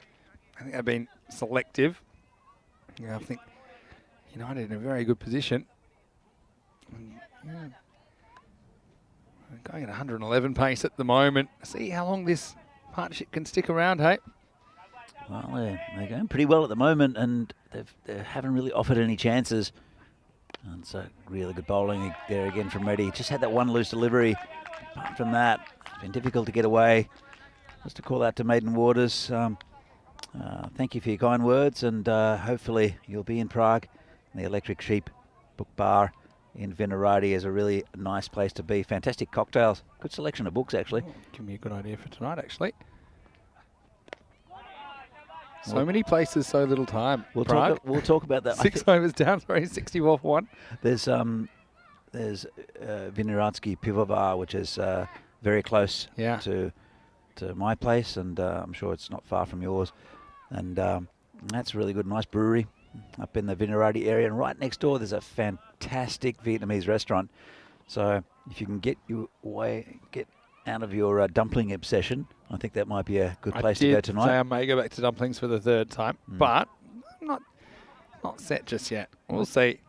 I do like to normally pack up a little bit on Saturday night so that I'm ready for Sunday in case I've got one of those Sunday headaches. But well, let me check what's going on at the Electric Sheep tonight. All right, you do that, and I'll tell you that UCC have now become favourites in this game according to the win predict up 60-40. But you can see anything can happen. And still very realistic chance of the Spartans coming back into this contest. Balladia to bowl the 7th. Gets on the pads and worked away.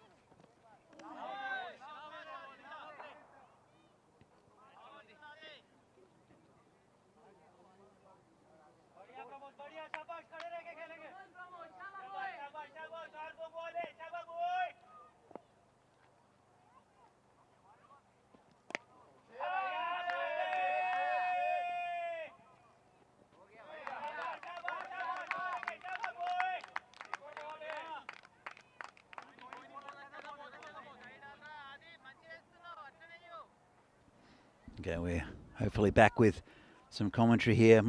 Our apologies for the loss of sound, a little technical issue, and hopefully we're back. But United marching on, just over 10 and over. Good shot out there through the covers. Just be a single this time. It's the bowler is Raiprolu, who's actually kept things down quite nicely, even though he did get it for a boundary the ball before. 14 off his 2. Quite economical considering what's happened with the Spartans bowling. I think they bowled okay, the Spartans. I think they bowled with quite a bit of discipline. Just the United batsmen of the schedule for the next few weeks, from Mondays to Saturdays. A tournament in Hungary, in Budapest. Fantastic tournament last year. Hope to see much the same this year. Then Austria, 5 weeks in Italy, in Milan, Brescia, Bologna, Rome, and then the Super Series for the winners of those groups. Then a couple of weeks in Germany, in Dresden and Krefeld. And that is just played onto his pads by the batsman. Just a single. Manu Singh is on 42 off 21. Bagoli 35 of 24. Both approaching 50s. They've got a couple of overs to get there. I wouldn't put it past them, actually. They're batting very, very well here in the bronze final. And United, such an improved side, playing as a real unit. Spartans, though, also a very, very good team. Both of them a little bit outgunned in their respective semi-finals. It's a good battle here, and this one's in the air. Player coming around, and he's taken him. Well, that's the end of a very good innings there. And that's the second wicket down for the Spartans. Or for second wicket taken by the Spartans, I should say. Good catch on the outfield by Gino Panelet. Have another look at it. Again, not a bad ball. Got a good piece of it to the batsman. And caught there just on the boundary by Panelet. So 82 for 2 now. Run rate still hovering around about 10. But really good batting there from the United players. Such a good partnership. It was worth 72, in fact. And brought that up in just 43 deliveries. Got themselves in a good position. Final push. Maybe get over the 100. Good time for Ayush Sharma to come to the crease.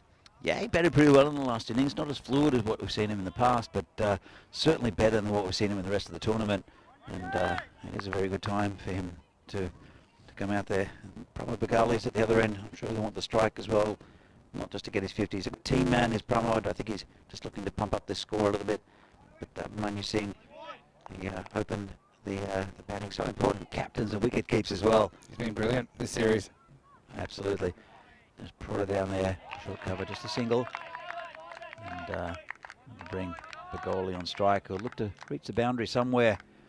He's been hitting to most parts of the ground, has Bagoli. There is a big gap at third man. Anything outside off stump, I'm sure will be dabbed out there. There's man is quite short there at third man, and there's a point, but big gap there in the gully. And that's exactly where he's gone. That's 4 runs. A really good shot. Good shot selection as well from Bagoli. He just keeps on keeping on. He hasn't hit a 6 yet, but he has hit 6 4s on his way to 40 not out. Striking a good strike rate as well, above 150. So United showing some fearless intent so far in this bronze final. Well, it's risk-free if you hit it on the ground, Vinny, and that's exactly what Bagoli's been doing.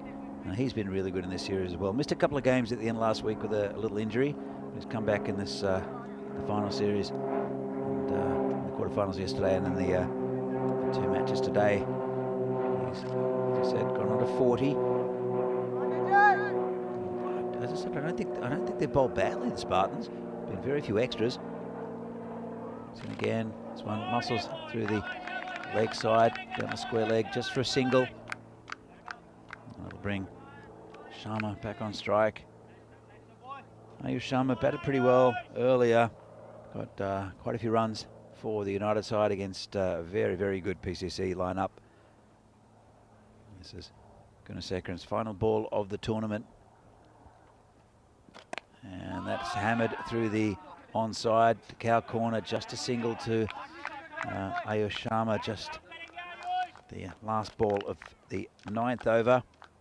89 for 2. They look to get 100. It's psychologically so much nicer to reach those 3 figures. Yeah, sure is. And they're on track to do that. 89 of 9. Yeah, Spartans. Looks like they'll have a chase. High 90s, low 100s, I'm guessing. But still an over to go. And Begorley, maybe an off chance he could get his half century as well. Yeah, he deserves it. He's been batting really well. And maybe Ayaz Sharma, he'll face the first one. And I know we're talking about Electric Sheep a little bit earlier. We'll come back to that maybe in the second innings, Vinny, because this is the last over of this this first innings of this game. It's the bronze final. Only Sagar ready to bowl it. Comes Sagar. It's a bit loose, wide outside of stump, and they'll take an extra one as well. Set the ball pretty well. The Spartans already done okay as well. He's one where he got picked up and launched. Apart from that, he's been right at the body, just short of a length. He's gone for 12 so far if he spell. He's in again. He's bowling to Begorley, who swings and misses. That's about the line of length that Reddy has been bowling the whole tournament. It's does get a couple of wild ones in his spell, but generally he's right on song. Here he comes again. And again, just cramps up the batsman. Really good delivery. And as he walks back to his mark, these are vital dot balls. That one cut in viciously. Almost cut the batsman in two. This is a man who's on 40 odd. Sagar ready. Good line of length. Comes in again. And this one just, oh, he's going to be run out. Well, that's unfortunate. He chopped it down. Thought it had gone past the keeper. And it hadn't. Good run out there by Varun Mehta. So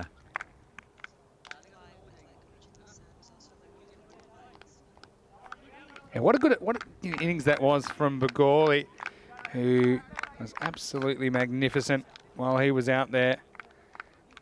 And so, disappointing to go just short of the 50.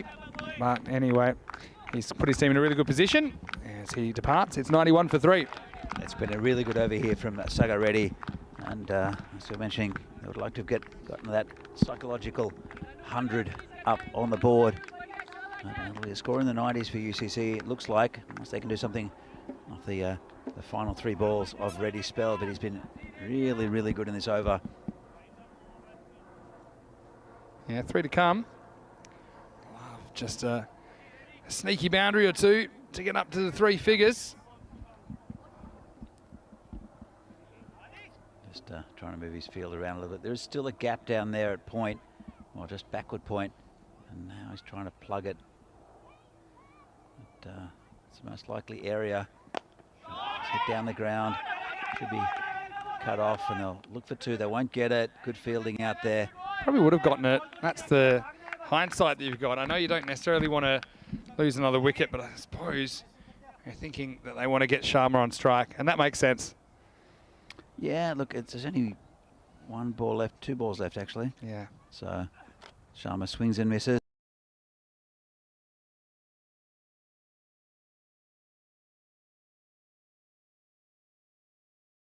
Oh, hello. 2 here.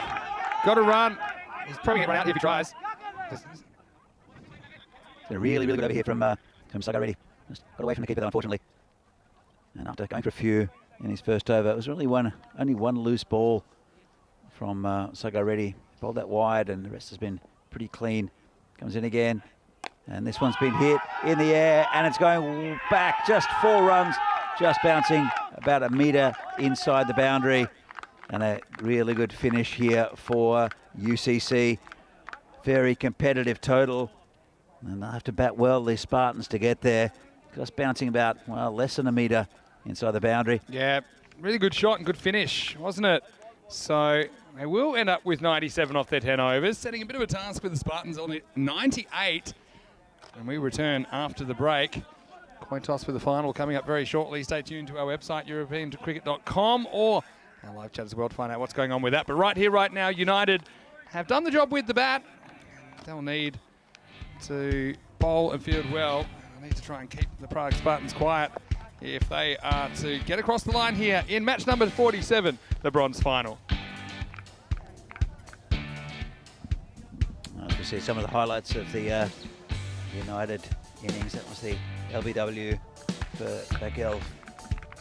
And the rest of it went pretty much the way of United. Losing that early wicket. It's Vijay cutting off a boundary, but some fantastic batting for both Abhimanyu Singh and Pramod Bagoli. The good partnership. See the final delivery, but the story of this innings was Abhimanyu Singh and Piyush Paghel, from Pramod Bagoli. Their partnership, 72, really pumped up the score. As you can see, 42 of 22 for the very impressive Abhimanyu Singh. Bagoli, 41 of 30, steering the United Cricket Club to 97 for 3. A very defendable total, especially as we haven't seen many scores of over 100 in this tournament. To bowl well though to hold back the Spartans. We can see the bowling figures. Taghi going for 11 and over. Rai probably the best of the bowlers, only going for 14 off his 2 with picking up a wicket. Gunasekharan the other wicket taker, but Sagar Reddy and Rai probably the only 2 bowlers to go under 10 and over. 97 for 3. And United, they feel they have one hand on that 3rd place trophy. And Spartans are a very good side. As you can see, the win probability 52% to United, 48% to the Spartans. So the win probability meter there, really just not splitting the two by much. And so this is the bronze final from Prague. It's the second to final game, the penultimate game here in Prague for this tournament. We'll see the final a little bit later on, but still I think it's going to be a good second innings chase by Spartans. Have to bat well to get there. See if they can get the 98 they need for victory against a very good United side when we come back in a few moments' time.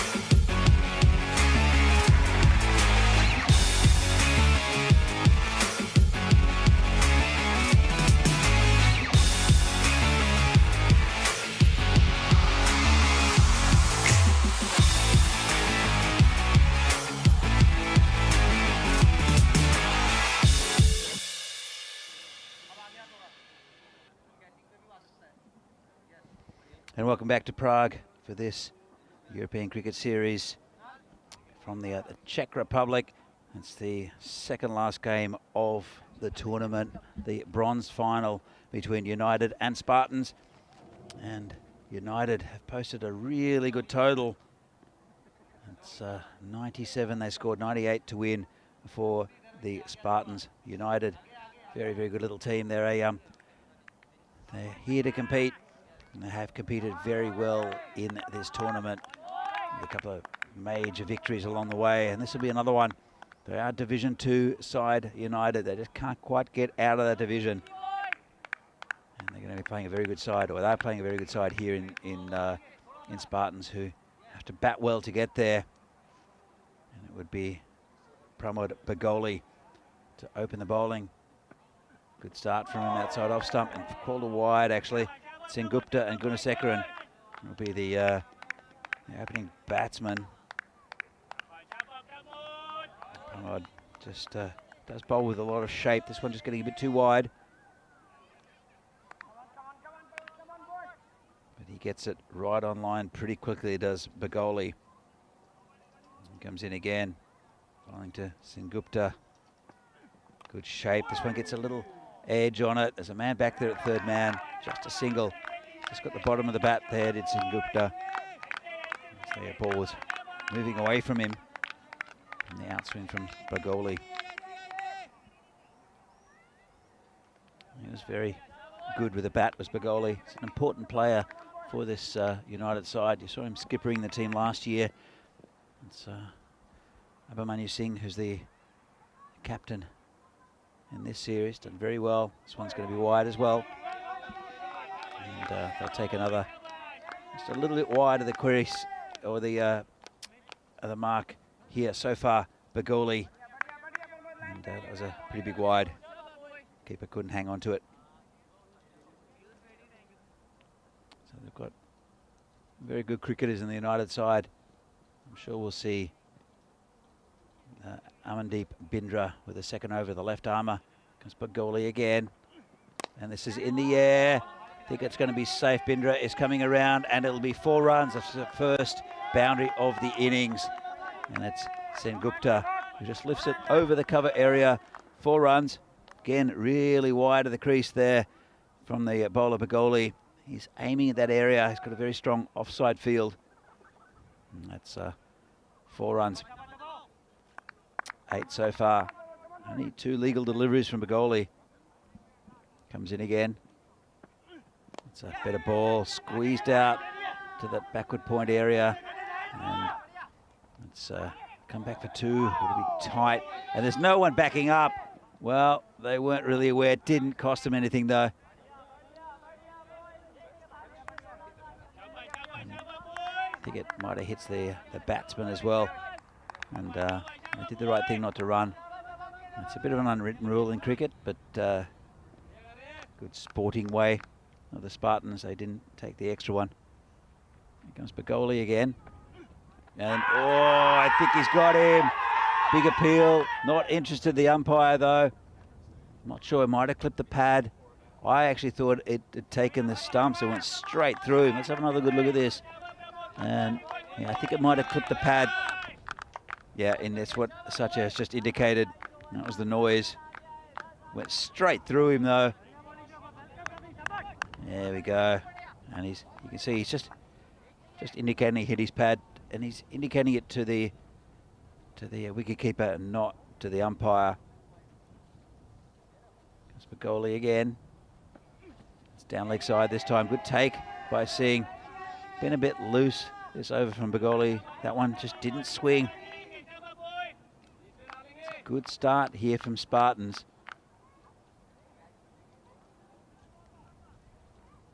11 off the over so far. Still a couple of balls remaining. Bit loose from Bagoli, uncharacteristically. And this has been launched. Wow. Got 2 straight. And Sengupta has taken that over square leg for 6 runs. And what was a good start is now a fantastic start for the Spartans. Ball not swinging for Bagoli. That's his main weapon. That one's just angled in at leg stump and just picked up and hammered over the square leg boundary for 6. Sengupta is 13 off 5. Gunasekaran still hasn't faced a ball. It's been 4 extras as well. Expensive over to start. See if Baguli can bring this back and beats him outside off stump. Keeper puts it down. Don't think it was a catch. And that's the end of a good over for Spartan. 17 off it. Baguli, who's one of the main bowlers for United, has taken a bit of a hammering. A bit loose from him. As I said, some of them swinging, some of them not quite getting his rhythm together. Vinny, good start here for the Spartans. Yeah, just the start you want when you're chasing this kind of a total. Gotta say, Baguli with his bowling today just hasn't clicked for him, has it? I know he was troubled by a little bit of a leg injury earlier in the tournament, but yeah, I don't know if it's that. I think what you said, he just didn't quite have that predictable movement and the control, therefore breaking down a little bit. So 17 off the first, but a very good bowler to come in now. It's Amandeep Bindra to bowl his left armers in over number 2. Let's see if he can get the ball talking. He's a good bowler, Bindra. This one goes across the batsman, and that's a lovely shot all the way along the ground for 4. And that's the first ball that Gunasekaran faces, and a great start to his innings. Bindra just over-pitching outside off stump.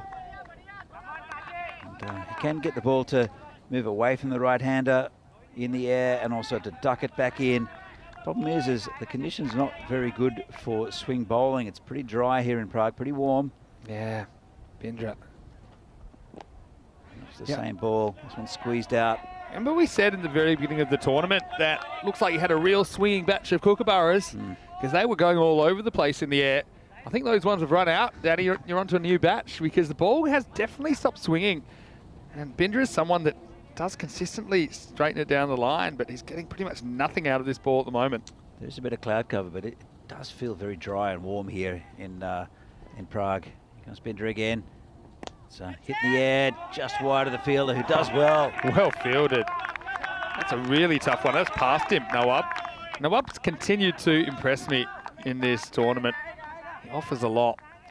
He's always giving 100% for his team. He's come up with some big moments as well. That time he saves 3 runs. He's the top wicket taker for United in this tournament. I thought Bindra's been excellent as well. He comes in again, bowling to Sengupta. This one's hit through the leg side. That'll be another 4. Got just wide of the man at mid-wicket, and the other man at cow corner couldn't come across. And nice shot there, bit of a full toss. And punished. Yeah, bad ball going the journey. This was kind of the story of the first half of the game as well when United were batting. And the Spartans typically got their runs off loose deliveries. This one's outside off stump, and that'll be that man Nawab to pick up the ball again. He's not getting any movement in the air, is the bowler. And that's been so important for him because he typically bowls a couple of outswingers to the right hander and then brings one in and takes the stumps. He's done that multiple times in the tournament. Just not working for him because the ball's not moving in the air. Comes in again. This one's been hit towards the boundary. It's going to get between the players, and it will be 4. Ayush Sharma. I don't know if he was put off by the fielder in front of him, or it just did something off the surface. Have another look. He's come around and thought he had it, just couldn't get down to it, the big man. Sharma's normally such a good fielder as well. But, he'll be really annoyed that he doesn't stop that. So momentum is all with the Spartans at the moment, isn't it? That's the end of the second over. It's 31 for 2. Just a reminder about where we are in day 12, finals day in the Czech Republic. We are into the bronze final. One of these 2 teams will get a medal. The other, unfortunately, will finish in 4th place without one. And then later on, we have match 48, the final between Bohemians and Prague CC. Looking forward to that match, which will start in about an hour and a half's time, right here on ECN. And Bohemians hoping to end the run of Prague CC, winning European Cricket Series in this country. And here's Zahid Iqbal, the new bowler. Yeah, it's going to be a great game coming up between Bohemians and PCC. And nice shot out there to the man deep on the boundary. On the offside, just a single. And he's been pretty good as Zahid Iqbal today. Dahidic bowl's been great, and middle overs have been where United bowlers have really shone, I think, in this series. Again, just a single down to Bindra, just at mid-on. Good start here from Iqbal. He needs to bowl a nice tight over. Keep the runs down to 4 or 5, because the Spartans are scoring at will at the moment. Oh, good ball. Cut him in 2. Came back off the seam, and Sengupta seems to have his eye in. This really goes off the pitch, I think. And just watch it. Seam back between bat and pad. And yeah, Sengupta lucky to survive that one. Close call. It is a really tricky pitch, this, and for all the good reasons, there's enough in it for the batsmen, and there's enough in it for the bowlers. Comes in again. Oh, this has been hit a long way, and that's going to be 6. Use his feet well there, Sengupta. We've seen him do that earlier in the tournament as well. And he's so good when he's moving his feet to the pitch of the ball. He comes forward to it and smashes it over the cow corner for 6. Yeah, just went up with it, played it on length, didn't he? Up and over, almost bouncing over the peanut gallery. Thatcher goes large, 6 more to the score. This opening partnership continuing to build. United need to do something and do something soon. Yeah, it's a little bit wide. Just be a single, I think. He's 26 off 12 is Sengupta at the moment. Gunasekharan, that's not as much as the strike, still going at 2 a ball. I mean, facing Iqbal here. Want to bring it back. They needed a bit of a tighter over. I don't think it's been a bad over at all from Iqbal. Just good batting from the Spartans. Outside off stump, bit of movement, and good end to the over. So after the power play, Spartans none for 40. We just haven't seen too many power plays 40 plus in this series, have we? It's a pitch that, because we've said it does a bit off the deck and probably in the air a bit earlier in the series anyway. It's been hard to get the first 3 overs away for the batters, so that's why we haven't seen so many. But the game was kind of neck and neck, wasn't it, at halfway point of this game? But since then, Prague Spartans building a healthy lead, now saying 9 times out of 10 they'll go from here to get the target. Let's see if Mustafa Nawab can do something about that as he starts the 4th over. Certainly not out of it. They need a wicket though. Sengupta's looking very, very dangerous with the bat. Be facing the new bowler is Mustafa Nawab, who's taken the majority of the United wickets so far this tournament. This one's been hit out to the offside just for a single. Yeah. Important middle overs now. United will be hoping to claw their way back into this contest. To be a good contest as it is. Nawab. This is Gunasekharan. Well, he's gone. Well, thick outside edge and well bowled by Nawab, who is their wicket taker. And end of a pretty good knock there from Naveen Gunasekharan. He's been really, really good this tournament. Just thick outside edge. Nice take by the keeper. Abhimanyu Singh has just been a quiet achiever behind the stumps. I think he's kept very, very well. He's been solid back there. And there's a significant deflection there off the bat of Gunasekharan. And he takes it with ease. He's well balanced. Good wicket keeping as well. But it was Nawab who does do the job again for his team as he tries to bring them back from the brink and perhaps into the 3rd place spot. It is 41 for 1 now in the 4th over. He brings out a very good batsman in Vijag, who hasn't really gotten on with scoring big. He's almost got a little bit of a start in most of his innings, just not gone on with it, has Vijag. So we'll see if he can affect this bronze final. But Mustafa Nawab, as I mentioned, has got a very good bowling lineup, the United side. Quite a lot of variation. I'm sure we'll see Piyush Paghel missed out a bit with the bat in the United innings. He'll have something to say also this run chase. But at this stage, it is Mustafa Nawab, top wicket taker for United in the series. We're bowling to Vijag. Sengupta at the other end. He's batting very well, 27 off 13. Yeah, another key partnership begins. It's a nice cut shot. There's a man out there. Just be a single. Not finding the gaps this week at all is Vijag, and he's just not sure what's wrong with him at the moment. Maybe it's shot selection. He's a little bit out of sorts in this tournament. Mr. Nawab is not, and at the moment, neither is Sengupta, who's batting beautifully.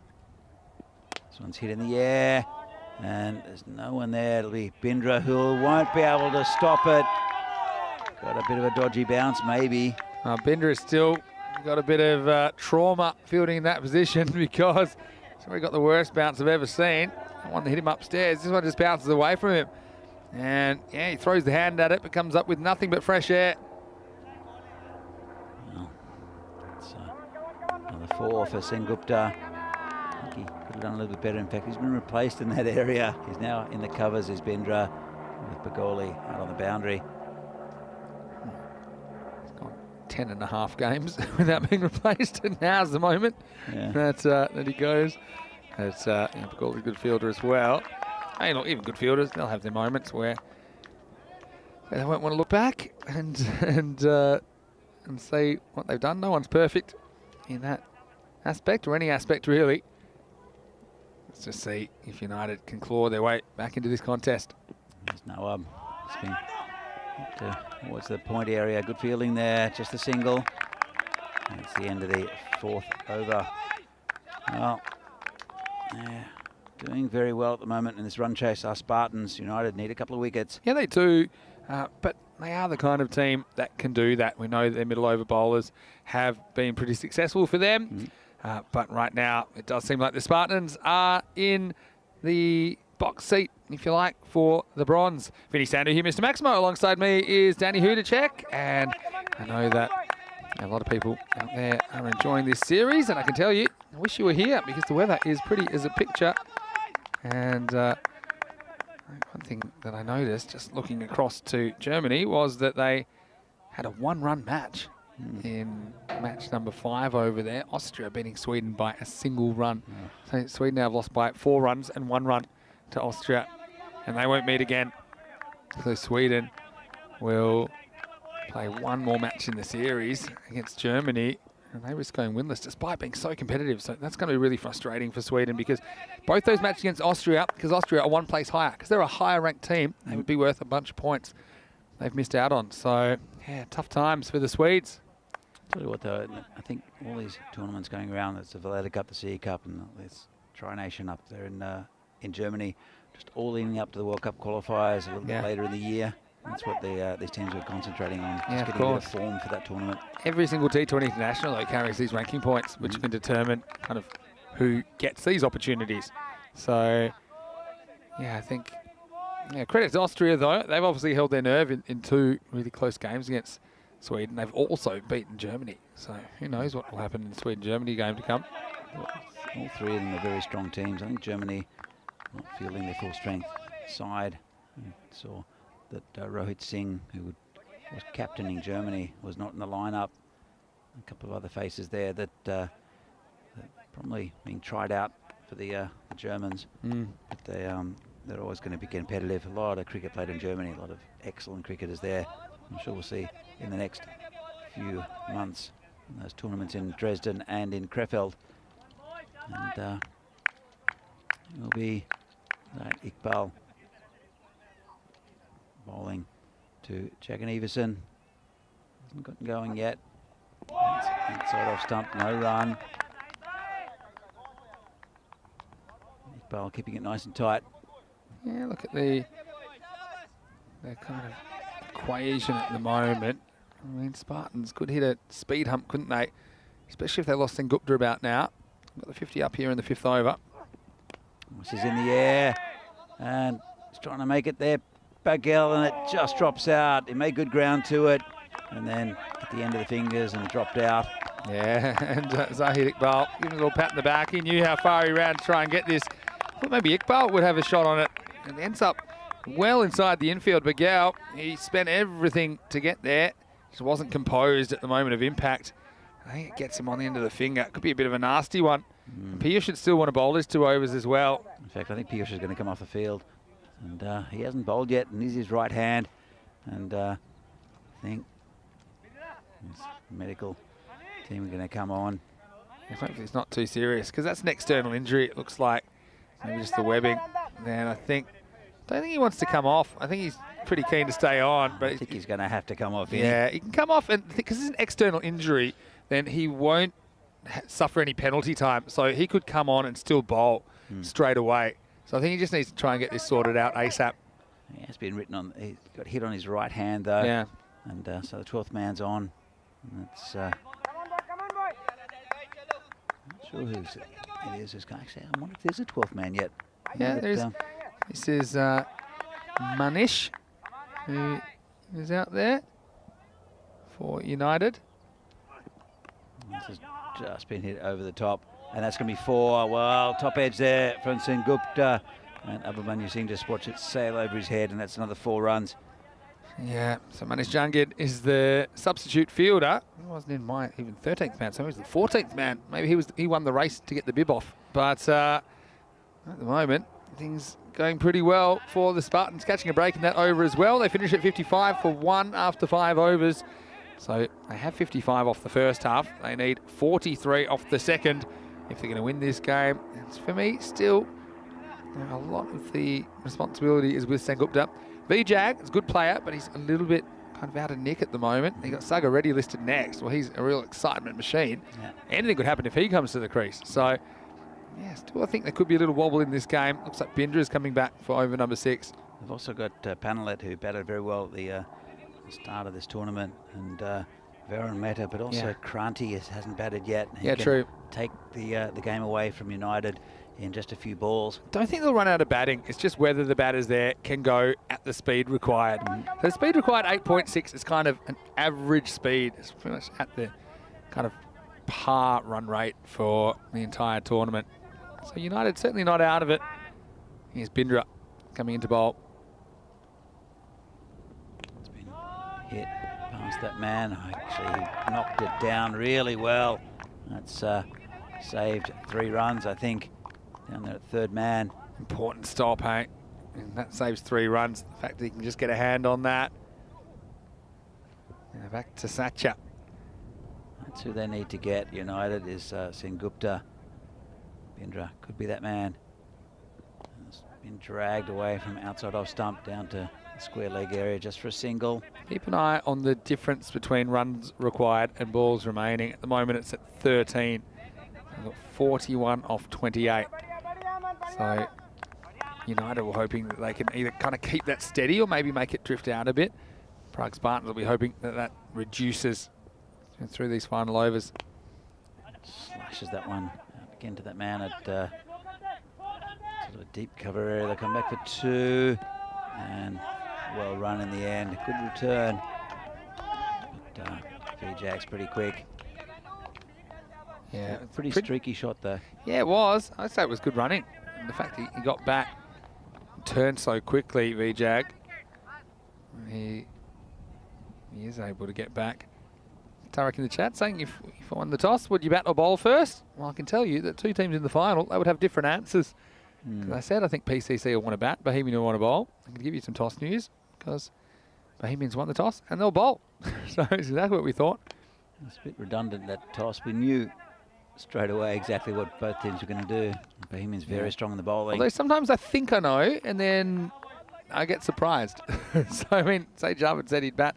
I mean, to be honest, I don't think that'd be a bad strategy against PCC, who seem to love batting first. And remember, they capitulated against United in a chase earlier in the series. I don't think it really matters. I think the team that plays better will win. That could be an edge, and it is. And Bindra gets a wicket. That's that of Sengupta. Well, twist in the tail here. Sengupta batting so well. 38 off 19 deliveries. He'll have to go. Bindra just pushes it across him. He hasn't really brought too many back, and this does the same. Just kind of goes across. Satya, a bit of a lazy waft. It's been a long tournament. Sengupta, he's done a lot of good things. And he does have 38 runs to his name, but that's where he will stay here in the bronze final. Prague Spartan 60 for 2. So yeah, 38 8 of 25 balls required. Okay, got a very good batter in Kranthi coming to the wicket now, but yeah, let's just see what happens. One thing we haven't had in Prague this year, that we had 2 of last year, is golden ball. Yeah, all United are the golden ball specialists. Exactly. They lost one and then learnt from it, and then amazingly got through with a snuck run. They've never been good bowling for a golden ball, though. I mean, I wonder. It's possible. Definitely possible. And Spartans now, the task a little bit more difficult with a new batsman in. And just leaves it outside off stump. Kranthi, he's could be devastating. Haven't seen the best of him, I think, in this tournament, as we haven't seen of Vijag either. Yeah, decides just to take the dot and make sure the set batter is on strike. So Vishak Jaganevasan will be facing up in the 7th. The score right now, 60 for 2 off 6. And if you look at this innings from the start, you'd be saying you'd want to go about 10 and over. Okay, the target's 98.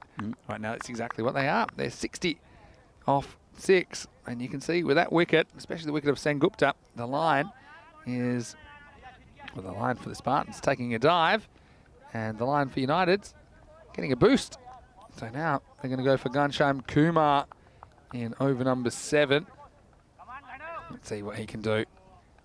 Maybe he can keep this good run up for United. Vijag goes for it. There's a man out there and takes him. Ayush Kumar.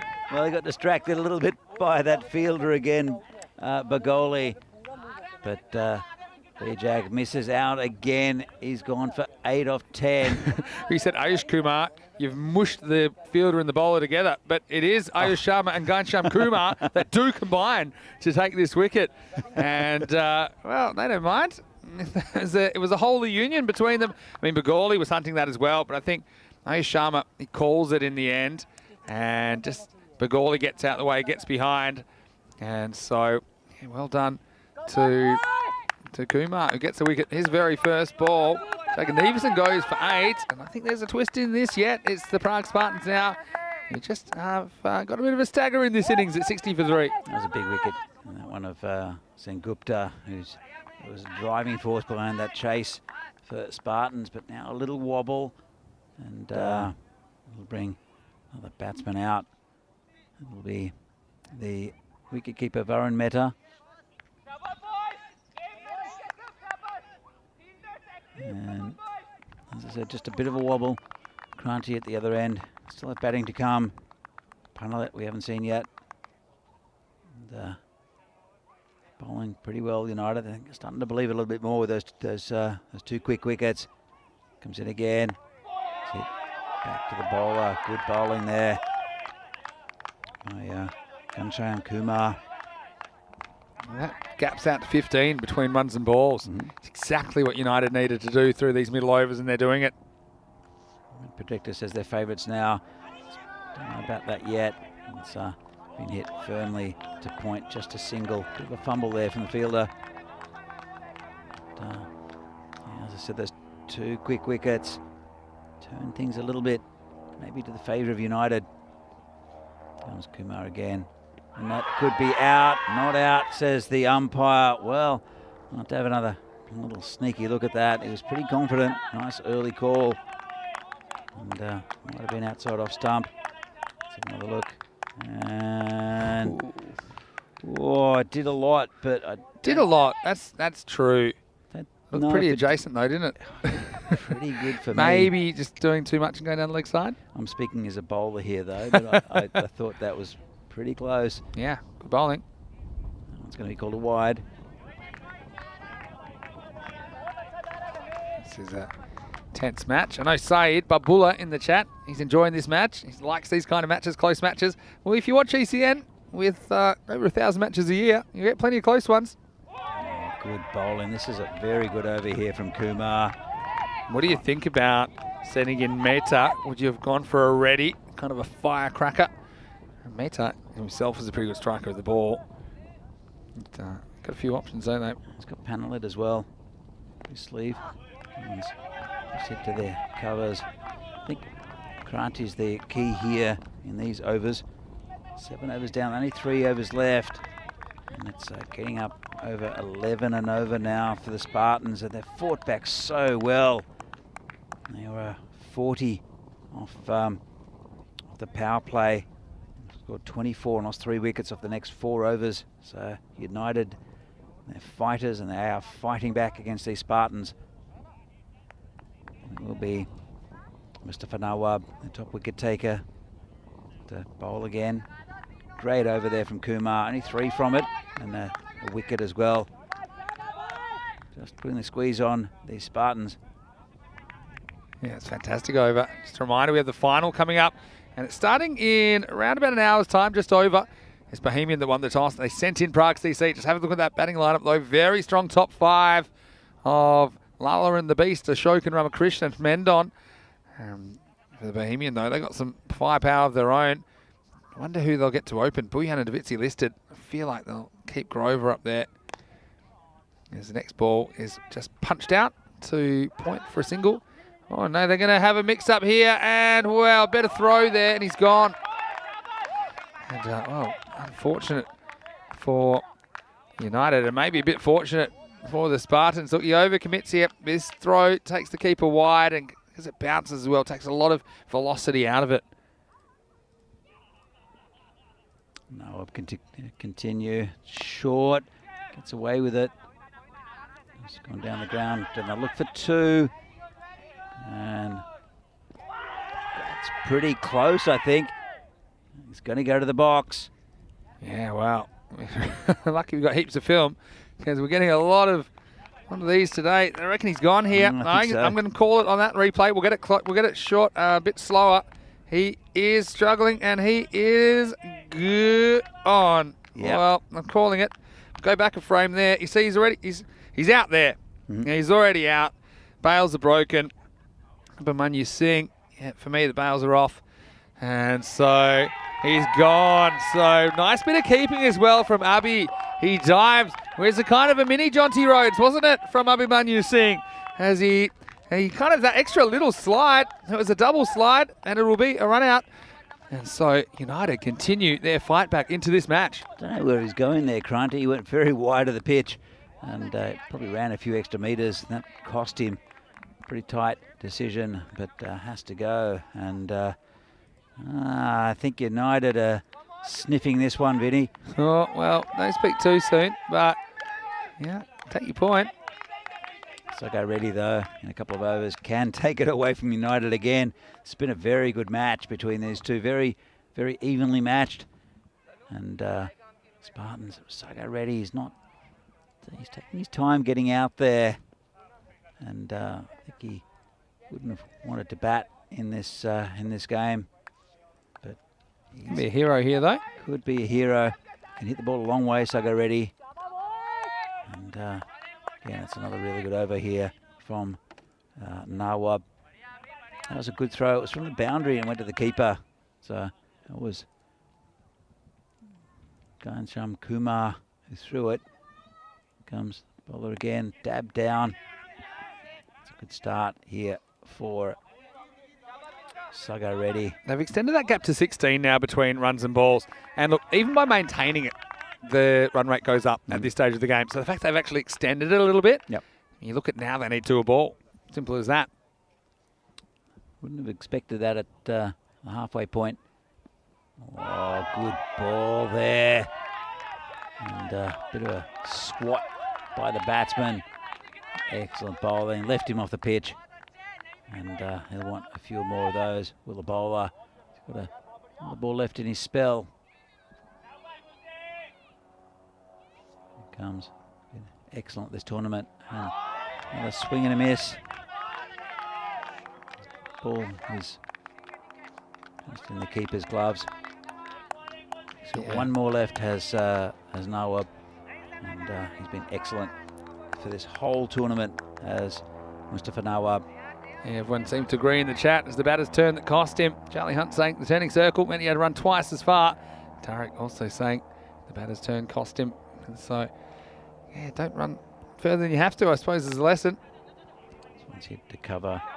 And just a single. It's slowed down significantly here for the Spartans. They are 68 for 4 with 2 overs left. And I think they're pretty much home, and the win predictor agrees with me. 83%. 70% for the Spartans. Let's see if Saga Reddy will have an effect on the end of this this innings. What a good couple of overs for United, though. I mean, really play their way back into this game. In fact, the last 3 overs have gone for 5, 4 and 4. And they've taken a wicket in each of those overs. So I think it was actually, probably for me, it was Zahid Iqbal and Mustafa Nawab that came on and put the brakes on a little bit. I'll give you the over by overs in a second. But first we're going to go back to Ghanshyam Kumar. He bowled a good over last time. Started with a wicket. See if you can do it again. That's a good ball. So let me go through the over by overs quickly, Danny. Yep. So we went 17-14 in the first 2, then 9 from Iqbal, then 8, 7, 5, 4, 4. So you can see they really have decelerated all the way through. Here's Kumar. He's in the air. Player coming around. Will he get there? He won't. That's 6 runs. And a good shot there. Bit of a relieving boundary. Haven't seen many of those recently. And that's 6 to the batsman. That's Varun Mehta. Yeah, he can whack it. I mean, he just has been Jekyll and Hyde in this series, Mehta. That's one they sorely needed. Get back to 24 off 10 now. Trying the same shot and swing and a miss. Good bowling, though. Not putting too much pace on the ball. Saying, okay, if you want to go after me, go fetch this. It's fairly wide, but not quite a wide. Batter can't deal with it. Comes the bowler again and just misses the stumps. And they've snuck a run. Well, they haven't. Would have. And it's, I don't know if that's the right thing to do. It's Saga Reddy who'll have to walk back.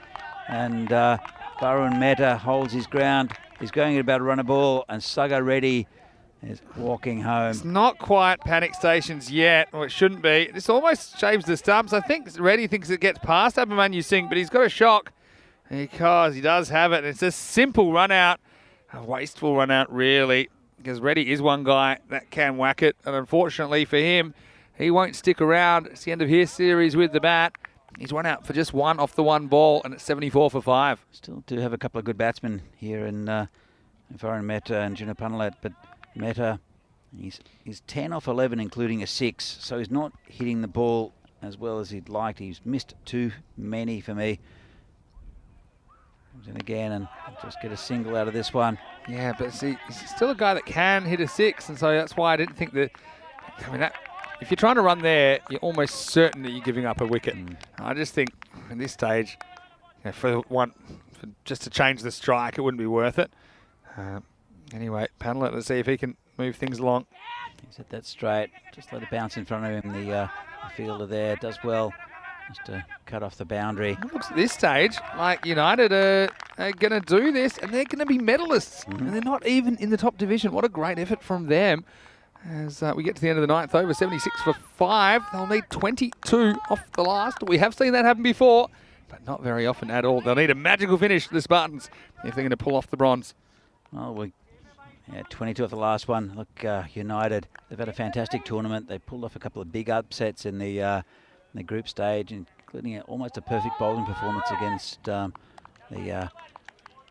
best team in the tournament in PCC. They were a bit weakened though, PCC, but I don't think they'll look back at that. They bowled them out for 49, and they've just played as a really good unit, have United. And they'll be very happy with this if they can hold it together. And it is Magoli, who went for 17 off his first over. He'll come on. It's pretty brave. It's a little edge. It's going to go for 4. Oh, dear. Just what you need. Need a bit of luck. And Punalat gets it. Pramod, out of luck. But it is a boundary. Keeps it within the zone of possibility. It's 18 off 5 now. But to get 18 off 5, how can you do it? Probably need Smash 4 the ball, boundaries. Vinny. Smash the ball. Like 2 6s and a 4. Something like that.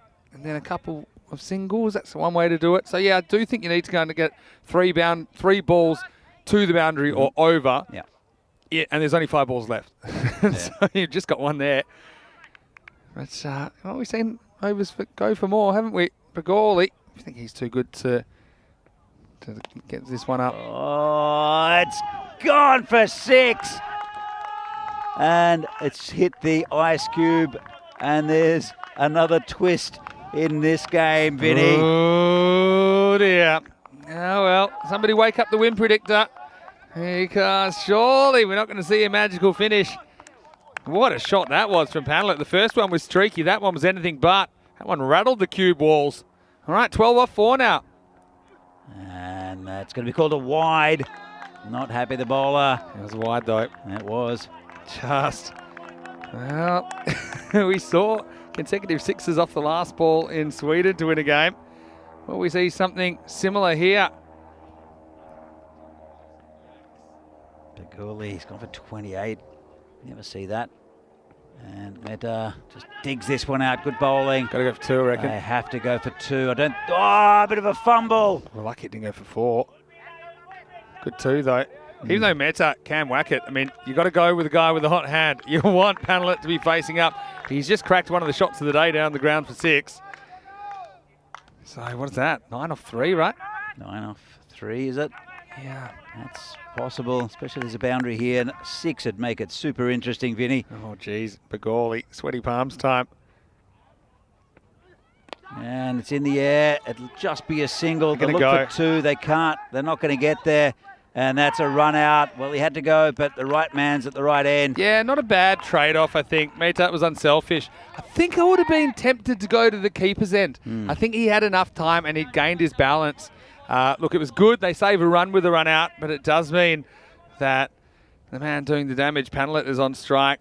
You see, I think he had time to gun Panlet down. See how far Panlet's out when that ball returns to the pitch, even though it's a slightly longer throw. Anyway, run out's a run out. It will be a 6-wicket down. It'll be 90 for 6.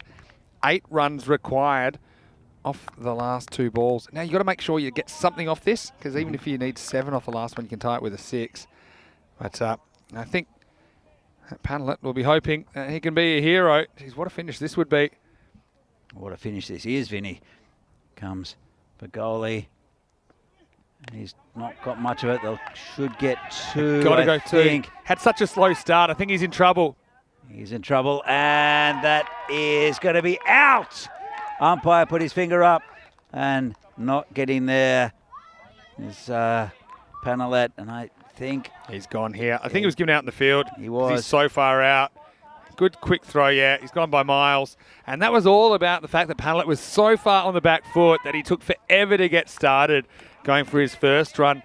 And, yeah, I mean, I think it was the right option. You had to force the play to at least make them get the run out. Means the new batter, Neeraj Chaggi, can be a hero because a 6 will be a golden ball. And we haven't had a golden ball since the 31st of March, Danny. We haven't had a golden ball in this tournament when we had 2 last year, both involving United. If Chaggi can clear the ropes here with a Maximo, we are going to a golden ball. So it is on because they did get 1 run from that ball. Yeah, look, Chaggi, he knows the situation. He's going to have a swing at it, or he's going to try and move. I think what he'll do is he'll move outside off stump. He does like to flick it. Yeah, golden balls favouring the bowling team of late. What do you think Baladia said to Chaggi here? He's going to bat right outside off. He's saying, yep, all right, here we go. All right, 6 for a golden ball. Let's dance. And that's right over the stumps. Yeah, and that's it. United win. And I thought it went straight over the stumps. You called it a wide. No, I was signalling that's fine by waving my hands. No, that was straight over middle stump. So Chaggi tries to get funky.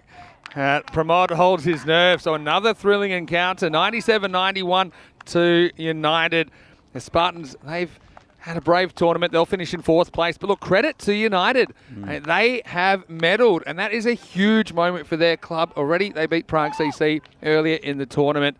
That was a watershed moment for United Cricket Club, and now they finish in 3rd place. What a fantastic performance. Excellent performance, and I really think that the top 4 of Abhimanyu Singh, Piyush Baghel, Pramod Bagoli, Ayush Sharma have done superbly for United, but the bowling as well. Mustafa Nawab and Zahid Iqbal, Mandim Bindra.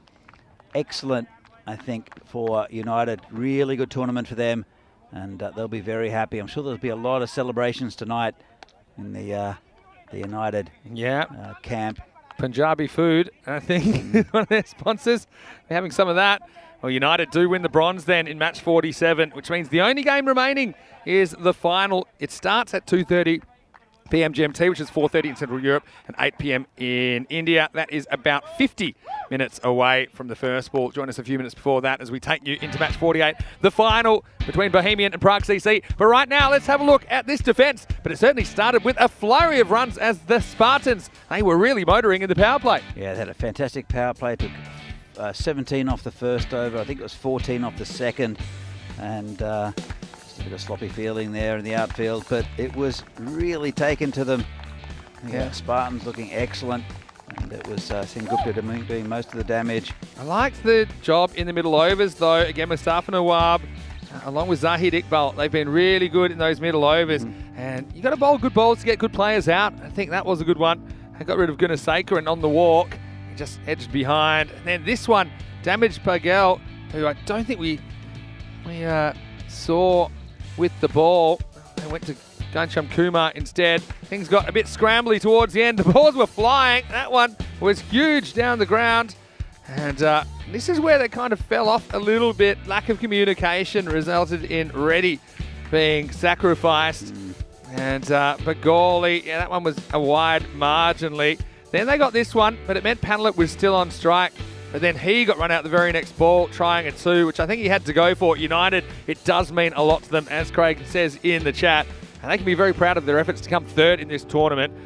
Look, I'm sure they've got ambitions to push into that top division, and they've shown that they can deal under pressure. I know they kind of fell apart against the strong PCC bowling lineup in the semi-final today, but they certainly showed some nerve to defend their total of 97, keeping the Spartans to 91, with Sengupta top scoring 38 off 19. They actually were 40 in the power play.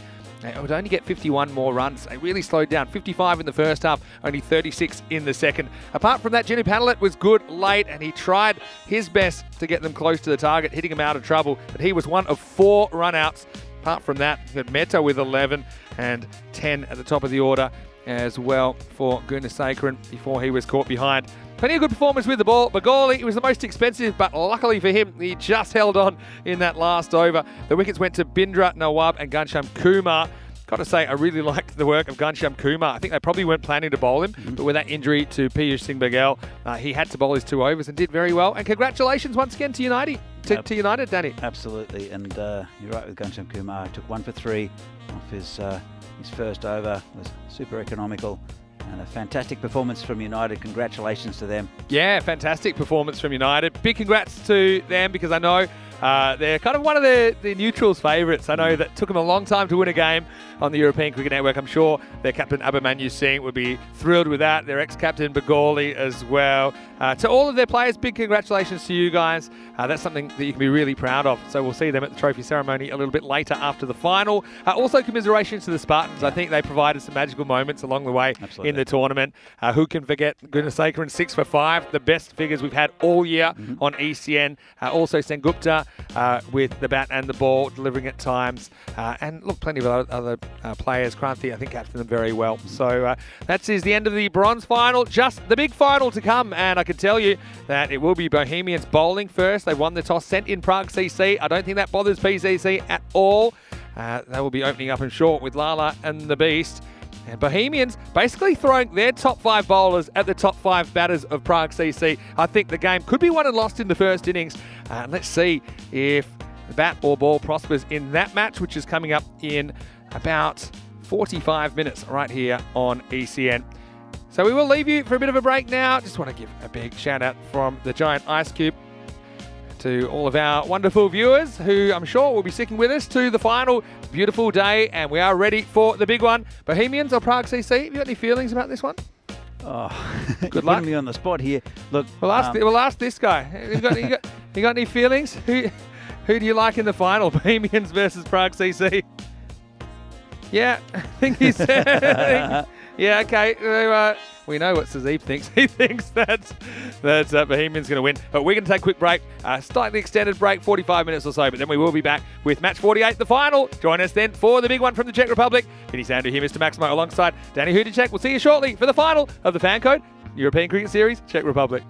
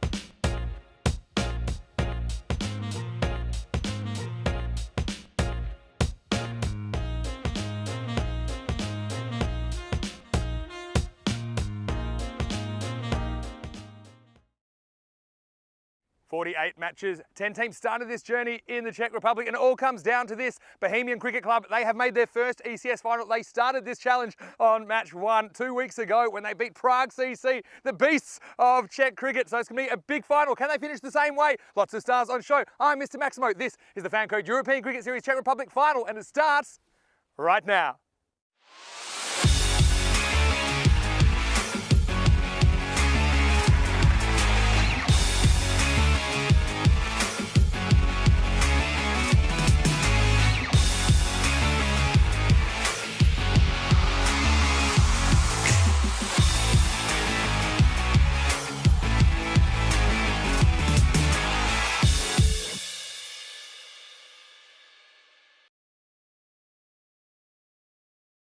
Hello and welcome back to Prague on a beautiful Saturday afternoon in the Czech Republic. We're in the heart of Europe and we've had a wonderful 2 weeks here. It's been great that we've had some good weather as well, and it's a beautiful day for cricket. I'm looking forward to the big one. It's the final, Bohemians versus Prague Cricket Club. Well, stars on both sides of the equation in this one, and these two teams, they split their group matches 1 apiece. So who will win the decider? Well, will it be Prague CC to win their 3rd ECS on the trot, or will Bohemians get their first silverware on ECS since that E-Series all the way back in 2020. Charles Croucher has done a great job as the tournament referee, as have all the officials. He's with the 2 captains. Let's get ready for the coin toss for match 48, the final. Okay, your call, Aaron. Heads is the call, and it's a tail. We will bowl first.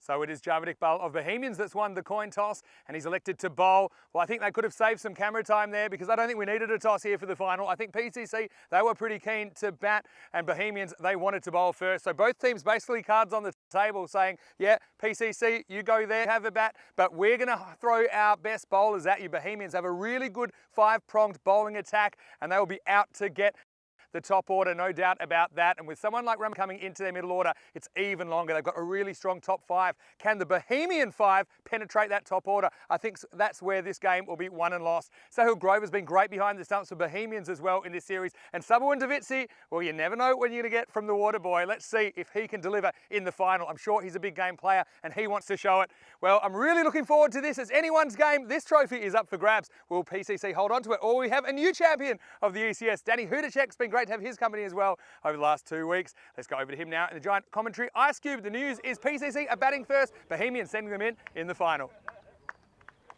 Well, thanks, Vinny. And we're here for the final of this FanCode European Cricket Series in the Czech Republic. Game 48, final game of the tournament.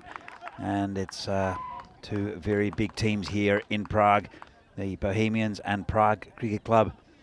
And as you can see here with the lineups, 8-2, both teams.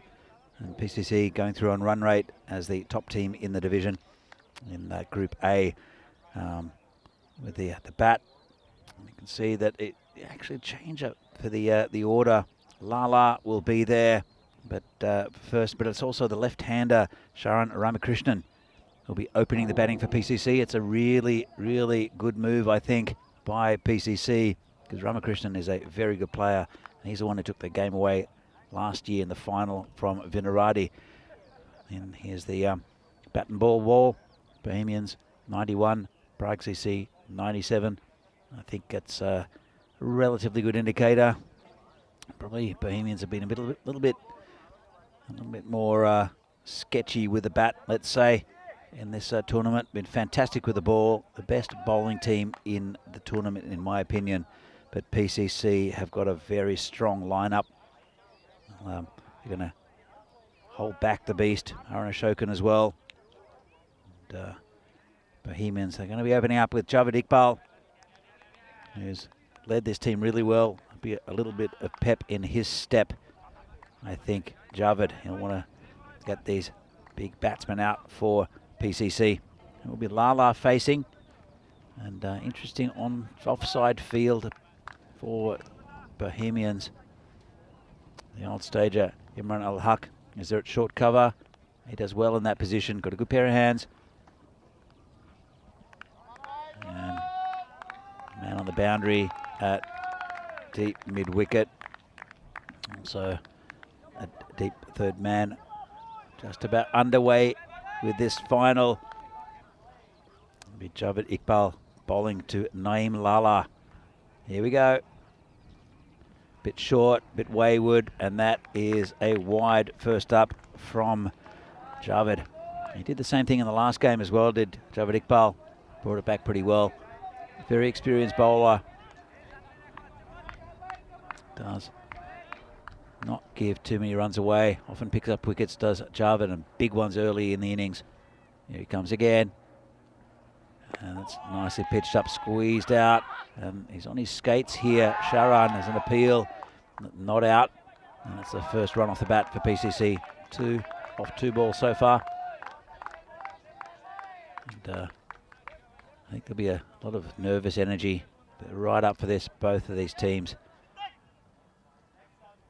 Iqbal, I think he's been excellent as captain for Bohemians over the last few years. Really bonds this team that has a lot of strong personalities. Sometimes it's really teetering on the edge whether they can all hold it together.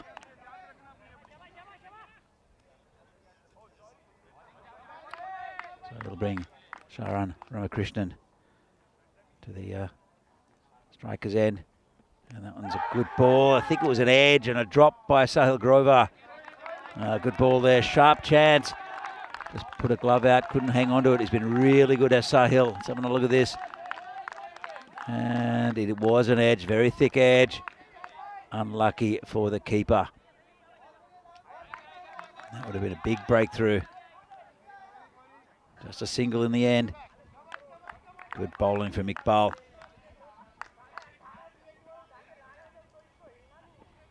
Bowling again to Lala. He's been good in this tournament. And that's down leg side again. Not quite getting right. Perfect line for the left-hander. Wide signal by the umpire.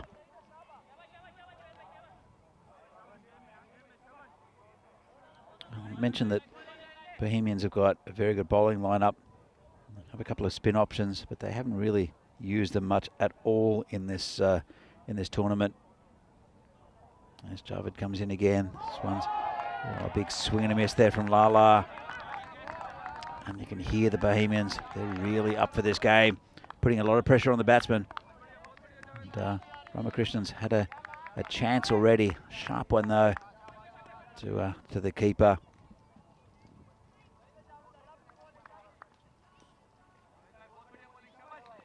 Comes Iqbal again. And he's dropped another one. Can't believe it. The bowler, and neither can the keeper, who's been so good this tournament. Came pretty quickly at him. Let's have another look at this. Got a thick outside edge and it flew at his face. Sahil Grover did well not to wear one in the mouth, but I think the wrath of his captain will be worse punishment. Iqbal unlucky, got edges from both of the openers already. And he's just moving the fielder around. He's not happy, Javed Iqbal. Moving the field around. He's got a deep fine leg, and he's also got a man deep on the square leg boundary for the left-hander Ramakrishnan. He comes in again. And full toss. Been hit down the ground. Bit of a dodgy bounce there. The tank Riddick Tomar, just a single. And they're starting to fight with each other already, Bohemians. That's what I was saying before about Javed Iqbal holding this team together. Riddick Tomar kicking the ground. Javed Iqbal was waiting for the field to change, the right-hand, left-hand combination, causing a bit of time issues. Comes Iqbal. And this one's been hit through the covers. It'll go towards the boundary, and that'll be the first 4 of the innings. Just lent on that, did Lala, and that's a nice shot. And didn't overplay it, just a very good, proper cricket shot on this very fast outfield. 4 runs.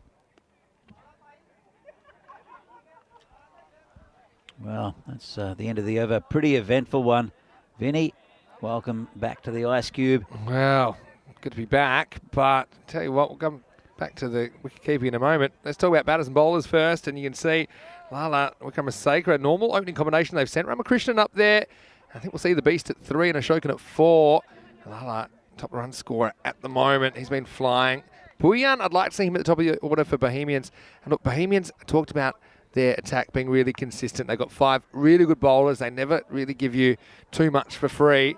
Javik Bowl just straight down the leg side a couple of times in that over. But yeah, you can see with the ball, PCC, Wickramasacre and Mataranga now, they're equal leading wicket takers. And just look at that economy rate for the Beast as well, 5.2 and over. It's a guy that only conceded 1 run in his spell earlier. As we start over number 2, and Ramakrishnan gets sent back. And now this throw's gone miles. It's going to be 4. It's just a 4 because the batter's going back.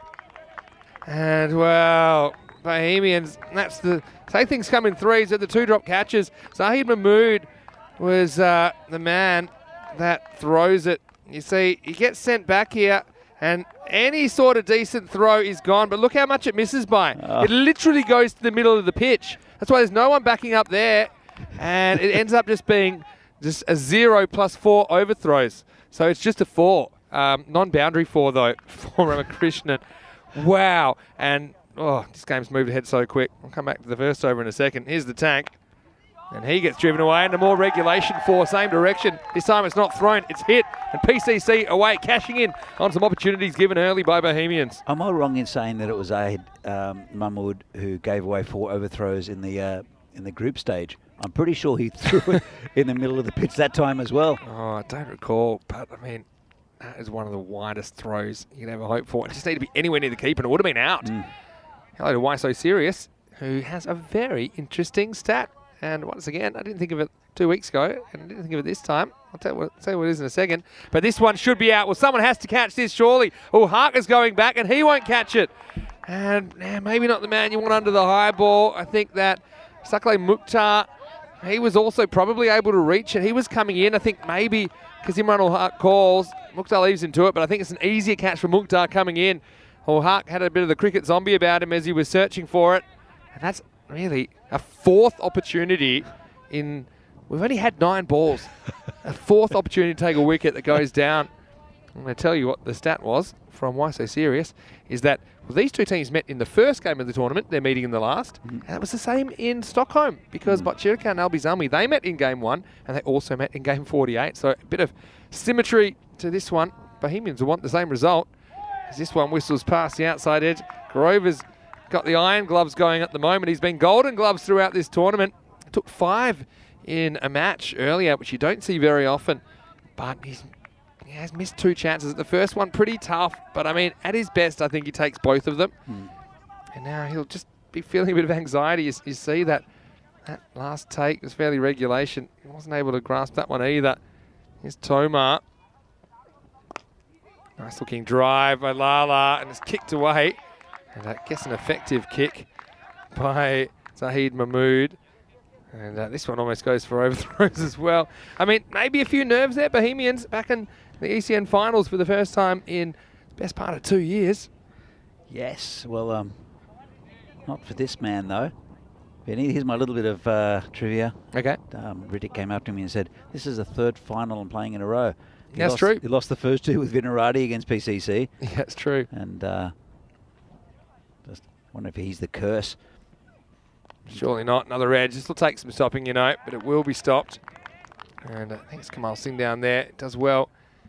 And so that's just a single to finish the over. 21 for no loss for Prague CC in the first 2. It could have been a very different story with 4 chances being missed.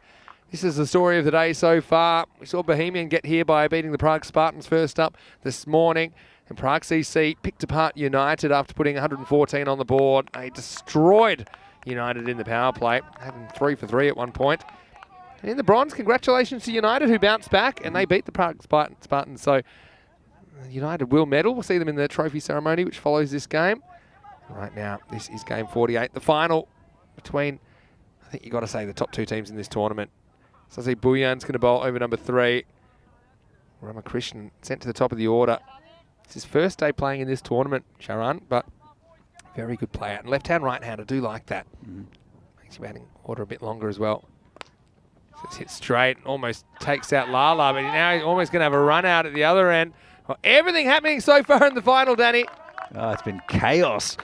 I love it. And it was hard to run when you're sitting down.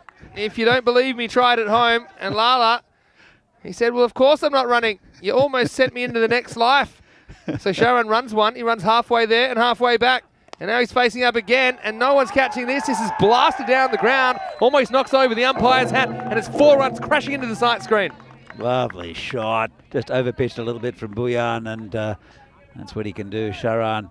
And he's in a good mood. He almost took out the bowler.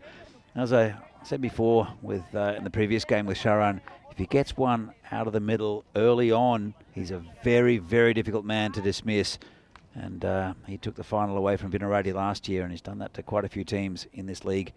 And comes the Buyan again, hit to the tank, just a single. Loses it somewhere there. And finds it again.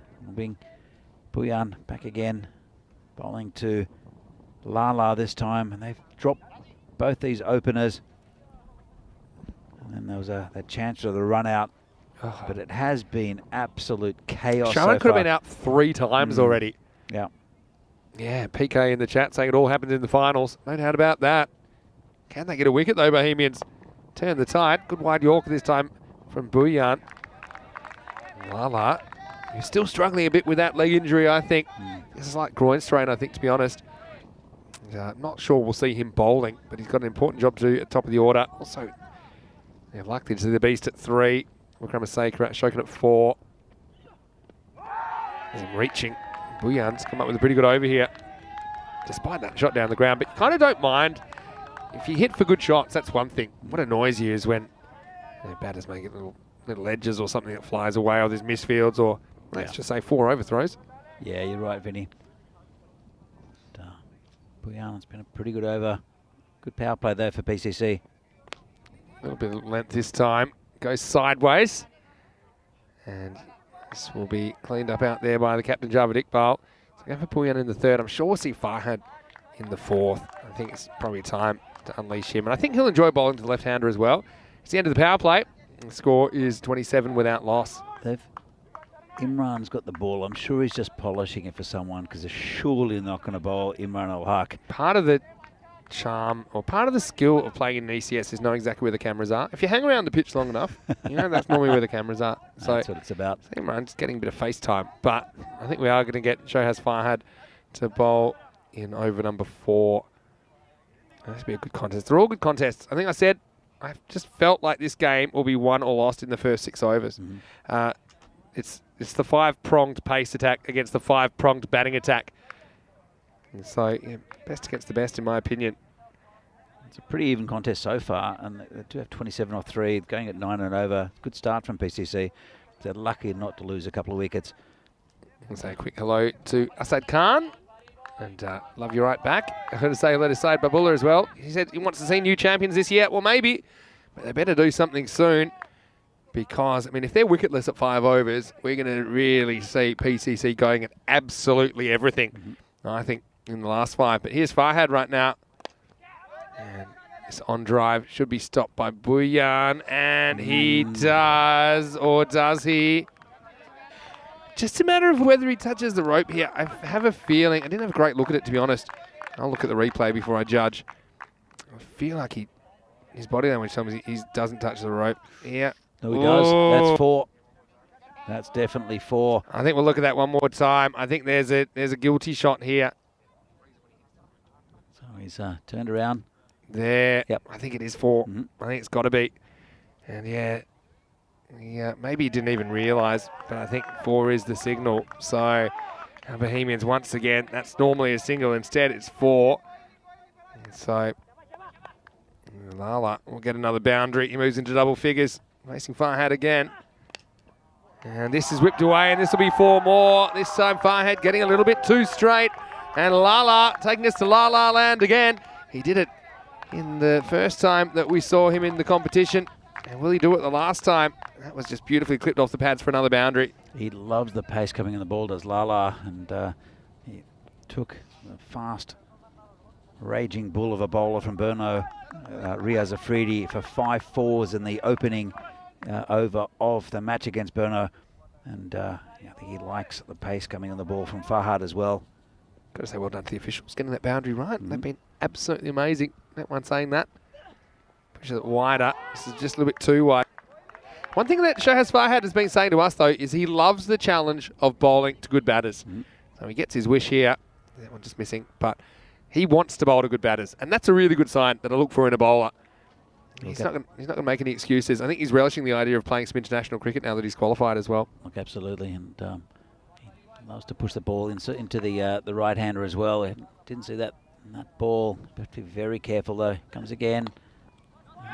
Pushed out to the covers. No run. Yeah, well fielded that time by Zahid Mahmood. So they just need to do something to turn the tide here. And look, it's not going to be easy, as you know, the big guns they've got, especially the top 5. But you can only deal with who you're bowling to, one at a time. That's what we need to tell yourself, Bohemians. Win this contest, get Lala out, and then, move on from there. Good ball. It's a bit more than just get out Lala. Ramakrishnan's 17 off 9, and there's a bit of batting left for the PCC side after this. That's what I'm saying, though. You can only do one at a time. You can only deal with one batter at a time, the batter in front of you. Yeah. So don't get ahead of yourself. Don't think too much about the beast coming in and what he might do or what Ashokan might do. You just got to concentrate. That's what Farhad's doing right now. Resumes this battle. And this is driven nicely. Finds the cover again, though. And we'll get through for a single. Yeah, just nicely lent on that. And just knocked it down, the cover fieldsman, Zaid Mahmood. And so he's gone for a few. Has Farhad. He's brought it back a little bit in this second half of this over. There's only one ball left. It's gone for 11 so far. In fact, 10 so far. So 37 after almost 4 overs. Yeah, last ball of the over coming up. PCC getting away with a fair bit in the first 4 overs, also playing some really nice shots. This one's just over the bowler. I think it might have been bump ball. But again, no loss of wicket. They'll be happy with the start, PCC. Pretty good production in the power play. It wasn't the classical cover drive Ramakrishnan might have wanted to play, but it will be end of 4th over. And it's 38 for no loss. Pretty good start, you have to say, for PCC. I talked about the battle between what I think is probably the most complete bowling attack, as far as seamers are concerned anyway, and the top 5 for PCC. But of course, we've got action happening in Krefeld as well. You see it right there, Germany versus Sweden. Germany look up and about in that match as well. Currently, they are 74 for 1 in the 10th over. So, of course, even after this match finishes, we've got the trophy ceremony here, but also you can turn over to match 6 of that ECI series. Charlie Hunt's over there doing a great job. Sweden losing by one run to Austria after losing by 4 runs to the same opponents last night. But credit to Austria for holding their nerve in those close games. We've had some pretty close ones here as well. Who knows? This final could be, because just think about some of the batting as well that Bohemians have with Davitsi, with Grover. Sazi Bhuyan's been good, and the tank. So, I mean, that's a pretty strong top order as well. Davitsi, speaking of him, the water boy, is going to bowl over number 5. Here he is. And he gets the first one moving away from Ramakrishnan. I would also say, I think a couple of these bowlers, like Davitsi, like Farhad, would actually quite like bowling to the left-hander. I think they kind of naturally push it across the left-hander, get that movement. And it will be an opportunity to bowl to one at the top rather than the beast who normally would come in for PCC in this series anyway, as an opener. This one moves. I think it's going to be just okay. Christian probably feels that's a long way away from him, but he doesn't really move his feet. Get a look at it. Yeah, I think it's probably okay at the point that it passes the crease, which is what Joe Foster has to judge. And I think Joe's umpired very, very well during this series. Got to say, yeah, congratulations to Joe Foster and Pradeep Gangappa for umpiring the final, but also to all of the umpiring team. And I know that, as we've seen it a little wide, I'm going to say also to Raghavat Loksani and Samsuro Basu, who did the bronze final. Also Pete Vincent. Okay, he pretty selflessly has kind of left the 2 big games this afternoon to the other umpires to give them a bit of experience. But obviously Pete, as the head of the Umpires and Scorers Association, has a big role in developing that kind of talent as well. It goes straight, and he goes pretty long, and it's going to be 6. Maximo! Rama, once again, he might be a cat with 9 lives, and he's used half of them up, but he's also played some pretty good shots, and this one's blasted down the ground. Takes Davitsi downtown, 6 runs. Lovely shot. Just dragged it from outside off stump. And he's very dangerous in that part of the ground. He's normally hits a lot of his runs square of the wicket, but he's been hitting dead straight. I think that's a good shot for him to develop. Pretty safe. Shorter this time, moves, but not quite a wide again. So that was pretty well left from Ramakrishnan, because he lined up a shot. Others would have probably swung and just let it go. It seems a bit off the deck, and I think if he goes through with the shot, he's just going to hit it straight up in the air. Yep. I think that's what you're talking about there. He kind of bails out, doesn't he? So we know this pitch can do a bit. So far, Bohemians have created chances, but haven't capitalised on them. This time he does go on the pull, and he pulls it handsomely. This is up into the sky, flying high. Maximo! 6 more to Ramakrishnan, and he is firing now at the top of the order for PCC. Well, he won the final for PCC against Venerati last year with a sparkling innings. Haven't seen him all tournament. Turns up and he's bashing this bowling by Davisi all over the park. Sharan Ramakrishnan, he is a class batsman. Yeah, Davisi keeps banging it into him as well, doesn't he? I think he needs to get just a little bit fuller. He does. Forces a drive, but will just be 1 down to the tank. So the 50's up in this over, and that's the end of it from Davitsi. It cost 14 in the end. High quality cricket on display from Prague, and Prague CC a 52 for no loss at the halfway point. What would you do now if you were the Bohemians captain? Would you bring yourself on Javed Iqbal, or would you? Here's the issue, is that they really haven't gone to spin at all of late. And I feel now is exactly when you need a spinner. And they do have some options. You know, they've got Kamal Singh, they've got Mukhtar, of course. You know, Mukhtar can bowl some spin. But I think they've kind of hitched their wagon to pace, and that's what they're going to go with. And Farhad is coming back in the 6. I mean, they are charging in, but the ball's coming back harder. And Farhad needs a breakthrough here.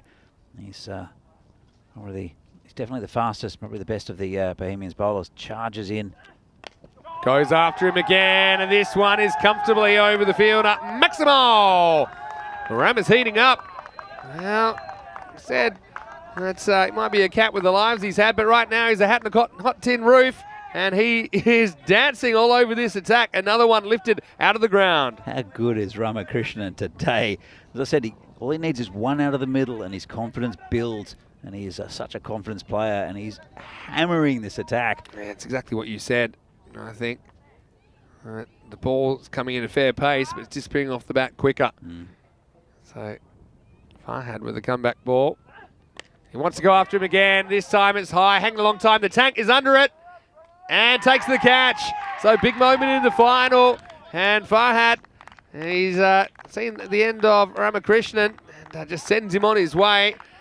Got to say, the tank had a long time to think about that, and he had a few lives, didn't he, Ramakrishnan? But his luck ran out on 37. A good catch by the tank, and the first wicket of the final, 58 for 1. That went miles in the air, and that was a very good catch under pressure by Tanky.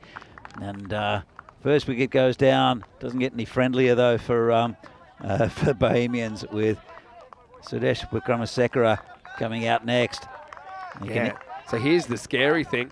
Okay, you do take a wicket, and that's what you wanted to do. But now you've got kind of the regular openers at the crease with over 5 overs in the bank and 58 on the board. So even at 0 for 0, it's pretty intimidating facing these guys. And the Beast, who missed out this morning, you feel like he'll be in the mood to prove a point throughout the second half of this innings. You know what, though? They're still not out of this contest at all, Bohemians. Going about 10 and over. There's only 1 wicket down, but get them tumbling a little bit, puts a pressure on the batsman. And Bohemians, they are one of those sides that if they start getting wickets, they'll get on a real roll. There's a lot of quality in their bowling lineup. Never judge a game in the first 5 overs. It's one of my rules, because you know a lot can change. Can Farhad continue to change the narrative? Beastie tries to whack him first ball, called wide. Borderline 1, just judging by the reaction. Farhad's got a smile on his face. Yeah, not too borderline actually. It was comfortably wide. Yeah, so the road to success here. Get these new batters early. Maybe get Lala as well. If you can do that, you might be able to still keep it under 100. That seems a bit of a fairy tale at the moment for Bohemians. Been put to the sword so far. Beastie deals with this one, just jagging back in towards his off stump. Yeah, it's a good ball right at the stumps from Farhad.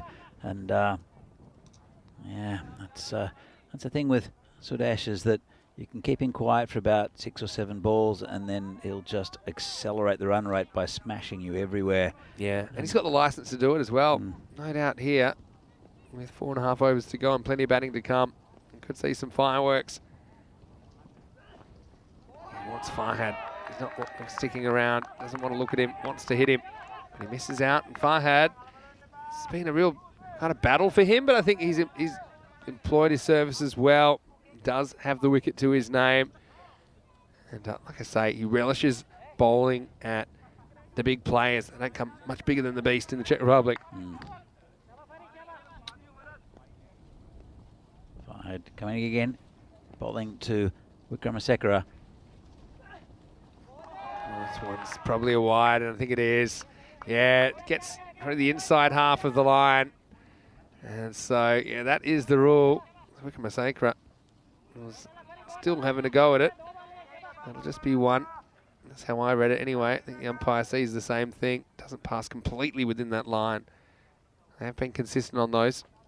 A few spectators here, mainly from the other sides, who are watching this game with intent. Beautiful day to come down and watch a game of cricket as well. Pitches up, and that ball is out of here. Adios, pelota maximo. That's how you get off the mark. And Beast with a capital B activates Beast mode. He takes Farhad over mid-wicket, and that's why Farhad was scared to get too close to him. He pays the penalty. Huge hit. The only man who moved there to try to catch that was Dylan Stain, with his shirt off, his shoes off, beer in hand, and he would have taken a left-handed specky over his head. Wow, He's been a little bit closer. Not sure he'll have another go at it. That's why he's there. Crowd catches. Tell you what, all would be forgiven for Farhad if you can get rid of the beast right here. He's got one delivery to do it. Last ball, the 6th. Oh, good ball. Yeah. Farhad's such a competitor. That doesn't really go his way in the final, but still, I think he's given everything for his team. He finishes with 1 for 26. The score after 6 is 67 for 1. Yeah, look, it's still evenly contested. They're going at 11 and over at the moment. 11 and over means about 110, 115 in the end, maybe 120 with the pumping up the score. The probability 80% at the moment for PCC, 20% for Bohemians, but there is a long way to go in the tail of this final. They need someone to turn the game, don't they? And sticking with the pace. It's going to be Tank to come back. Get over number 7. It's difficult. So the Tank versus the Beast, the old classic contest. It's going to be difficult. The Tank, he's been bowling a bit quicker recently, and he bowls good short of a length. Problem is, I think, especially with Tomar and Davitsi, they're not getting much movement. This ball not swinging as much as what it did early in the tournament. I think it's the atmospheric conditions rather than the balls. And let's see how it goes. Just dab down the third man for a single. Oh no, well, this isn't good at all. Kamal Singh gets the body behind it, but he kind of strands himself on his backside here, and he watches the ball hopelessly as it just rolls to the rope. And so once again, a gift from Bohemians in the field. I called that single too early, I think, Vinny. That was pretty basic stop there from Kamal Singh. Don't worry, I've only done that about 1,000 times. It should have just been 1. Instead it's 4. The Beast doesn't need your charity, I'll tell you that much. Here's Tomar again. That's it. Again, coming into the Beast, who just bunts it back. It's a pretty good length there from Tomar. If he's any shorter, he's getting pounded in the car park. If he's any fuller, he's getting pounded over the side screen. Yeah. So he needs to go either wide of off stump or that length. Yeah, wide of off stump, I think is a fairly good plan to the Beast. Doesn't move his feet much. Just often wedge. If you get too straight to him, then this might happen. And this one's setting records, and it's almost taken out there. Well, you might need a taxi to get that one back. Maximo, the beast, turning it on. That one went many a mile, and he's in the mood for more. That's what I said. It's a very fine margin of error here for the tank, and there's a Corey Rutgers attempt out there. Get too straight at your peril. You've got to get outside off stump and quick. Give you the tank right now. Makes it look so easy. That's where you got to be, but it's going to be 4 anyway. And he is really motoring now. He's overtaken Lala. He's 21 off 8 balls. And, well, I don't think they'll be queuing up to bowl to him at the moment because the beast is on fire in the final. Okay, they gave him a very good start, did Ramakrishnan, and Lala also contributing nicely. He's 17 off 14, but when you got someone with the power of the beast, especially in a final, and 21 off 8. Here comes Tomar again. Oh. How's this not going for 6? Well, I guess this happens. You know, you still got to just try and put that out of your head. It's pretty difficult to do that, but that's what you need to do as a bowler, is to still have that feeling that, you know, you're in charge of the situation, you can get this guy out. Yeah, if you're not in charge of the batter is, and I know that is the situation, basically, but you still got to have that positive mindset. Good comeback ball by the tank. They need a tight over from somewhere, but it's hard to see where that's going to come from. Nice ball the 7th. Pitched up, driven pretty hard. I won't call it yet. But Javed gets down the long barrier, keeps it to a single. Wickramasacre will retain the strike. 7 overs down, 82 for 1 after 7. And if you're enjoying this ECS, I'm sure you'll enjoy the action from Hungary on Monday, because we do have a brand new series, 6-day series there in Hungary, just the 1 week there, starting a little bit earlier than this series. Starts at 6:30 GMT, which is 8:30 in the morning in Central Europe, and noon in India. It's 12:30 PM in Bangladesh as well. Starting with a really good matchup, a rematch of last year's final, Royal Tigers versus Budapest Blinders. Royal Tigers, of course, we saw them in the ECL fairly recently. Budapest Blinders, containing our own Stefan Gooch and some others. And in the afternoon, we'll get to see the Cobras. They're taking on the Debrecen Vikings, playing their first ever ECS. So good luck to them, of course. The Cobras very competitive last year as well. So join us. Have a day off tomorrow, but you can catch the final of the ECI tomorrow. So that's worth watching. And as for Monday, I'll be in Hungary. All right, so here's Puyan coming back on. The Beast wants him, but he misses out. That was a great series last year in Hungary, and it's a big matchup first up with the Blinders and the Tigers. The Blinders an offshoot of the Tigers, and that'll be fantastic. But we're having a fantastic game here, and PCC, big score mounted up. This is smash towards Javed Iqbal, who does well. Really well fielded. Puyan only went for 6 in his first over. You're worried you might go that any particular ball, the way that Sinesh is batting at the moment. And Lala's a good batsman, but he's caught him up in quick time. He hasn't had much of the strike, Lala. Let's see what he can do to Puyan. Big wide, well held by Grover, just using the one glove. I say PK in the chat, saying Corey's become very famous because of his catching, or lack thereof. It's almost off the pitch, you know, but I think probably was just on. I think actually, yeah, it's called a wide. They wanted some clarification about that, but yeah, just won't be a free hit because it's just a wide. That's a good call. Again, this is crunched, but Imran Hart picks it up. The Panther. He is, isn't he? He's a slick mover. Imran Haq. Looks like Inzmam Haq. Fields like Jonty Rhodes. I don't think we're going to see him bat, though, Imran. Remember when he caught the beast in match 1? Geez, it seems like a year ago now, but it was only 2 weeks ago. Imran does so well, he's moved down to that position now. This one comes back, but not enough. It'll be another wide. Yeah, I mean, if we go back to match 1, it was Bohemians that actually got one over PCC. On that occasion, Bohemians batted first, made 86 and kept PCC to 79. When they met later in the series, though, it was PCC winning 117 to 110. Right now, it could be a chance. Well, the fielders converge, and it will be taken. And that's smart fielding, really. because it was much easier for Saklay Mukhtar, who was coming in. He does take the catch, and they do get the beast for 23, but it was a pretty powerful innings, a quick innings from Sudesh. But he has to exit stage right, and he does with his team in pretty good shape. It's 86 for 2. That's a big wicket. Still a lot of very good batsmen to come, but just jumped out of the way, did Zahid Mahmood. And really good catch. I saw that Saklay Mukhtar may have taken Ramakrishnan earlier and then backed out of that effort and not making the same mistake again. And it will bring the big man, skipper for PCC and for the Czech Republic, Arun Ashokan, out to the middle. He's a good guy to have at this stage as well. It's a very steadying influence in the middle overs, in the middle of innings. And but he can go big also. Likes to go big and straight. Yeah.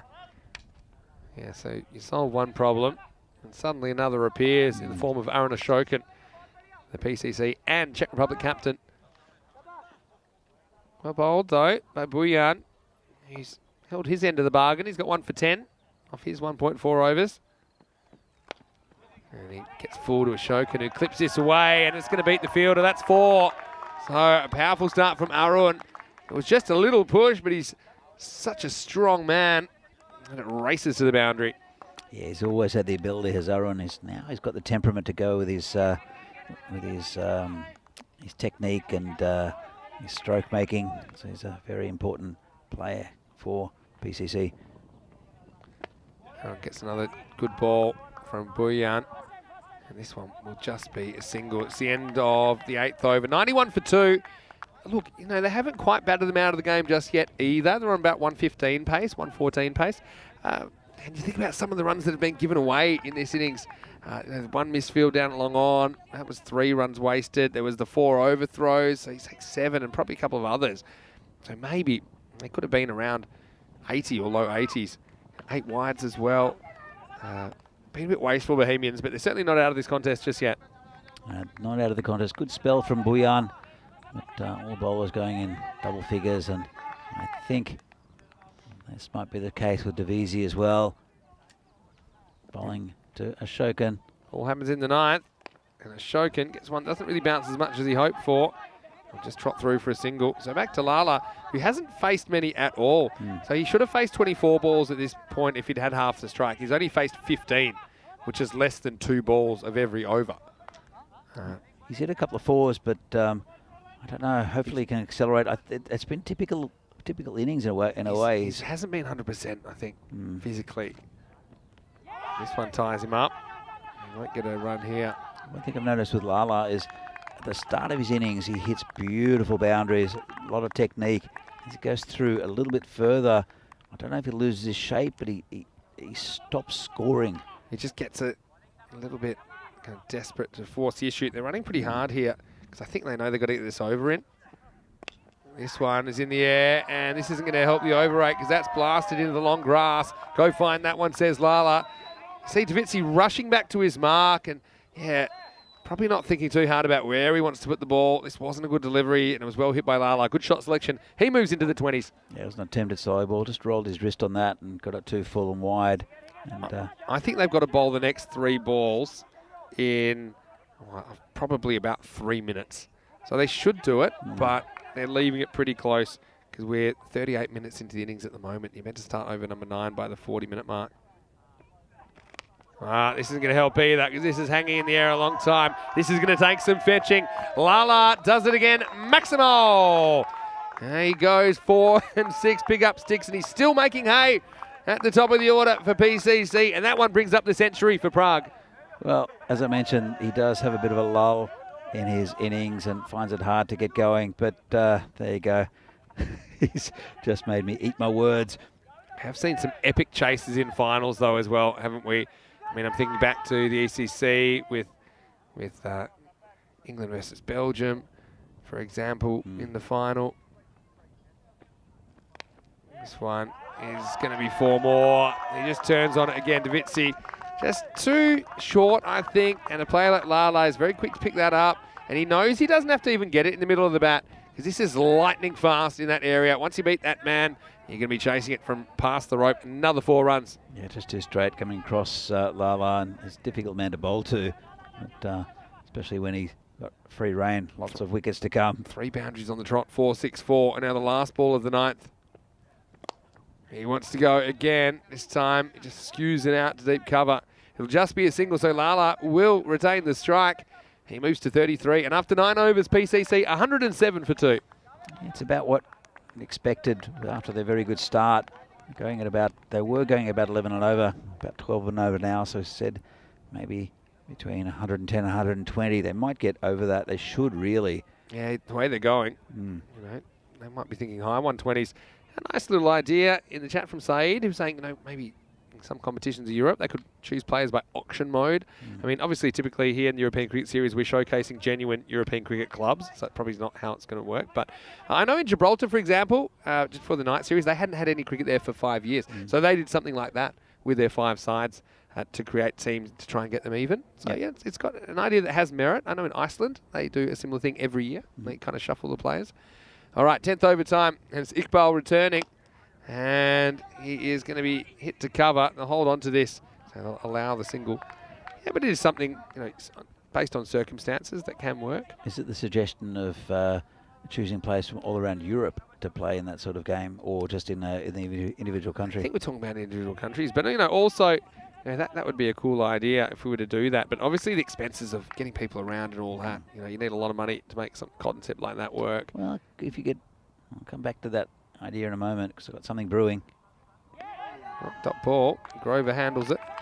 If you get a sponsor who wants to, a bit like the IPL, want to play just a one-off tournament during the year, and that sponsors a team and gets a team together, I think it'd be a very good thing. Broadcast on the ECN as well. Oh, definitely a lot of potential in something like that. Javid Iqbal trying to avoid any further scoreboard damage. Gets it outside the off stump, but it's a no ball. It's costly. And that's frustrating. He has had the occasional hassle with no balls, and yeah, he's just over. So it may have been a wide anyway, not sure, but it will be a no ball, which makes the next ball a free hit. And Ashokan will say, yes, please. He'll don the immunity cloak and get ready to probably hit this into outer space, or try to. Yeah, I was about to say slow ball. Didn't work. No one out there. 4 runs. Yeah, that's got a mile as well. You can go get that one from the other pitch. It's clever bowling, I think, from Iqbal, but it turns out to be a full toss. Just needed it to kind of just drop into the Yorker zone. But Ashokan cashes in on the free hit. 4 more. That's a pretty decent total. We've seen a lot higher, maybe not in this tournament, but a lot higher totals in others. It's been quite low, the runs in this tournament. This one's hit beautifully. That's about as good as it gets. That's straight as the day is long. He is strong. He is Aaron Ashokan, and he goes maximal. Trying to finish the innings with a bang. And this one was a really clean hit. It was in the slot from Iqbal, and one captain smacks another out of the ground. Yeah, lovely shot from the baby bull. And 119 at the moment. Couple of balls left. See if we can do any more damage here. Ashokan. Told you they'd want high 120s if they get going. Now this one is going to be 4. Well, they took out the deep mid wicket to plug a hole somewhere else, and this one finds the gap. This has turned into a very expensive last over now. And no ball costly as well, because it means we'll get one more delivery. That one takes them up into the 120s. You're saying plugging a hole, but it looks like a big gash in the side of a ship, that vacant cow corner area. Phil G saying that previous one, he was watching in 3D on TV and dived for cover because it was so straight. Here's the last ball, and I think they'll just get the one here. I can't see them trying for 2. So it will finish 124 for 2, PCC. They need a mountain of runs. 125 will be the chase for Bohemians. But let's be honest, they do have some really good batters at their disposal, and they'll know what they have to do. I think maybe now you do gamble with Davitsi at the top of the order, maybe Davitsi and Bhuyan, something like that, just to see if they can get you off to a flying start. They basically need 25 runs every 2 overs. That's the pace, and it's not going to be easy against a PCC bowling lineup that only conceded 3, count them, 3 runs in the semi-final in the power play. But really, all credit has to go to the top 4 of Prague CC. They made the most of a couple of early chances, but they batted very, very well on the way to 124 off their 10 overs. Yeah, they're a team that knows how to win PCC, and they turn up in big games like this. 124, it's a lot of runs, but Bohemians, if they can get a bit of a run on, they are very capable of getting this total. Let's have a look at some of the highlights of this first innings. What a crazy start it was.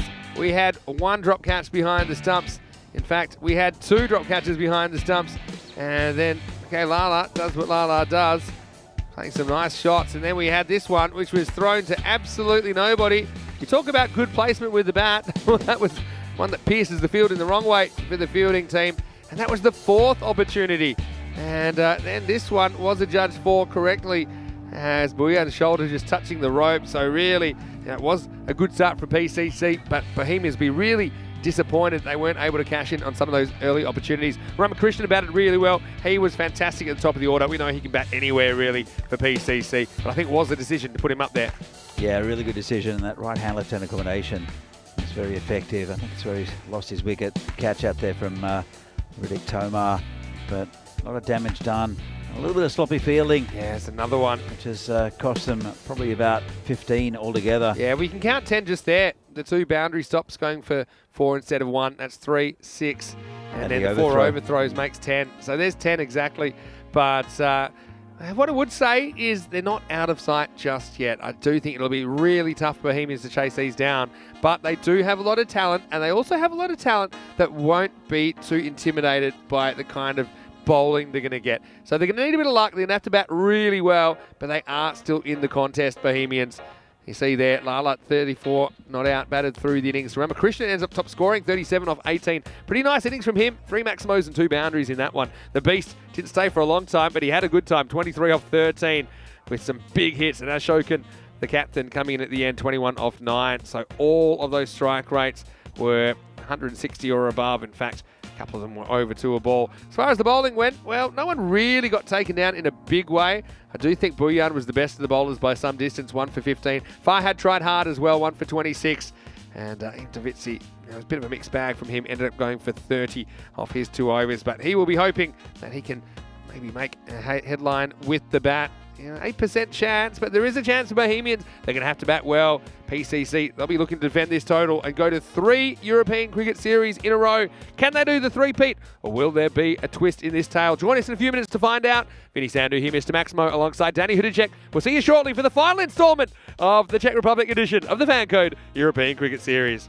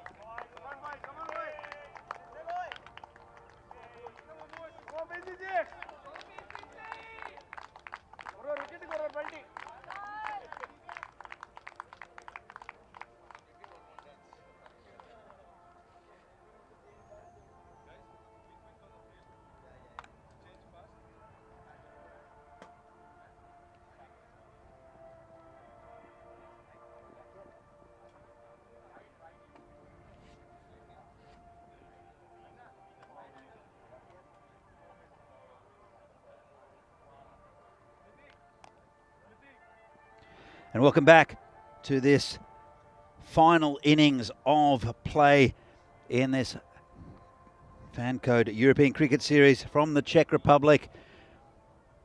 PCC mounting a big target, 125 the target here for Bohemians. Good innings, a lot of power hitting. I'm going to see if Bohemians can get up to that total. They are starting with Sazib Buyan. Actually, it is Sabu Ndavisi at the non-strikers end. Buyan will face the first ball. I think that's the what Vinny predicted would be the opening pair. But it will be Suresh Vikramasekara to bowl the first over, and he was superb in the semi-final against United. Took 3 for 1 off his 2-over spell. Some very good tight fast bowling. Likes bowling with a new ball. Adjusting his field slightly. Got a third man back. Here comes Sudesh bowling to Buyan, who prods it down to the covers just for a single.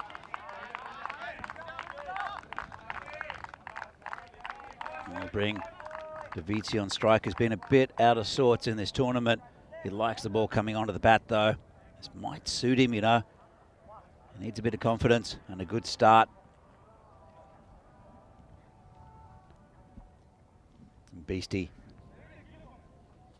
bowling to Subba when they know each other very well. He got a bit of shape, did Sudesh earlier on in the game against United. But there's not much swing out there at the moment. Quite warm conditions still, very dry. And it's outside off stump. Davisi has a bit of a swing and a miss at it. And shows good intent from Davisi. What he hasn't been doing is going hard at the ball, and that one he really tried to hit. Gets one off the middle, I think Davisi. It'll settle him down a bit. Here comes Sudesh again. And that's hit through the covers. Good stop there from Aaron Ashokan, the captain. He's a big man, but he's quite athletic. Here's the skipper. But hit it pretty well to Davisi. Bring Buyan back on strike. Like to get a good start, but the way that Sudesh is bowling today, it's going to be pretty difficult. Here comes bowling to Buyan, who hits it down the field, and great fielding there from Akash Parmar, who's one of the best fielders in the Czech Republic. Very athletic, really good pair of hands as well. Can't quite piece the field at the moment. Hitting the ball okay. Brings Davisi back on strike.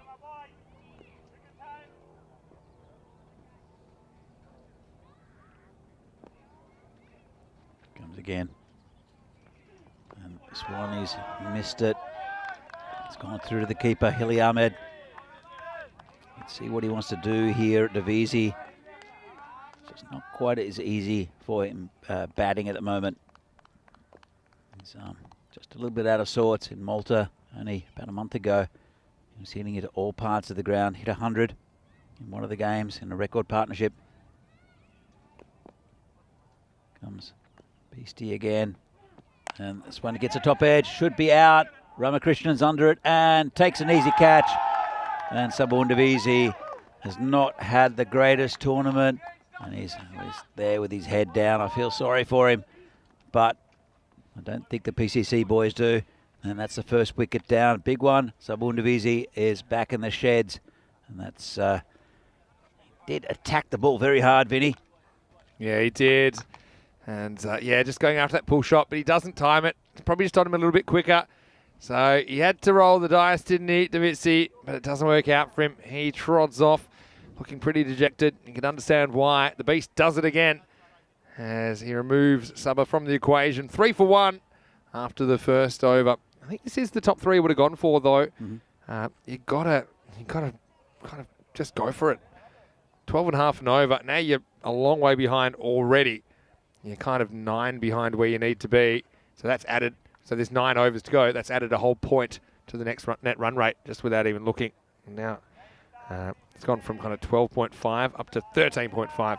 So, I mean, very, very good start from the Beast. I mean, player of the tournament conversation.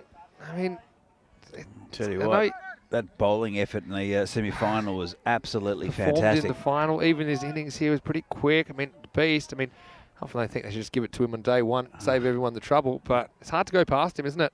It is. Mataranga with over number 2 now. And you see Sazi Bouyan not wasting any time, tries to hook this out of the ground but can't make contact. Yeah, they're going hard at the ball, and that one got up a little bit more. Samira just ambles in, doesn't really look like he's that quick, but can push it through pretty nicely. Gets a bit of outswing as well when he pitches it up. So Abdullah, yes, they do have other jobs. No professional cricketers in the Czech Republic, but it's a pretty high standard, especially at the top, especially with these guys. And that's a nice shot. Bang. Well, that's in the cheap seats. Take that. And the United guys are going to do some fielding there. Wow, this was a bit fuller from Mataranga, who went short first up. This was on a length.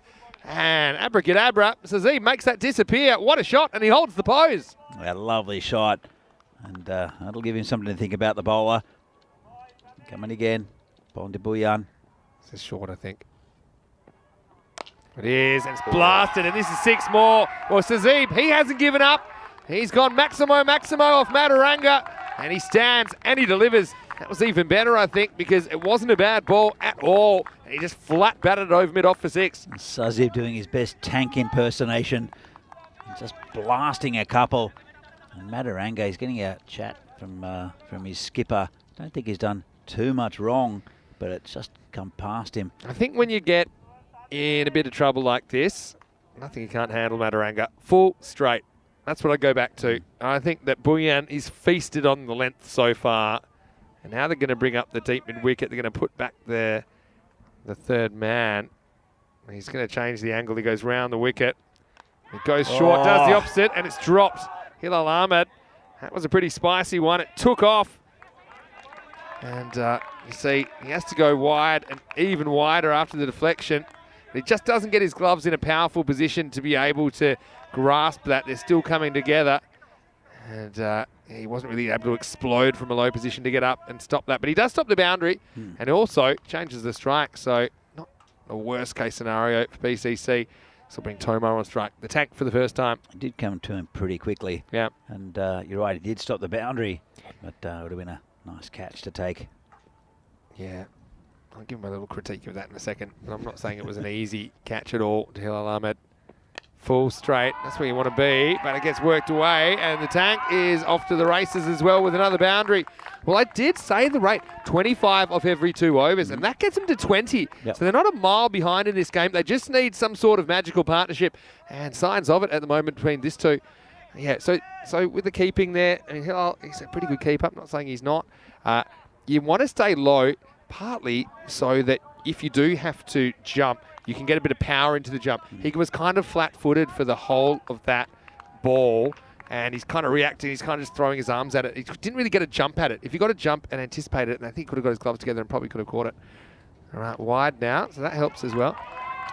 These are all just the little things about keeping anyway. People probably don't pick up. Well, the other thing is that he swung so hard at that, did Sazeeb, as he's done with a couple of balls in this over, and it just came fast. It came quick, but then that's also a skill, is to expect the hard one. Expect something like that, and then maybe you can hold on to it. Swings and misses at this ball, called wide though. And Samira Mataranga doesn't believe it. Let's have a look on the replay, because remember, if this ball doesn't pass wholly inside the line, when it passes the crease, it'll be called wide. And probably is a tough one on Samira. But anyway, a few things rolling towards Bohemians. Remember, the umpire only gets one look at it. Time for think music. Pretty good ball. They're going to have a pick. Oh, I think he's gone here. Oh, no. Well, this is going to be super close. And the tank was only in second gear. He feels like he's all right, but his body language is telling me that he's concerned. And I think he might have just graduated from concerned to worried. What a throw from side on. Slow as he can first time. And look at him. He's sitting there. And, he's just all right. He was watching him. Yeah, I mean, yeah, just gets the bat down in time. But definitely worth a look. He's a very good fielder, is Smith Patel. That was a really good throw. Yeah, it was Smith, was it? That was brilliant to hit one stump from there. So they do get through the end of the second over, 23 for 1. And next, not too far behind where they need to be. If you want to know where we'll be in Hungary. I'll be there tomorrow night. I see that Hungary actually playing Germany in the football tonight a little bit later on. So yeah, a few of the guys were telling me they're going along to that. And in a week's time, we'll be in Austria. Then we'll have 5 weeks in Italy. Then Germany through August.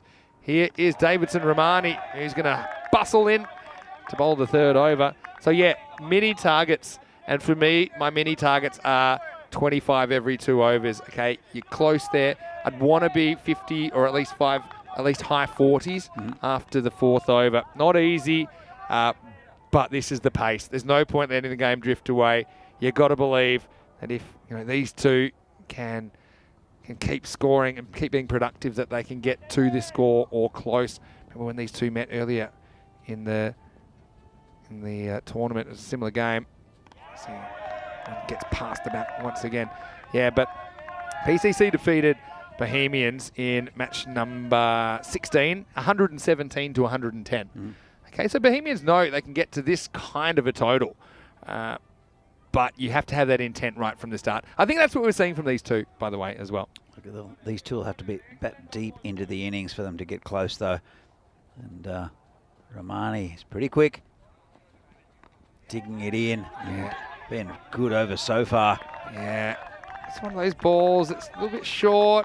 Tomar might have been thinking about a cross bat shot, but it's hard if you're not really in position. In the end, he kind of just bunts it down looking for one, but he can't find one. I think a flick over the keeper would be a good ploy here for Riddick, but he wants one pitched up, and that's not what Romani's giving him. He's bowled very well so far. Had a bit of a dodgy game in the last game, sprayed it a bit, but here is right on song, bowling with a lot of venom. He comes in again, bowling to the tank.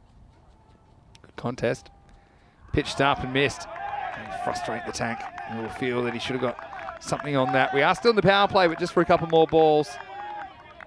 How important is this over here from Davidson Romani? If he can hold it together for these two balls, even if he just gets a couple of runs hit off him. It's on a maiden at the moment with the powerful batsman he's bowling to. This could really help PCC. Shot straight down the ground. And it's another hat burner. Watch out, Joe. Take cover as the tank is firing. And that's not an easy shot to play it to someone bowling the pace of Romani. But he plays it beautifully and he gets 4. Helmet required for the umpire.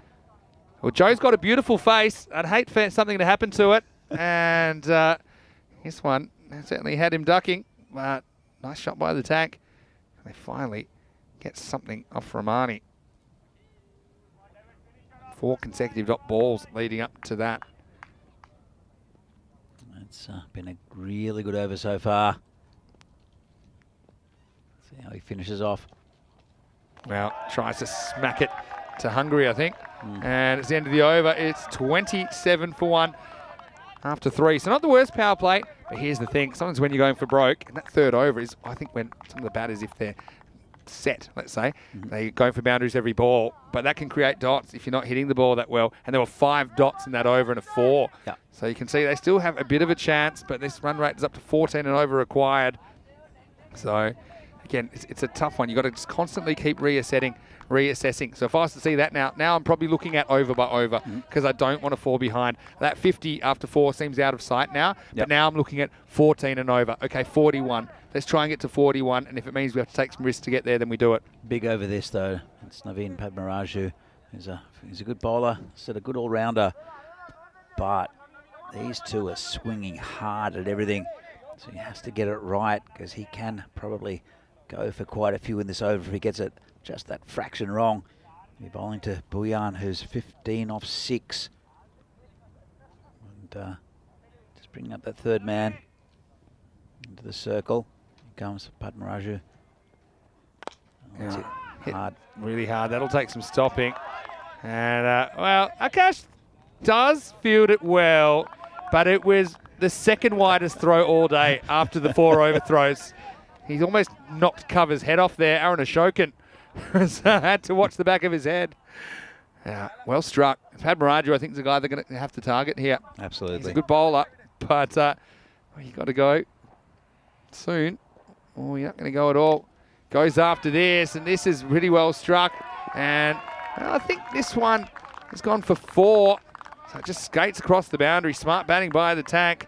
These two are the two, I think, that have to build a big partnership. That one, yeah, see, bouncing once and skidding across the line. Wasn't a bad ball from Padmaraju. Got him reaching. It was just a really good bit of batting. Yeah, when you're hard at the ball like that, and you've got talent, like these two have, it's going to go to the boundary more often than not. Padmaraju, see how it comes back. Probably go straighter now, so I'm probably looking leg side. He does, and that's another leg by. I'd like to get a leg by count in this series. We seem to have had a lot of them. And I think it's because a lot of balls beating the bat because it's moving around a bit. Yep. So probably some science behind it. So the tank will just play the support role for a second as Sazib Bhuyan is going to come in around the wicket. I think Sazib really wants to go leg side with this angle from Padmaraju. He tries. Well, this could be out, you know, and he's gone. And I think it is. It's just really full, and it has to be full to get an LBW from that angle. I think it looks like a good decision to me. Pradeep Gangappa is the man with the decision to make. But Sazib gets caught in front, and Bohemians lose another key player, 33 for 2. I just don't see how that's missing. It hits him behind the crease on the back leg. It's not pitching outside leg stump, and I think it's a good decision, LBW. Yeah, the physics of coming around the wicket to a right-handed bowler or right-handed batsman from a right-handed bowler, it's a very, very slight margin. Yeah. And I think he's got it just right, and that's a big, big wicket. The reason Bhuyan doing well. The reason it has to be full is because you have to fulfill all these criteria of pitching, impact, and is it hitting the wickets. Yeah. So the shorter it is, the more likely that the ball will pitch. Any ball which hits the stumps will have to pitch outside leg stump. Normally, you would say that takes out the LBW from the decision. We've seen a few of them, actually. It takes out most LBWs. Yeah. I think even in the old days, even if you saw that, I think umpires were less likely to even give those out because they would feel it's kind of impossible. But I think with technology creeping in and ball tracking, I think they're more confident giving those, and I think it's a very good decision. Again, props to the umpires and the officials. I think they've been brilliant in this series. And so here comes Grover, who tries to hit this one to another planet. And again, I know it's tough, but he's constantly trying to reassess. You see, they're not so far behind where PCC were at this stage. They were 36. I was trying to get to 41, wasn't I, at the end of this over. It doesn't look like there'll be that many. That's a wide. So, fair enough. And so, look, again, constantly reassessing. The rate's gone up to about 15. So let's say that they're on 34 at the end of this over. I'm looking to get to 49. You just got to break the problem up into smaller, manageable kind of mini problem chunks and see if you can stay with the game. You've got to tell yourself there's a chance, especially when you've got recognised banners at the crease. I think that's what the plan is for Bohemians. They're going hard at absolutely everything. Yeah. And strike 2 for Grover. It'll be the end of the 4th over. It's 34 for 2 after 4. And I just want to welcome you once again to the broadcast. Great to have your company. Vinny Sandhu here, Mr. Maximo. I'm here with Danny Hudacek. I just want to say once again, I said it before, but I will say it again. It has been wonderful to have you with me in the commentary box once again, Danny. You're a great guy. I know you're super busy as well. But hopefully you've enjoyed this experience, and I always love doing this tournament with you. Oh, look, it's been great. It's the 3rd time I've done this tournament, and it's always good fun. And it's great being next to you as well. Good mate of mine, Vinny Sandhu, who does wonderful work for ECN, also not only just in the commentary, but a lot of background stuff that you don't see. So That's Good very, stuff, very, Vinny. very kind of you to say. We're just really excited that we have the opportunity to bring this product, and the fact that it's constantly improving. That's something probably you notice every year. Yeah. That when we come back, it's something a little bit more professional about it. I think one of the things we have done is use technology that we've got to make better decisions on the field. Jacket as Your well. jacket is definitely an improvement. But no, thanks so much, Danny, and it's very nice of you to say. But really, I wanted to shine a light on you and for your work over the last couple of weeks, and I'm sure we'll see you again. We're trying to build a team of people that can bring you the action, and you're obviously a very valued member of that team, Danny. So now over number 5, and they're going to go back to Samira Mataranga here in the 5th over. So I mean, just little improvements. I mean, the umpiring all up. I think, to be honest, the umpiring is the most improved aspect on ECN in the last couple of years. Backs away and whacks it leg side, but finds the fielder. And after a little bit of an adventure, Smit Patel will pick it up and throw it in, keeping it to a single. He went for 20 in his first over to Mataranga, and they'd like another over like that. The Bohemians, so they're falling behind the run rate. Well, actually, they're pretty even. PCC with 39 for no loss at this stage, and 36 for loss of 2 wickets. Yeah, but just think about what came next for BCC. Yeah. So 15s is where they need to be. Now they might get 4 here. It's a streaky one. You're going to need a bit of luck. Well, Samira is just trying to triangulate how this could possibly happen to him as his son come off a filthy inside edge and runs away down the hill for 4. Bohemians at the moment, they'll take whatever they can get. Nice placement from the tank. And while he's there, they still have a big chance because he can hit the ball a long way and consistently. Sale Grover also. And but then after that, got to wonder who's going to get the runs. Yeah. These two here, they do have a good chance. All right. Let's see if you can get another boundary away. We can. He gets the full toss. And that one is smashed square of the wicket. Maximo! The tank is firing. Well, the first one might have been a bit lucky, but this one was just purely powered over leg side. Baseball that out of the ground and 6 more. Yeah, lovely shot. And just over pitch there for Mataranga. And he's a very experienced bowler. He's a good bowler too, Mataranga, but the tank is in the mood today. Oh, yeah. I mean, there's a slim chance of them doing this, but he's keeping the game alive. And now it goes again. This is length. And someone get this one a passport because it might have left the European Union. That one is smashed. That brings up the 50 to BCC. And the tank believes he moves to 30 off just 14 balls. Yeah, the car park's pretty far away, but I think he gets another one out of there. He's going to endanger the cars. Oh, and still rolling. Wow, seeing him well. He's got to start here. And, just trying to stay in the contest.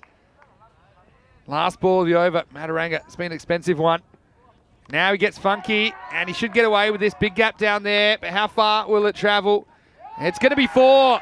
So the fielder does make the ground, but he comes up with fresh air, swings the arm at it.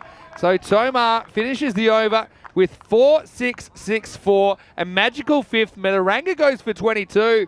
And suddenly, this game is alive. It's 56 for 2 after 5 overs. The tank looking really good. Sahil Grover also can hit the ball, but I think I don't know if he's going to be playing support role. And there's a couple of big overs for me that'll come up. This one will be the quick bowler, Davidson Ramani, who got it right for the most part in his first over. I think bowling short of a length to these two at good pace is the right way to go. There is a gap at third man, so a little late cut from Sahil Grover would be good. You know, he tries to get inventive as well. Grover, I think, needs to get out the way here and not waste any balls. I mean, if I'm Grover at the moment, I want to get Tomar back on strike while he's hot. Here's Ramani. Oh, a lovely shot. Oh, how about this? And this is going to crash into the camera. I think it's a plan B or a plan C shot because I think originally he wants to get fine leg. And in the end, he just changes his mind and he just dabs it. So smart batting from Grover, who gets into the act now. Well, Phil G, saying last over, he's hit that into the next time zone. We'll get that back in an hour. Well, it could be a pretty exciting hour while we wait, Phil. That's Grover. Instead, he's happy to get 1. I think he probably was happy to dab this down to third man for 1, but he gets a perfect kind of amount of edge on it. And as a result, he gets 4. The third man was very wide. They now have Two players down there in those areas. Comes in Romani again. Oh, I don't know if I'll be doing that. This time he's trying to do the opposite. But I think it's pretty low percentage. You're just likely to get bowled or miss it, which is exactly what happens. Grover's really good on the drive, and he can't hit big straight. But that was a very clever shot, the one before, but I don't think he ever thought that one, Vinny. I just think you want Grover there as a bit of insurance. At the moment, I don't mind him playing second fiddle to Tomar. He's up and firing. Romani. Okay, get one here. It's probably hit him 3 or 4 metres outside the line, so probably not going to be an LBW. Leg by called over to the tank. That's probably hit him on the tram line, actually. You know, in the second series we had here in the Czech Republic, we had 2 in the same year in 2020. Yep. And Sahil Grover did play almost exactly the same shot, except he got a good piece of it Smacked and onto his stumps. smashed it into his stumps. I do remember that. Romani to the tank. Good contest. And yeah, takes it off the stumps, and I think he's going to get just the 2, make that. Risky shot, because he gives up the LBW, I think, if he misses this, but the tank is seeing him so well, he knows he has to take some risks, and good hustle for him as well to get back for the second. Yeah, it's good work on the boundary from Smith Patel, and well run. Bringing him back on strike. Tomar is doing nicely for Bohemians. Was a Vinaradian last year and the year before, and lost 2 finals, so he's stinging. Wants to get a 1 over PCC. Davidson. Well, go for runs here. And how far has that gone? I think it's gone for 4. So nice batting by Tomar. Well, getting the spectators into the action, and why not? He's 40 off 17 balls, and he's single-handedly keeping Bohemians in this chase. And they're going to the cube for this one. Let's have a bit of a look at it. I mean, it was called 4 on the ground. Here's the furthest part of the ground for us. Let's have another Yeah, look. it was called 4 on the ground. I think the fielders are pretty confident. And don't really know if we see it bounce. I think they'll probably stick with it. So it will stay as 4. Yeah, that went so fast. It wasn't that easy to track. Now going back to my original call of 25 per 2 overs. They'd want to be 75 after 6. They're pretty close to that now. Yeah. With the ball to go. Yeah, 4 is the signal. So we go to the end of the 6th over. Romani's gone for 14 in his spell. Last ball of it coming up. He's gone wicketless. Let's see if it stays that way. Tomar will get an extra ball here as well. So another 1 to the total. This is why we never call the games too early, because this form of the game is so exciting, it's so dynamic that things can change so quickly. And right now it's Prague CC on the defensive. Yeah, it's a really good contest, and just looking at the bowling, Sudesh has got 1 more, but he won't have a brand new ball like he did in the opening over.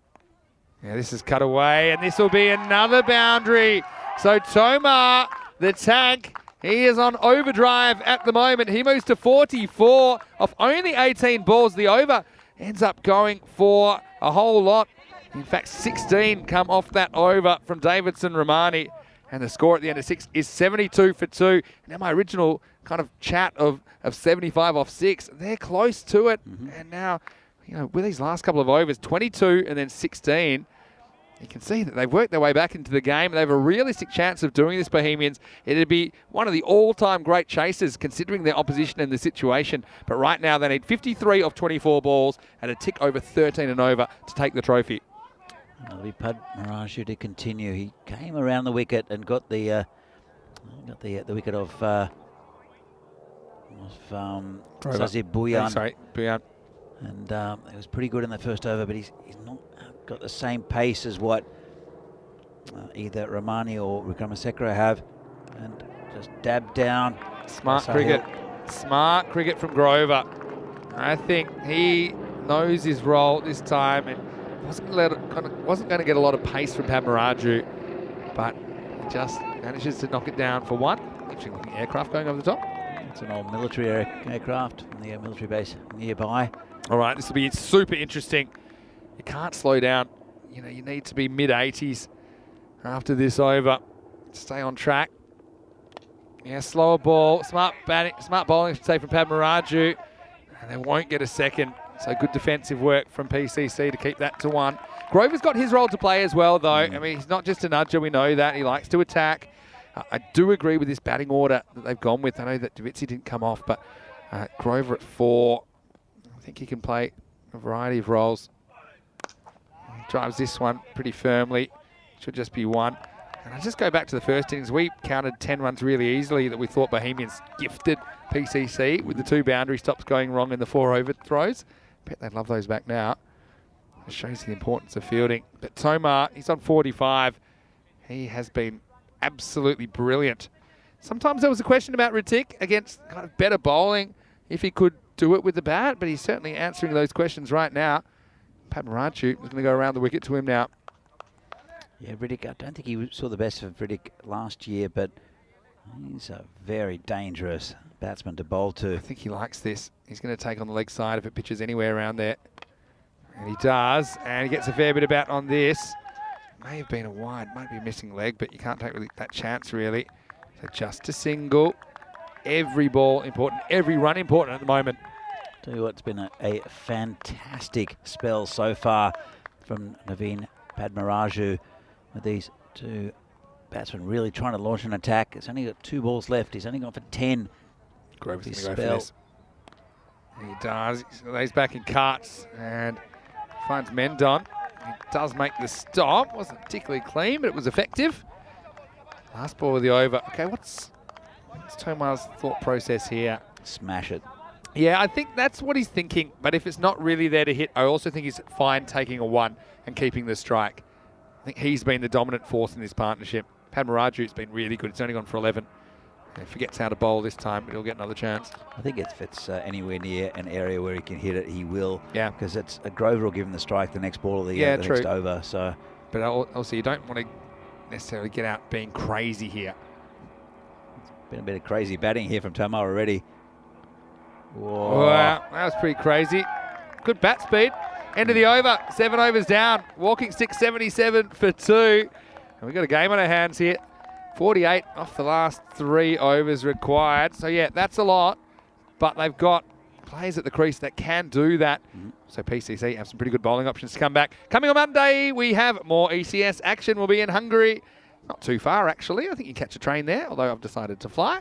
And it'll be Royal Tigers, the defending champions of that series, against Budapest Blinders in the morning session. The Debrecen Vikings on their ECS debut will take on the Cobras in the afternoon. Join us a little bit earlier in the day, 6:30 a.m. GMT, which is 8:30 in the morning in Central Europe and noon in India. It's also 12:30 p.m. in Bangladesh if you're watching from there. 2:30 p.m. on the west of Australia, 4:30 p.m. in the east.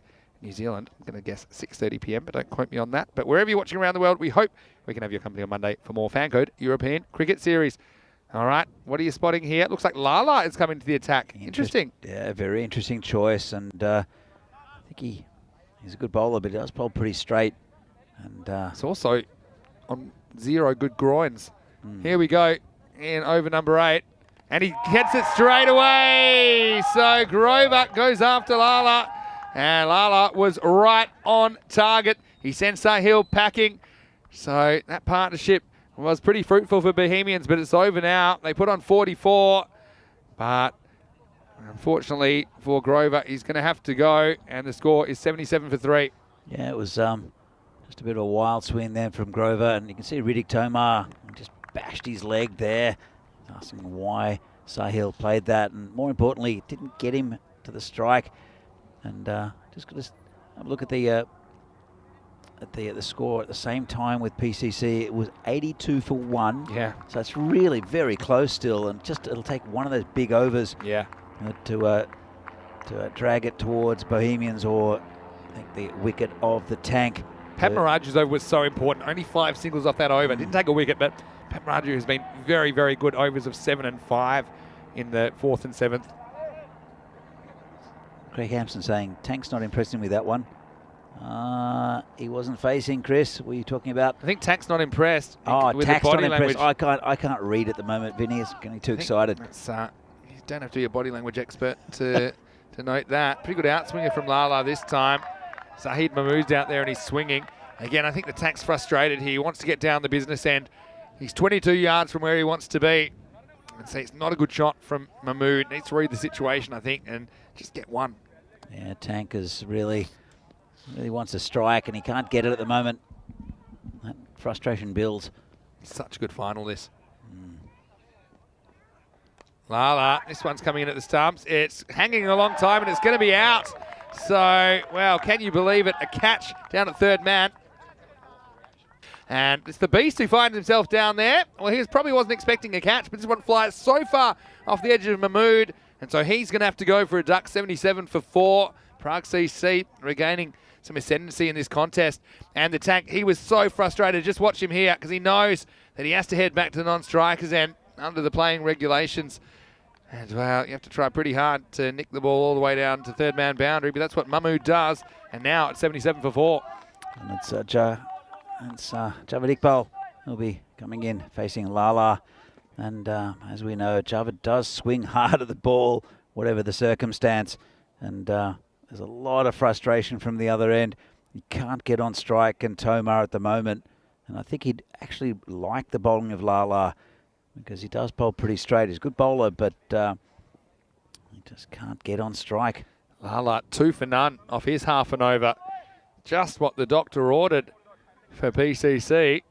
Following up the good work of Padmaraju. And now we haven't seen a boundary for 9 deliveries. It was raining boundaries earlier with the Tank on strike. And now he seems stranded at the wrong end. New batter out there, Javad Iqbal. Well, he's not a pusher. Let's see what his approach is. Can't get any bat on this. So the Tank, he's crying out, kind of Planet of the Apes style. Charlton Heston was at the non-strikers end.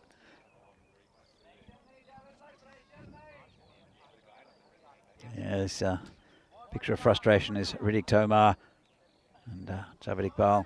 He can hit the ball a long way, but you watch him get a single off the last ball. I think he was trying to just go for one. Now he will get one. And so the Tank will only face the last ball of the 8th over. And yeah, the strike is so important in this form of the game. It's a 60-ball game, essentially. And that's why, look, I think it's a good rule. I mean, you reward the fielding team for taking a catch and not allowing the more established batter to take the strike in that situation. I think it's a very good rule, Vinny. And, this has been a good pair of overs here for PCC and the game really getting away. He's gone hot. He's gone cold. He needs to be reheated in the microwave, the Tank, I think. Let's see if he can do something special. I think he's got to go for it now. Oh, he has to. 47 off 13. He's getting frustrated. I think a good slow ball on the stumps will get him.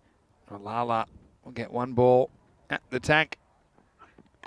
And he goes for it, and he hits 4. So it also brings up his 50. What a fantastic innings from Riddick Tomar in the final, standing up to this powerful attack. He brings up his half century off 22 balls, and he's hit 8 4s and 2 6s in there. Magnificent innings. He's kept the flame alive. It's flickering very, very slightly at the moment as we get to the end of the 8th over.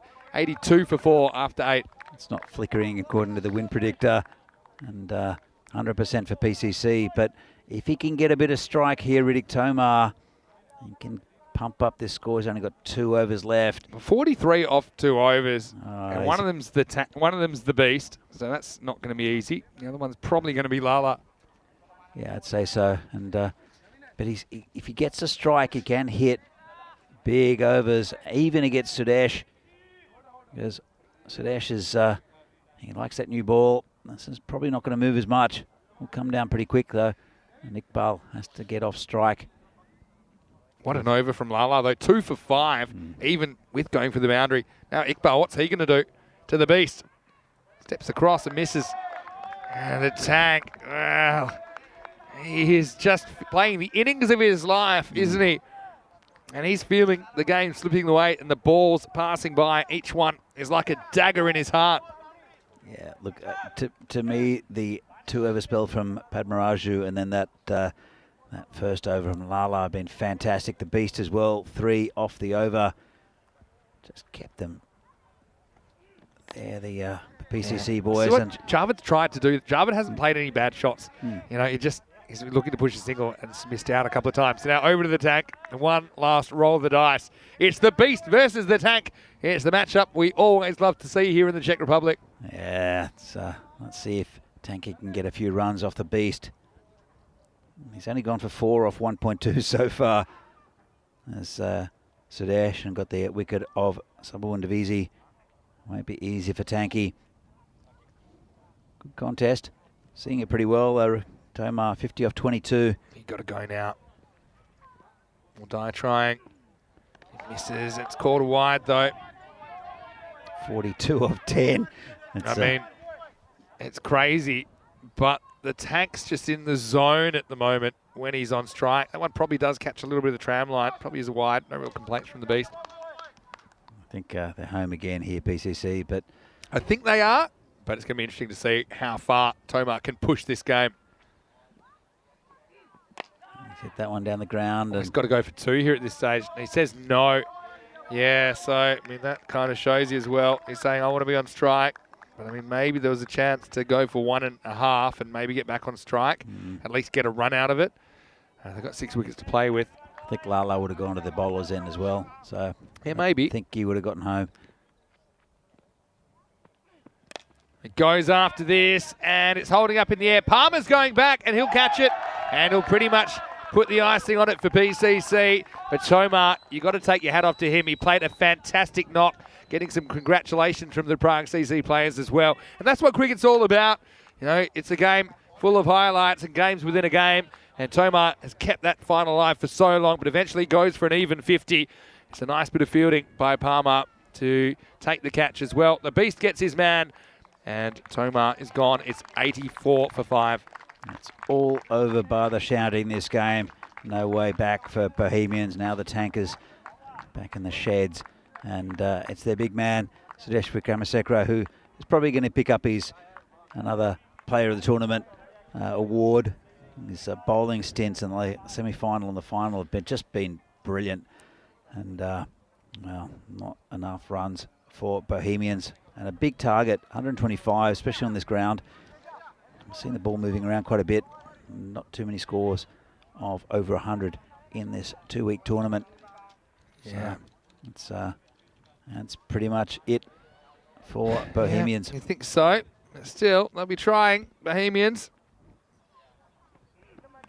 The Beast gets pulled. Not a bad shot at all, to be honest. Just get him one. And new batter out there. Sakle Mukhtar gets off the mark. Yeah, you got to give credit to this PCC lineup though as well. I mean, this has been a pretty even contest throughout the tournament. These two teams drawn in the same group, Group A. Bohemians shocking PCC in the first match of the tournament, and PCC getting some revenge in match 16. It's been an interesting narrative between the two teams. Win predictor just slowly rebounding, but don't think it'll stay there very long. But you know, credit to Bohemians as well. I mean, they've been a really exciting team to watch. I think the addition of Grover and the Tank has kind of taken them next level, hasn't it? I know Bohemians are a proud club. Beast with the last ball. Fittingly, it's a dot because he wasn't scored off too heavily today at all. In the end, he only concedes 7 off his 2 overs in the final, 2 for 7. His figures, 1 over to go in the final, and the score is 86 for 5. Well, the good news is that we are bringing you the trophy ceremony.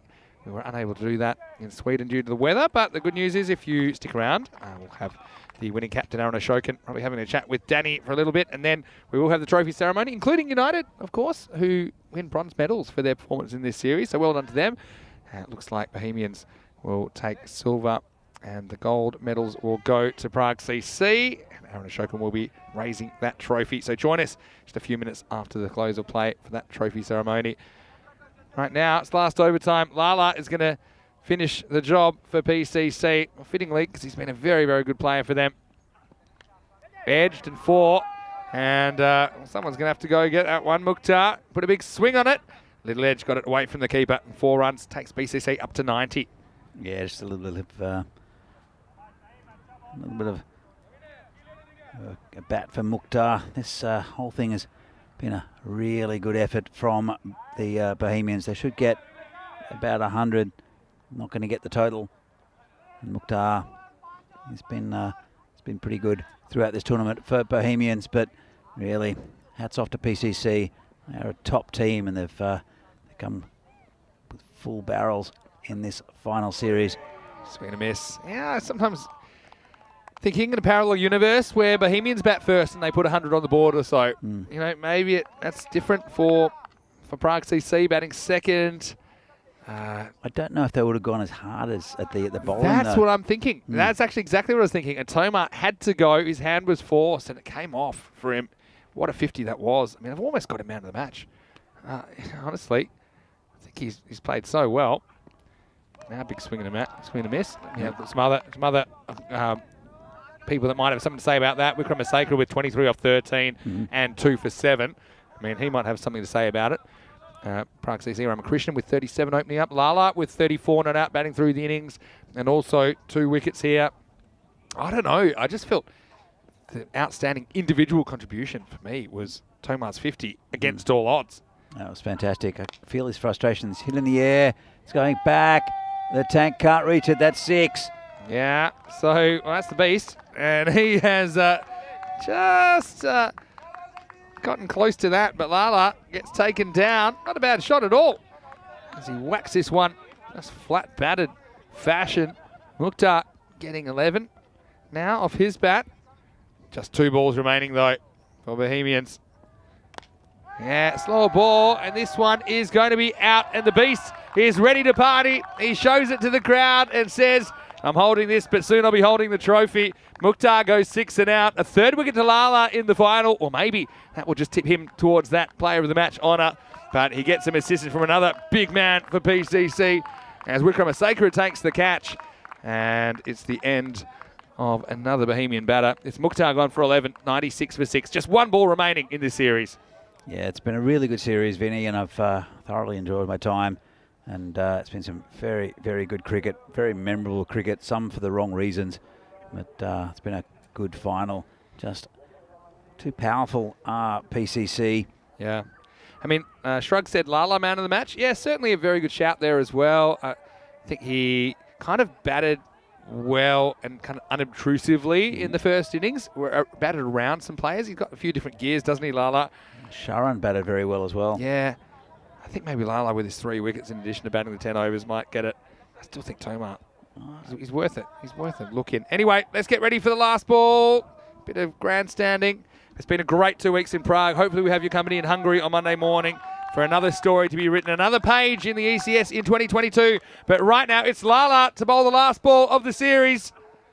It's swung and missed, and PCC once again have gone all the way, back to back to back. 3 ECS titles in a row for the Prague Cricket Club. A very proud club. They represented their country at the ECL earlier this year. And now they have fought off a dogged Bohemian side in the final. The final margin of victory, 28 runs. And Prague CC, the powerhouse of Czech cricket, Danny, they've done it again. They have done it again, and congratulations to them. They played very well during this series, sometimes a little bit undermanned during the first week, but they came with their big guns for the last 2 days and convincing victory in the end against Bohemians, who tried very, very hard to get to that total, 125 to win. They came up short by quite a few in the end, but a fantastic innings from Ritik Tomar almost got them there. Good partnership between him and Buyan and then Grover. But PCC, fantastic opening spell from Wickrama Sakra, and then some very tight bowling from Padmaraju right in the middle. Just got them over the line. I think that just dried up the runs, frustrated the tank, who had to go hard at it. But really good effort from Bohemians, but PCC, they're a fantastic team, have been for many, many years here. And they are the champions of the FanCode European Cricket Series in the Czech Republic. Yeah, PCC, the big call, and they are the champions, you're right. And look, congratulations, you can't say enough good things about them, of course. You know, they're the oldest cricket club, I think you said, in the Czech Republic, and they have certainly set the pace, and they've set the bar pretty high, but you can see the fact that they did slip up a couple of times in this series. They did lose 2 games along the way, ending up with a 9-2 record. It's Bohemians that upset the apple cart in match number 1 all the way back on Monday morning last week. But, you know, good relations between the 2 teams. I think it was a high-quality encounter. It's what we expected, really, and some very good individual contributions. Ultimately, Prague CC coming out on top. Congratulations to them.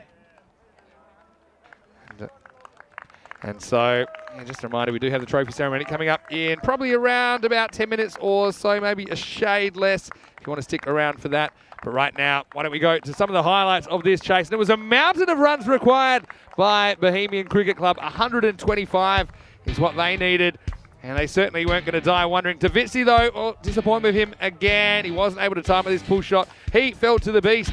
And then that brought these two together, Sazib Bhuyan and Tomar. And they looked like they were going to try everything to chase these runs down. Eventually, Sazib went LBW. Good decision, I think, Padmaraju, who was very, very, very cool in the face of the storm that was brewing by the Bohemians banners. That one was a bit lucky, but plenty weren't lucky, and plenty went a long way, Danny. Bohemians really giving this chase a good shake against the defending champions. Look, absolutely, and it was the partnership, I think, between Sazib Bhuyan and Riddick Tomar that scared the Prague CC bowling attack. But as I mentioned before, Naveen Padmaraju, I think the pick of the bowlers for me in this innings. Took that vital wicket of Bhuyan, and Tomar pretty frustrated when he couldn't get the strike, caught there by Akash Palmer for a very, very well hit 50. Bit of lusty hitting at the end, but just not enough for Bohemians. And congratulations again to PCC, the winners, as you can see them celebrating, and I'm sure they'll be celebrating well into the night. And this is Monday.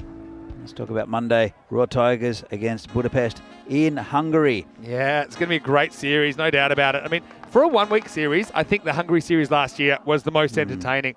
We had 4 really evenly matched sides there. So we'll get to see the Tigers and the Blinders. The rematch of last year's final, that's match 1 and 2. And then the Debrecen Vikings, they are going to get their first crack at ECS cricket.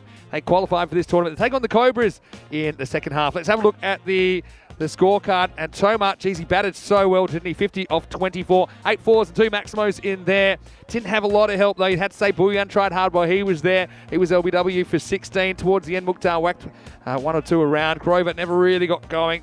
Played 1 or 2 clever shots. He ended up with 8. And look, pretty disciplined bowling. Only 6 wides in the 10 overs, as the Bohemians were kept to 96 by PCC. 2 for 7, the Beast. Well, they just couldn't get him away today, and he took 2 important wickets. 3 for 15, Lala cashed in late, and Padmaraju with 1 for 11. For me, Padmaraju really held things together in the middle, and I thought he was brilliant for Prague CC. So congratulations, they have gone back to back to back. And, well, a very, very entertaining series. And final, I mean, it was a really entertaining cricket match. Take it all the way back to the start of that. Bohemians, remember those lives that they seemed to give PCC early on. But PCC, it was a pretty good team effort, particularly with about all top 4 contributing. And Bohemians, they ended up just falling a little bit short, Danny. Yeah, look, when that wicket went down of Sazib Bhuyan, and also the one of Sabawun Davisi early up, I think that's when Riddick Tomar really had to have a launch at it, and he did. Good effort from Tomar, and then a little bit of hitting at the end by Saklan Mukhtar, but just too much for the PCC boys. Yeah, it was really entertaining final, fitting because the series was brilliant. I mean, I really enjoyed it. Of course, we saw some new teams as well, didn't we? And saw some teams we hadn't seen in a while. Saw some upsets. It was really exciting. Look, I'm going to get ready for the trophy ceremony. It's not too far away, just a few minutes away. But I'm going to get Aaron Ashokan. Aaron, congratulations. Come in here. And I'm going to get you to have a chat to Danny and Aaron. Look, you must be super excited. I know you two can have a bit of a chat. And, well, while we do that, we'll just remind you the trophy ceremony will be in a few minutes. And I'm sure you'll be excited to lift the trophy for the 3rd time here in the Czech Republic. Aaron, congratulations. But I'll leave you two to have a bit of a chat because it certainly was an exciting game. A very exciting game. And, again, Aaron's just going to get headsetted up and have a bit of a chat to the winning captain. So, Aaron, congratulations. Hey, how are you? Thanks. Look, fantastic win for PCC, and again dominant in the Czech League and also in this ECN. How did you see the final? I mean, it's not an easy task, you know. I mean, defending the title and I mean, playing like a good squad like Bohemians. I mean, they have been strong throughout this T20 league and as well as the ECN, right? And playing in the weekdays, it's hard to put up, the strong 11s throughout every match. But we are a group of 40 plus 50 members, so we were able to do that. But to get the right combination at the end of the knockout stages, it's pretty important. So it was great to have Sharan, Akash, and Kushal to strengthen the batting lineup. Yeah. Giving an simple task for the Beast and Lala on top. Yeah. Squeezing in myself as well. So it was a great experience. I mean, even last year, this year, it's getting difficult and difficult. It's hard to defend, right? And the cricket is growing much more faster than before. So we know how fast it's growing in Europe as well as in Czech. Pretty good players, coming in, new phases. I mean, congrats to UCC. I mean, snatching the 3rd place, right? But hard luck, Bohemians played really great throughout this tournament. So I give hats off to them. You must be happy hitting 125 against a very, very strong bowling attack. Yeah. And you always, well, you only lost a couple of wickets in the innings. Sharan coming in did very, very well for you. And it shows how good PCC are to bring the quality of these players into the lineup. Yeah, we know how good Sharan is, and it's just the 2 games he played today. So he didn't play any other games before, and we know how Beast and Lala can play on top. So we thought, okay, it's also good to have a right and left combination on top in the finals, and Sharan, is a good timer and a classy batsman out there, and smacking a few sixes. I mean, he's giving the benchmark for that score. So Beast coming in later and on the unleash mode. Yeah, it was great to put on such total against a good bowling lineup, I would say. I mean, this is the best bowling lineup I have ever faced in Czech cricket. So, I mean, Bohemians did really well, and the guys, we have been playing with this pressure, and I would say the Winnerati game was the much more closer one, right? And on the knockout stages, having such games will give you much more experiences, what to do on those situations, and, adapt to that, and the game awareness you can switch on. So it's great. We are a good bunch. Everybody knows each other, so we back ourselves. Yeah. Right. So it was a good win, and for the whole management as well. So thanks to all the guys who have come here and staying here long. I mean, our management guys like Sudhir, Rohit, Prakash, Sujit, Roy, nothing to miss, and it was a great experience. Right. Thanks, Danny. Well, a few things also. I think your captaincy throughout the tournament has been fantastic. Also for the Czech national team, and you can feel yourself growing into that position. Such an important part of the team as the captain, and I know you've been around the Czech team for a long time, but you've really grown probably in the last year as a captain and a leader. So congratulations to you for that. Thanks, Danny. Thanks. The other thing is PCC. I know there's such a winning mentality in the club. And there's an aura around PCC that even like yesterday, we probably weren't at the best and lost both Beastie and Lala in the first over. Still came back and won that game just because of that winning spirit. So again, congratulations to you. Thanks, Danny. Thanks. So we're going to get to the ceremony in just a moment. The players are gathering. I know you'll want to get with your team and to lift that trophy. So Arun, I'll just wait for the word from Vinny. I'm not quite sure if he's ready for us yet. But again, congratulations. Looking forward to also the Czech national team playing and the CE Cup coming up, but more importantly, the qualifiers in Finland, where I think that you're going to give that group a good shake. Some tough teams there, including Ireland, I think. Was it? No, actually, no, it's not. It's who was in your team for Finland? For Finland, in our group, it should be Norway, France, Swiss, Estonia. Yep. Right. Some good teams there. Good teams, and I think you have a good chance of getting out of that group. And we'll try our best. We have got a new bunch of guys in this year's national team. People like Ritik coming in, Dilan and Ushan. Yep. So we are also excited to go out there and explore ourselves. And I think we will have a good taste at the Central Euro Cup against Austria and Luxembourg. Those are two good quality teams we couldn't win last year. Yep. So we will try to get on top of their game. So we will work together hard. We have probably like one month. So we will prepare ourselves and try to get on the line and try to do our best. Well, really looking forward to that tournament. Congratulations again, and I think you should head up with your teammates now and for the presentation of the trophy. again, Arun, congratulations. Thanks, Danny. And, Thanks so much. Yeah, Thanks for looking- commentating all the week, and it's a great job by you and Vinny. Been great fun. So Thanks. good. Cool. Thanks, Arun. Thanks. And I think we'll cut to the ceremony in just a moment. We'll, might have a few words. Here we are now, just waiting for everything to be organised. And fantastic effort from PCC. They were really pushed yesterday by Vinarati after those 2 big wickets, but they're such a strong club, and they ended up in the end very convincing win over both the United Cricket Club, who came in 3rd. Fantastic effort from them, and of course a really good final. So I think we're gonna cut to Vinny. And thank you again from me. Here you go, Vinny, with the presentation.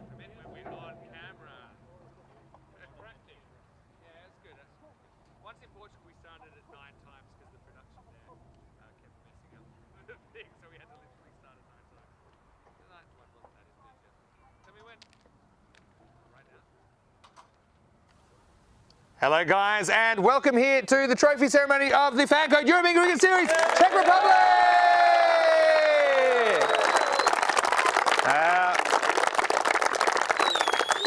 It was a very special 2 weeks, to be honest. 2 weeks in the sun for the most part, and we've really enjoyed it. Look, firstly, I want to say a big thank you to all the teams that took part. We had 10 teams, 10 different clubs taking part this time, which I think is really exciting to see cricket expanding. Special thank you to all those that travelled a long way to play. I know how difficult it is being a European cricketer with the travel, with the sacrifices to family time, to discretionary time, getting work schedules, working around it. But I know that you guys do it because you love cricket and you're really excited to play. And so with the advent of ECN in the last couple of years, I know it's added a new dimension to what you guys do, and the fact that your effort's going to be seen all around the world, the good, the bad, the ugly, all of it. But I think it's wonderful, and I just want to applaud you guys, all the players, for fantastic 2 weeks of entertainment and for all your efforts.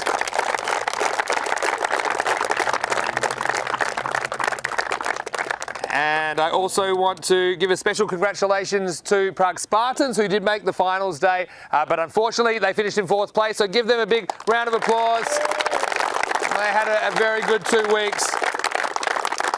Of course, Naveen Gunasekaran, I have to mention him because he had the best figures of anyone, and we're talking like 400 matches this year already. He took 6 for 5, which was a fantastic effort, so congratulations, Naveen. And we certainly have seen a lot of quality from all the teams. One thing I was really excited about this year as well is that all 10 teams won a game. So, teams were competitive. All teams won games. All teams lost games. And I think in this form of the game, it keeps it super interesting. And I think you guys know now in the T10 format that absolutely anything can happen. Absolutely everything will happen. And look, it was a really entertaining series. I think that a lot of the viewers around the world, they really enjoyed your efforts. I just want to say a big thank you to some of our partners. Of course, this wouldn't be possible without our partners, and partnerships are really important on the field. We know that, but off the field, of course, we couldn't do what we do without the support of our partners. Of course, our ball sponsor, Kookaburra, and I think we lost a few in the long grass over this 2 weeks. Also to our trophy sponsor, Local Lifestyle, for these fantastic trophies and medals that you guys will be receiving today. To our travel partner, Bizaway. It's not easy getting us around Europe at this time over the last couple of years, but we have kept the cricket coming, and getting our crew around has not been easy. Big thanks to Bizaway. And also a big thank you to our TV crew, Spring Production. They are amazing. They are able to turn what you guys do out there into magic that people see all around the world. So big thank you to Elvira and Andres and Kirill's.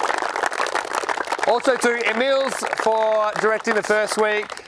Emil's special shout out. It was his first time directing cricket. He was here in the first week, and I think he did a fantastic job. And Elvira, as usual, a real professional. And all of these guys, they are amazing at what they do. And actually, because of efforts like the efforts you guys are putting in, they actually love cricket now. So they can't wait to pick up a bat and a ball and get involved. So I think that's a really good indication that you guys are providing a lot of entertainment. I also want to say a big thank you to all the local organising committee, to Terry, Joe, Pete, all the helpers really around the ground for their fantastic help. So let's give a big round of applause for those guys.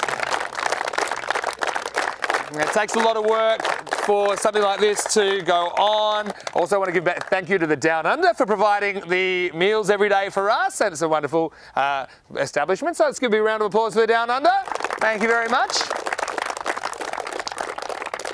And look, the next group of people I want to acknowledge are the Blue crew and the ECN crew. Do a great job, honestly. It's a pleasure working as a part of that team. We're kind of our own team in a way, going around Europe. I know some people come in, come out, but to meet our project manager and everybody who works so hard to make this run smoothly. And thank you to you guys for dealing with us so well. We do appreciate that. So why don't we give a big shout out to all of the European Cricket Network crew, our operations guys. Thank you. They're still working hard. They're still working hard because we're on the road tomorrow. And of course, we'll be in Hungary on Monday. The next group of people, I've got to say, I think they did a wonderful job. And I think it's probably the most improved aspect of our operations in the last couple of years. And if you've ever been in this position of, administering a cricket match, you know it's not easy at the best of times. You add in the cameras, you add in the pressure, you add in the format where it's like, things are happening all the time. You have to have your wits about you with the fields and everything like that, watching feet, watching stumps, watching lines. I've got to say, the umpires, you've done a fantastic job. So thank you very much to the umpires. I think you can be really proud of yourselves. And just like our team, the umpires, I think you noticed, they're a team as well. And all they want to do is to facilitate the game and get as many right as they can. I think obviously we've taken great strides using technology to a limited degree to improve the amount of correct decisions. But I've got to say, you guys are very, very, very well done handling everything thrown at you. And a special thank you to Charles Croucher as well, the tournament referee.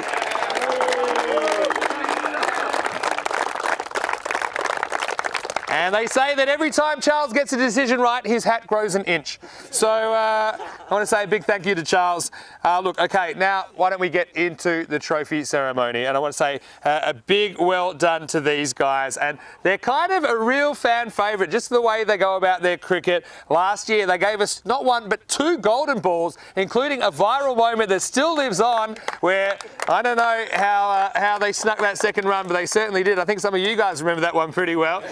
But I want to say well done to them. They had a 4-4 record. They were drawn in a really tough group, Group A, I think, with you guys. They ended up finishing 3rd with a 4-4 record.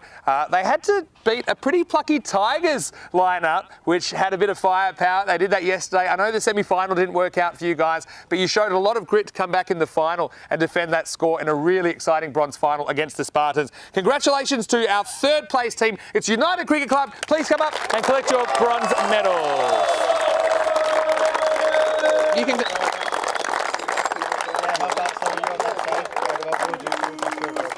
Congratulations.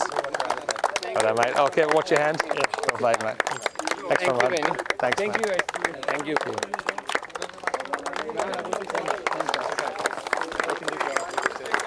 Congratulations. Yeah, hey, mate. Keep it going for United, everybody. Thank you. Well done, hey. Thank you. All right. Congratulations, guys. Congratulations. Big round of applause. Look,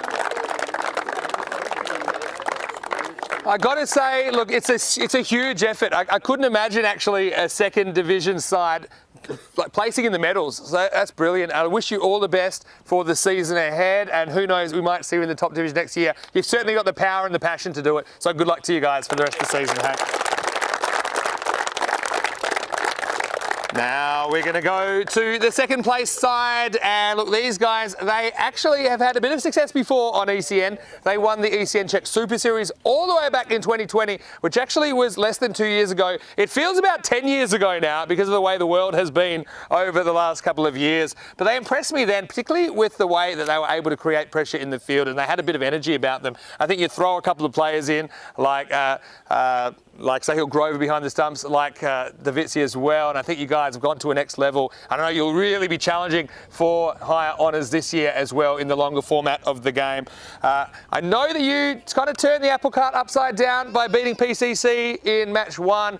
And yeah, you certainly sent a very strong message. You guys, your tussles in the series were a really good feature of it. It's kind of a narrative that played out. I know you guys were disappointed to lose the final. You played really well this morning to get over the Spartans, who are a tough team to put away. I really loved your bowling attack and your pressure, your passion and your, the kind of intensity in which you went about your game. I've got to say, Ritik, it was a wonderful innings in the final. It was a fantastic individual effort to get that half century in the face of adversity. Unfortunately, I know second is sometimes a bit of a pill to swallow, but you can be really proud of your efforts in this series, and we wish you, again, all the best for the rest of the season. Please come up and collect your silver medals. Bohemian Cricket Club in second place.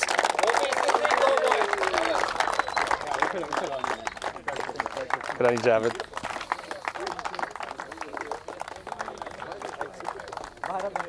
Congratulations, hey. Congratulations. Congratulations, hey. Congratulations, hey. Congratulations, hey. Well done.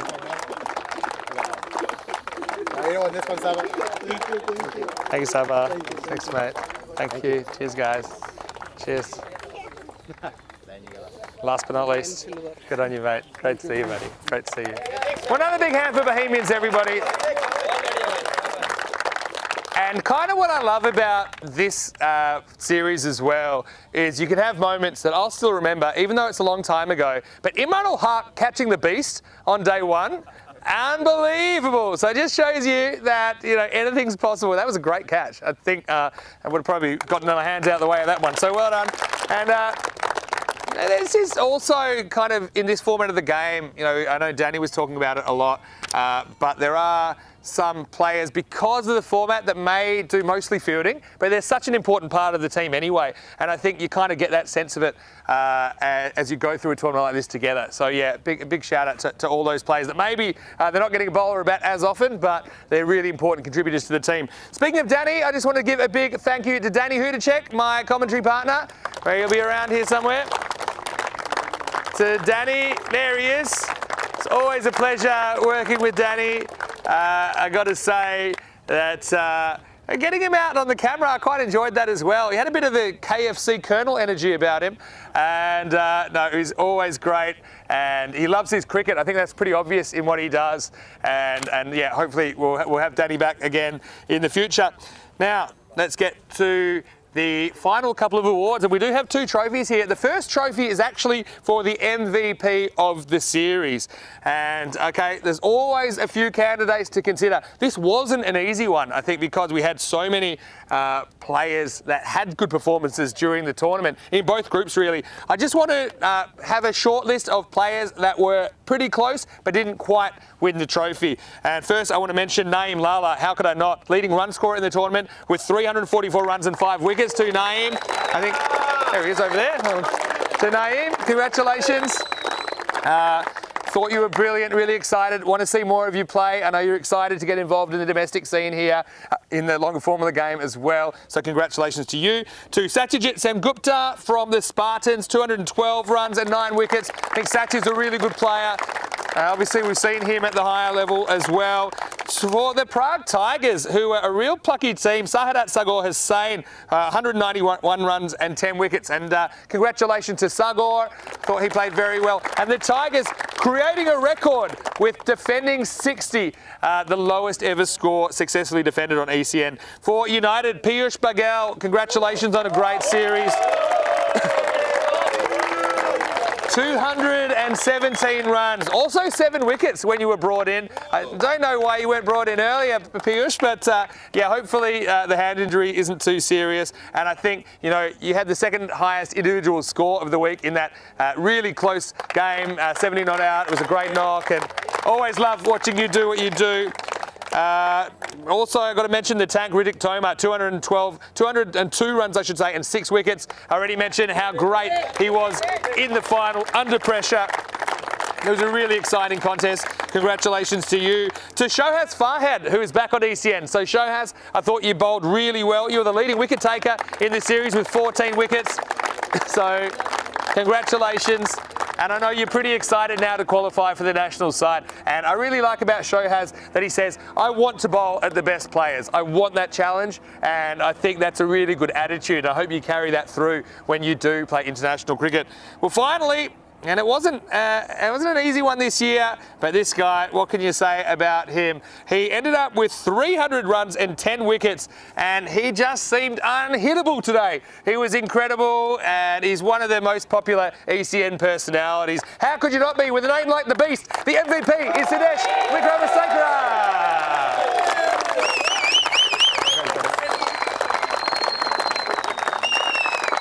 Charles Croucher, the tournament referee, will hand you the MVP trophy.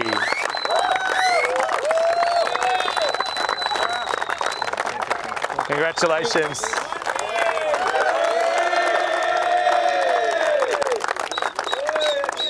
I've got to say, it's a big individual effort for Sudesh. He did win it last year. I think Ritik won it the year before, back in 2020. But congratulations back to back. And I know you didn't have it all your own way in this series, but when the pointy end of the tournament came, you really stepped up and you're still sending down those thunderbolts. And it was also really great to see you, Sudesh, at Khartoum playing in the European Cricket Championship, in the International T10, and of course in the ECL. I think that's a great challenge for you guys. And look, just speaking of that, before we get to the Winners' Trophy, that's something that you can all aspire to, because I think there's so many good cricketers here and there's such an even standard of competition now, is that, any one of you guys can aspire to be that champion club in the Czech Republic and then represent your country essentially at the Champions League of European Cricket, the ECL. So I know we haven't quite decided what club that will be this year yet, but we will know soon. But I think these guys will tell you that it's a fantastic experience and, it's something that you earn for your performances at the domestic level. So I'm really excited to see how that pans out. Right, okay, we have to get to the winners now, and I don't know what I can say about these guys. Of course, I know them pretty well. You probably didn't get the result you wanted way back in 2020 in the first ECN Czech Super Series, but you did win the ECS that year. You also won it last year, both times pretty tested by Vinarati in the final, but you just got over the line. This time, it was a different challenge. You were tested on day one, where these guys got one over on you, and you just knew that it wasn't going to be a walk in the park. You used a big squad of players. I know you got a lot of depth. I know it's often difficult to manage that when you've got such a talented and deep squad, but I think you did that pretty well. And I think when the push came to shove, you had the players to perform in the big games and under pressure. And so obviously United kind of hung in the game there, but you took it away from them in the semi-final in the power play. Obviously the Beast and Samira bowling really well, keeping them to 3, which actually is an ECS record. Sorry guys. But I will say in that game you did still recover well to get 72. But in the final, well, what an exciting final it was. I felt like it was their 5 bowlers going against your 5 batters. And ultimately, they would probably be a little bit upset at some of the chances they let slip early. But ultimately, you batted really well. But you didn't bat them out of the game. 114 on the board. In response, it was a really spirited chase from you guys. You kind of knew you had to go flat stick from the start. And batting with Ritik Toma obviously kept you in the chase for as long as you could. Ultimately, I think Lala came and finished it off with 3 big wickets. I also think Naveen Padmaraju bowled really well in the final. And Naveen, congratulations to you. You're always someone I enjoy seeing. Great to see so many kids, great to see so many families around today getting involved as well. But I've got to say congratulations to you. I know you'll have your sights set on being that champion club from the Czech Republic and to see me again in February or March next year. But congratulations, the winners of this series are Prague Cricket Club. Please come and collect your gold medals. I will warn you, there's only 12 though, so first in best dress. And then the guys can you guys can go behind the table after you collect your medals. Congratulations. Congratulations, guys. Congratulations. Well done, man. Well done, Kushi. Well done, hey. Congratulations. Hello. Hey, hello. Hello, guys. Hi. So you guys, maybe you'd like to stay behind the table, Naeem and everybody? We'll get you guys. There you go. Fantastic to see so many kids around. Oh, that's wonderful. Wait, what? So we'll get you guys together behind there. And maybe the kids as well. Hello. We'll get you to go back behind here. All right, it's time for the last one. And look, just before we do hand over the trophy, I will remind everybody, and all of you here as well, that this is just part of our story. Obviously, we're going to a lot of different locations. We're trying to create a community and connecting domestic European cricketers. So, you know, anytime you can, please turn on the TV, turn on YouTube, watch us and see us go around Europe. It's a very exciting format. I think you'll agree. I think the standard of production is very good. We'll be in Hungary on Monday, so we'd love to have as many of you as possible in the live chat. Always makes me feel kind of warm and fuzzy to see some of the familiar faces and names that I know that are still watching us and still being a part of our community. And that's something really special that we built over a couple of years. So we are starting in Hungary on Monday morning, 6:30 a.m. GMT, which is 8:30 in Central Europe. It's 12 p.m. in India. Don't forget we have T20 international cricket, the final from Germany tomorrow as well. So yeah, we encourage you to really get involved and be part of that community because I think it's something very special that we're building. Speaking of special, now it's time, and I think we are going to have Pete Vincent, are we? Pete Vincent is going to hand over the trophy to Aaron Ashokan, and you can come over here and congratulations, the winners of this FanCode European Cricket Series, our Prague Cricket Club.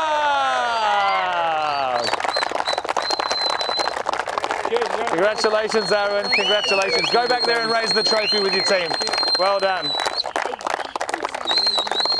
So there we go. Ready? Can we lift it up? 1, 2, 3. What a fantastic series. Congratulations. And it's great to see the families involved as well. Oh, it's been a really exciting couple of weeks. Hopefully you can join us for more action on Monday. Don't forget we have the internationals tomorrow from Germany. It's been really exciting T20 cricket there as well. But for now, from Vinny Sandu, Mr. Maximo, along with Danny Hudacek and all of our team here at ECN, hope you have a happy and safe weekend. We'll see you for more action on Monday morning from Hungary for more FanCode European Cricket Series. Good night, everyone.